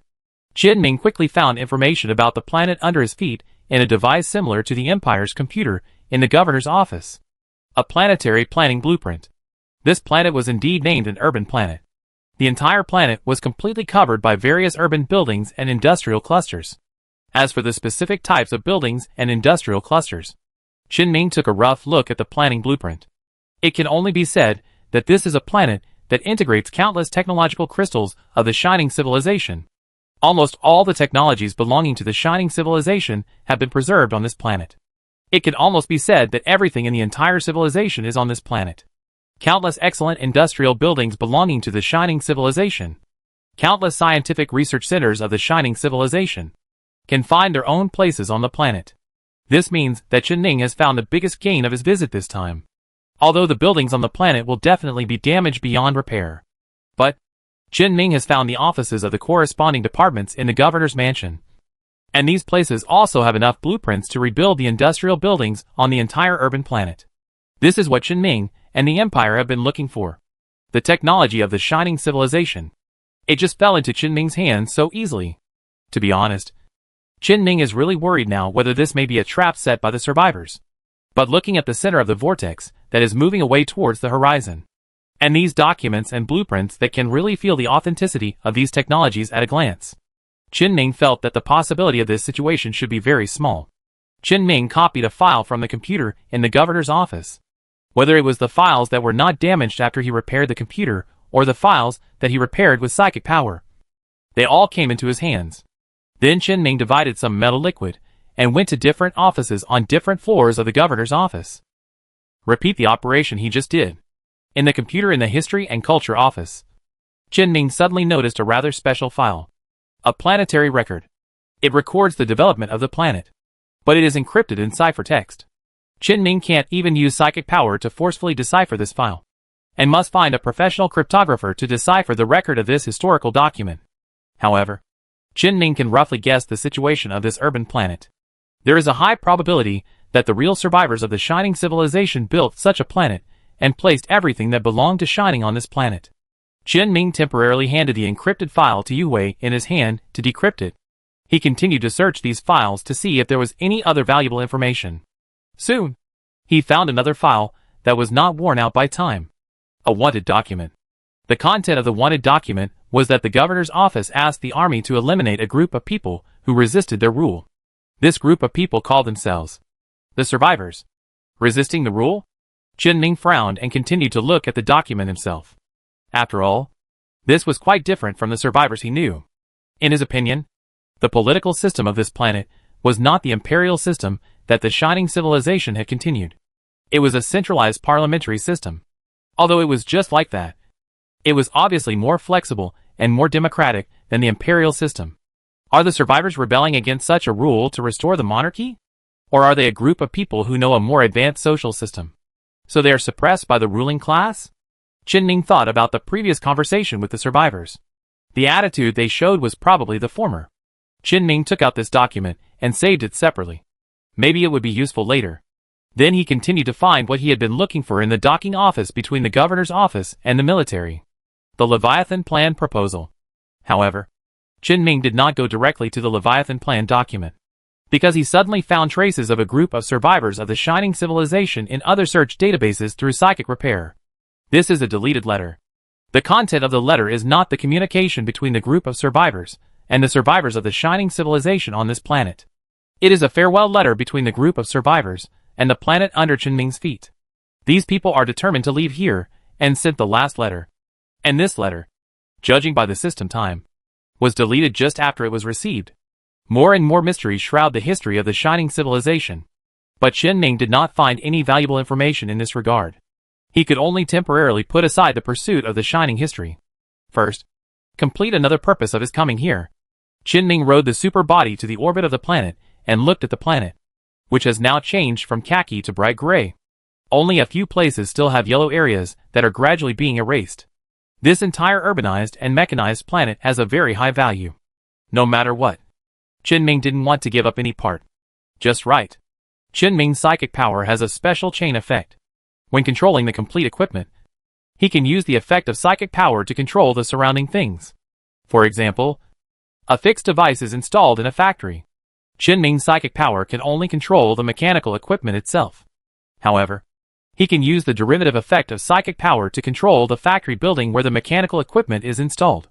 Chenming had mastered this psychic effect a long time ago, and he has been using it all the time. For example, he used this psychic effect to move away several colonies of the mechanical race. So, half an hour later, the yellow sand of the entire planet had completely disappeared in the vortex. There was a wave of metal rolling among the wreckage and ruins. When this wave of metal completely covered the planet, the entire planet disappeared into the galaxy. Chapter 417 Counterattack. Survivor Space Station. In the dark environment, only a hand with a metallic luster could be barely seen.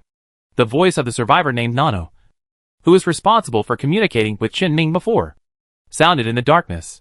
The city planet has disappeared. After he finished speaking, the voices of other survivors immediately sounded in the darkness. Where did it go? The galaxy in the wormhole. After getting this result, the survivors fell into a long silence.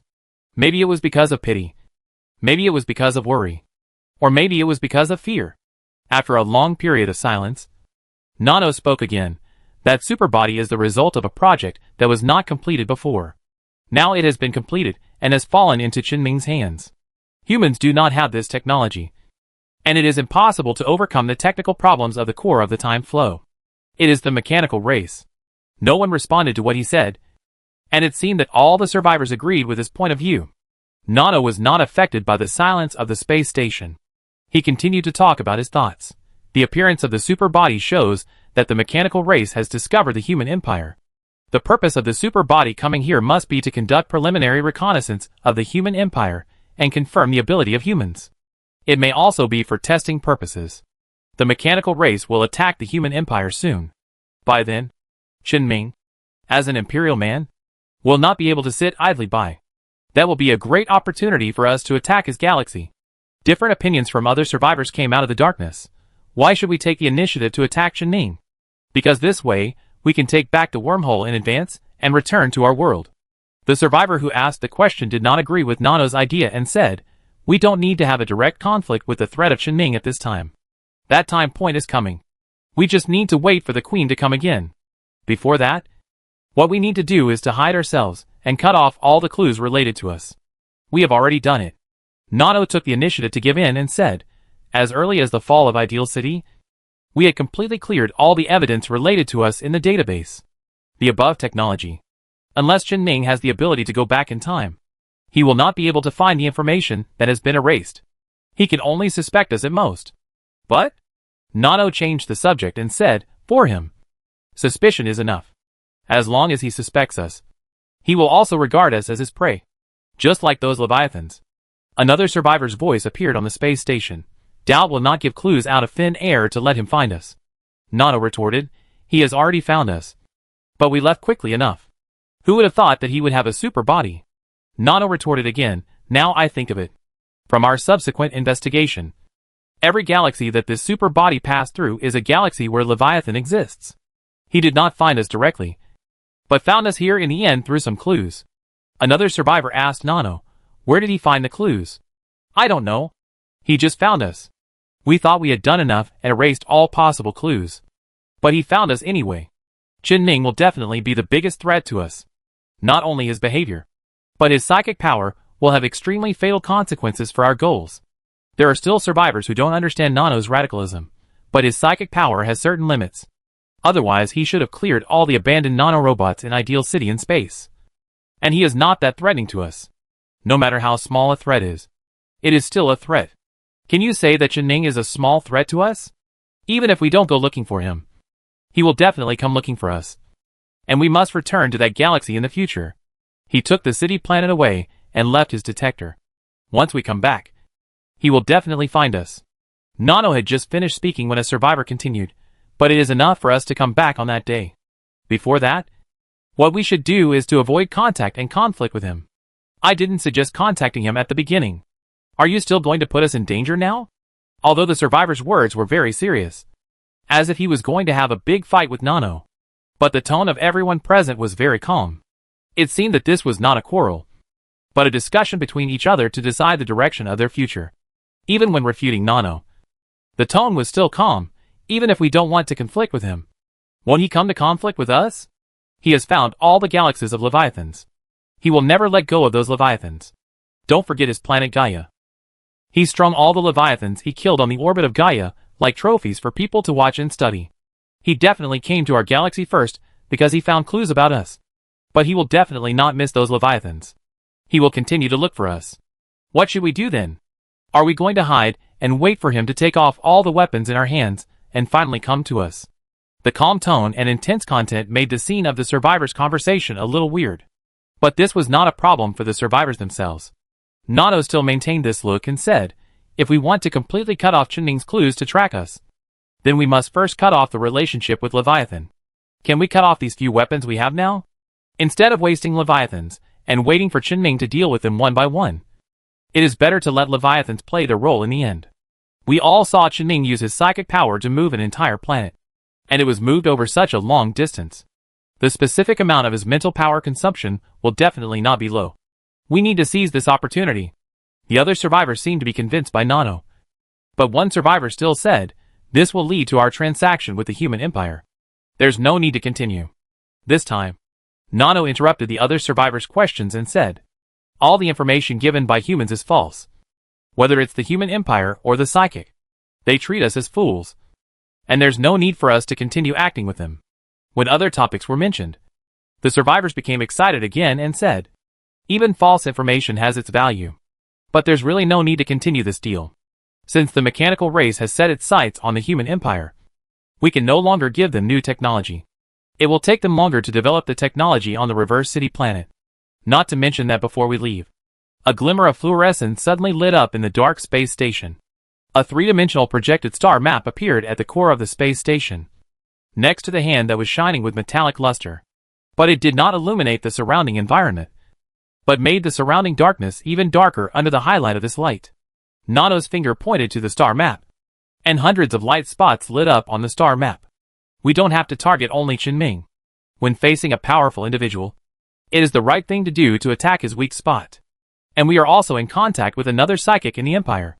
A survivor asked, we should deal with that psychic now. No. He has other uses. He can provide us with some information about Chen-Ning. The information may be false. The information related to the Empire may be false. But we can believe the information related to Chen-Ning, because he has proved that he was driven out by Chen-Ning. He probably won't mind sharing some information. The discussion inside the survivor space station ended, and it fell into complete silence. Chen-Ning also returned to the Gaia galaxy with the now abandoned city planet. Before moving this city planet, Chen-Ning had already thought about the destination of this planet. It was arranged next to the Gaia planet. At present, the stars in the Gaia galaxy that were once parasitized by the Star Devourer have now been completely restored. The habitable zone of the galaxy brought by this star is very wide, and the subplanet itself only occupies a small circle, which is enough to place several more planets here.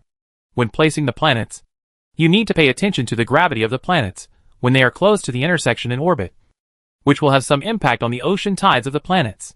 But it's not a big problem. Chen-Ning didn't put the city planet next to the Gaia planet directly.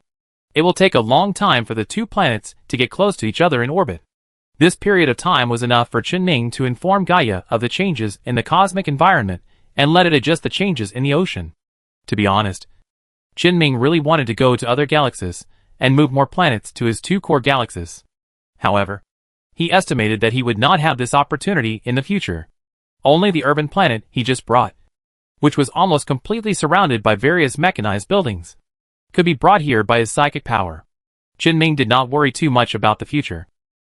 After the planet successfully arrived at the Gaia galaxy and successfully entered the orbit of the star in the Gaia galaxy, Qin immediately contacted the Minister of Psychic Power. The call was quickly connected, and Qin said to him without any nonsense, "I need manpower." Although Qin was on the super body, the super body did not activate the time flow core at this time, so there would be no problem in the communication between Qin and the Minister of Psychic Power. The Minister of Psychic Power could not keep up with Qin thoughts and asked, "What for?" "You'll know when you come here." The Psychic Minister immediately processed a document in his hand quickly, turned off the computer in front of him and said, "I'm free now." As soon as he finished speaking, the terminal that Qin gave him, which he put aside, overflowed with metal liquid and wrapped him. The metal liquid quickly dispersed and flowed back into the terminal. The Psychic Minister, who was wrapped in the metal liquid, appeared beside Qin. The Psychic Minister straightened his clothes as if he was used to it, looked at Qin and asked, "Why do you feel a little unwell? And where are we?" "On the super body of the mechanical race that I dealt with before. As for why I am not in a good condition, look outside." Qin stretched out his finger and knocked on the porthole. The two of them are now in the super body's mounting cabin. Although this extra mounting cabin is very dangerous, the surrounding visual environment is extremely good. The Minister of Psychic Energy just stared at the galaxy and scanned it. At first glance, he didn't see any problems. But just when he was confused, his eyes suddenly fixed on the planet next to Gaia. He blinked uncertainly, and then released a large amount of mental power to perceive the planet in reality, confirming that he was not mistaken. After the perception also clearly perceived the existence of the planet, the minister opened his mouth unconsciously and made a shocked and confused sound. "Ah!" Qin smiled and said, "Remember what you asked me to do before?" Immediately recalled the documents he had given to Qin before, and the traces found by the archaeological team earlier. "Is this a planet in that galaxy?" "Yes. You should have seen it." "Right. How many heritages of brilliant civilizations on this planet need human development? I'll just show you a few things and you'll know." Qin controlled the planet's atmosphere and entered the city planet. It began to circle the entire planet.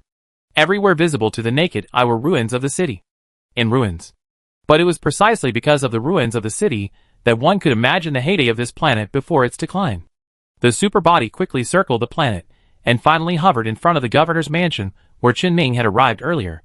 Qin jumped down with the Minister of Psychic Energy and came to the metal tablet with words engraved on it. Qin pointed at the metal tablet and said, "This sentence is quite interesting. It may correspond to the reason why the Shining Civilization built this planet. But it is still uncertain what happened. Find some archaeologists and builders as soon as possible." The Minister of Psychic Energy nodded repeatedly.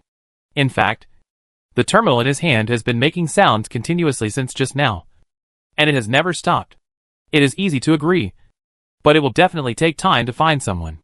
Qin said nothing and took the minister into the governor's mansion.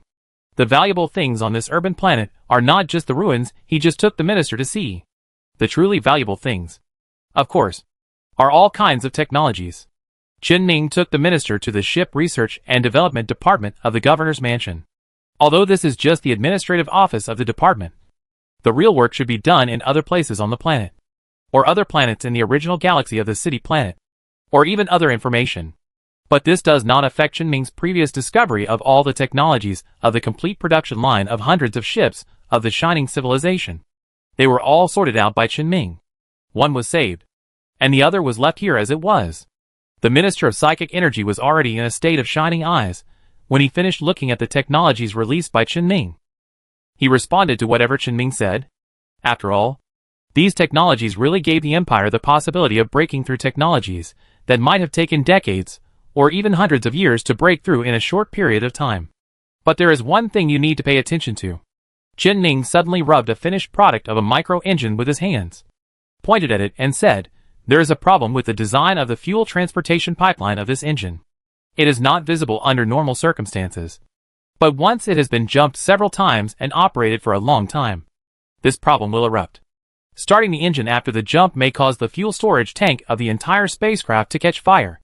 Not only this engine. Almost all technologies have this problem. Except for some deleted technical records that Qinming repaired with his psychic power. All other records found in equipment that can be repaired with some ordinary technical means have this problem. The Minister of Psychic Power calmed down as if he had been poured with a bucket of cold water and asked, why? The technology of the Shining Civilization should not, and could not have such a huge flaw. The survivors did it. That makes sense. Qinming continued to explain, when I was there, I saw their space station in addition to this planet. But unfortunately I couldn't catch them. Since their space station is there, I don't believe that these technologies have not been modified by them. This is a long-term trap of theirs. However, they didn't seem to know that Qinming had the ability to optimize technology. If there was no Qinming or Qinming hadn't studied it so carefully, these tricks might have really been missed. In the case that almost all technologies have problems, as long as one problem is not discovered, it may cause a tragic impact on the Empire. Then, the technologies traded before. Those are fine. Qinming used psychic energy to optimize the results of the technologies traded by the survivors before. And there was no significant change. It seems that the survivors really wanted to trade well at the beginning. But the Empire and Qinming did not want to. Of course, this is not absolute. After all, some technologies exist at a purely theoretical level. Without substantial results, Qinming has no way to optimize them. Then I'll notify someone to check again later. Yes. Speaking of which, Qinming suddenly remembered that he had found some information about the survivors. However, the information he found about the survivors was restored through psychic energy. If he didn't use psychic energy to repair it, he shouldn't find any clues related to the survivors here. This made Qinming more certain that there was definitely a huge problem with the survivors' actions. They didn't look like the survivors of the Shining Civilization. On the contrary, the people of the Shining Civilization on that city planet. Wait. Qinming suddenly realized something. He still didn't seem to find any bodies of the main species of the Shining Civilization. Even in such a place, the species of the Shining Civilization still didn't reveal their appearance. It was very strange. But Qinming had no way to get entangled in this. He continued to walk around the entire governor's mansion with the minister, and showed the Minister of Psychic Energy all the valuable information he had found before. Although many things are not his specialty, they all require him to connect with Qinming, and then distribute various tasks within the Empire. After walking around for more than an hour, the two returned to the hall of the governor's mansion. Although Qinming poured cold water on him halfway, it still couldn't change his excitement at this time. Qinming was willing to take him around, obviously telling him that everything here would obviously be shared. The Minister of Psychic Energy restrained his emotions and said to Qinming, so what you mean is that after you found a galaxy without Leviathan, you found this planet, and then found that there were many high-value things on the planet. So you decided to move the planet back? Yes. Well, I won't comment on your behavior, but I like your style. Do you have any other discoveries? Yes. I have recorded the way the space station disappeared when I arrived. Please help me see if anyone can analyze it. I suspect it is some kind of psychic effect. Okay. Wait for me to reply. Wait. Qinming suddenly interrupted the minister and lowered his head to take out the terminal. His expression immediately turned cold. What's wrong? Qinming put away the terminal and said, the Leviathans have started to move, heading towards me. And the total number is probably the same as the ones counted before. More than 100 Leviathans coming together? The Minister of Psionics realized the seriousness of the problem. Before, a Leviathan could easily destroy the thousands of Zerd biological battleships in Qinming's hands, which was extremely troublesome to deal with. Although this was caused by Qinming's forced exchange of battle damage, it was enough to show how powerful the Leviathan was. Moreover, Leviathan's abilities are usually very complex and difficult to target. It is hard to say that even one legion of the Empire can surely kill a Leviathan. And now there may be hundreds of Leviathans coming together. And they are coming with the idea of flattening Qinming's side in one wave. How long will it take? Qinming has put on biological armor. 31 have just set off. But the rest should have arrived. What? While looking for the extra galaxy, Qinming found the target in the 32nd galaxy. The traces of Leviathan were found in the 31 star systems he had passed through before. And he had of course left devices to monitor Leviathan. So Qinming saw clearly that the Leviathans in these star systems had just started to move. But as long as he thought carefully, he would find the problem.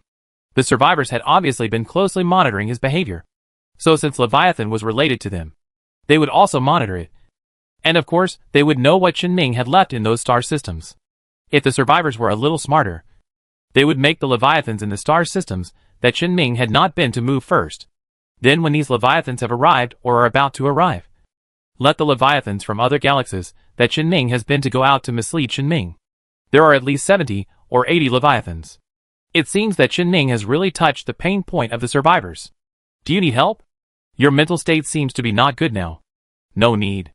I can handle it.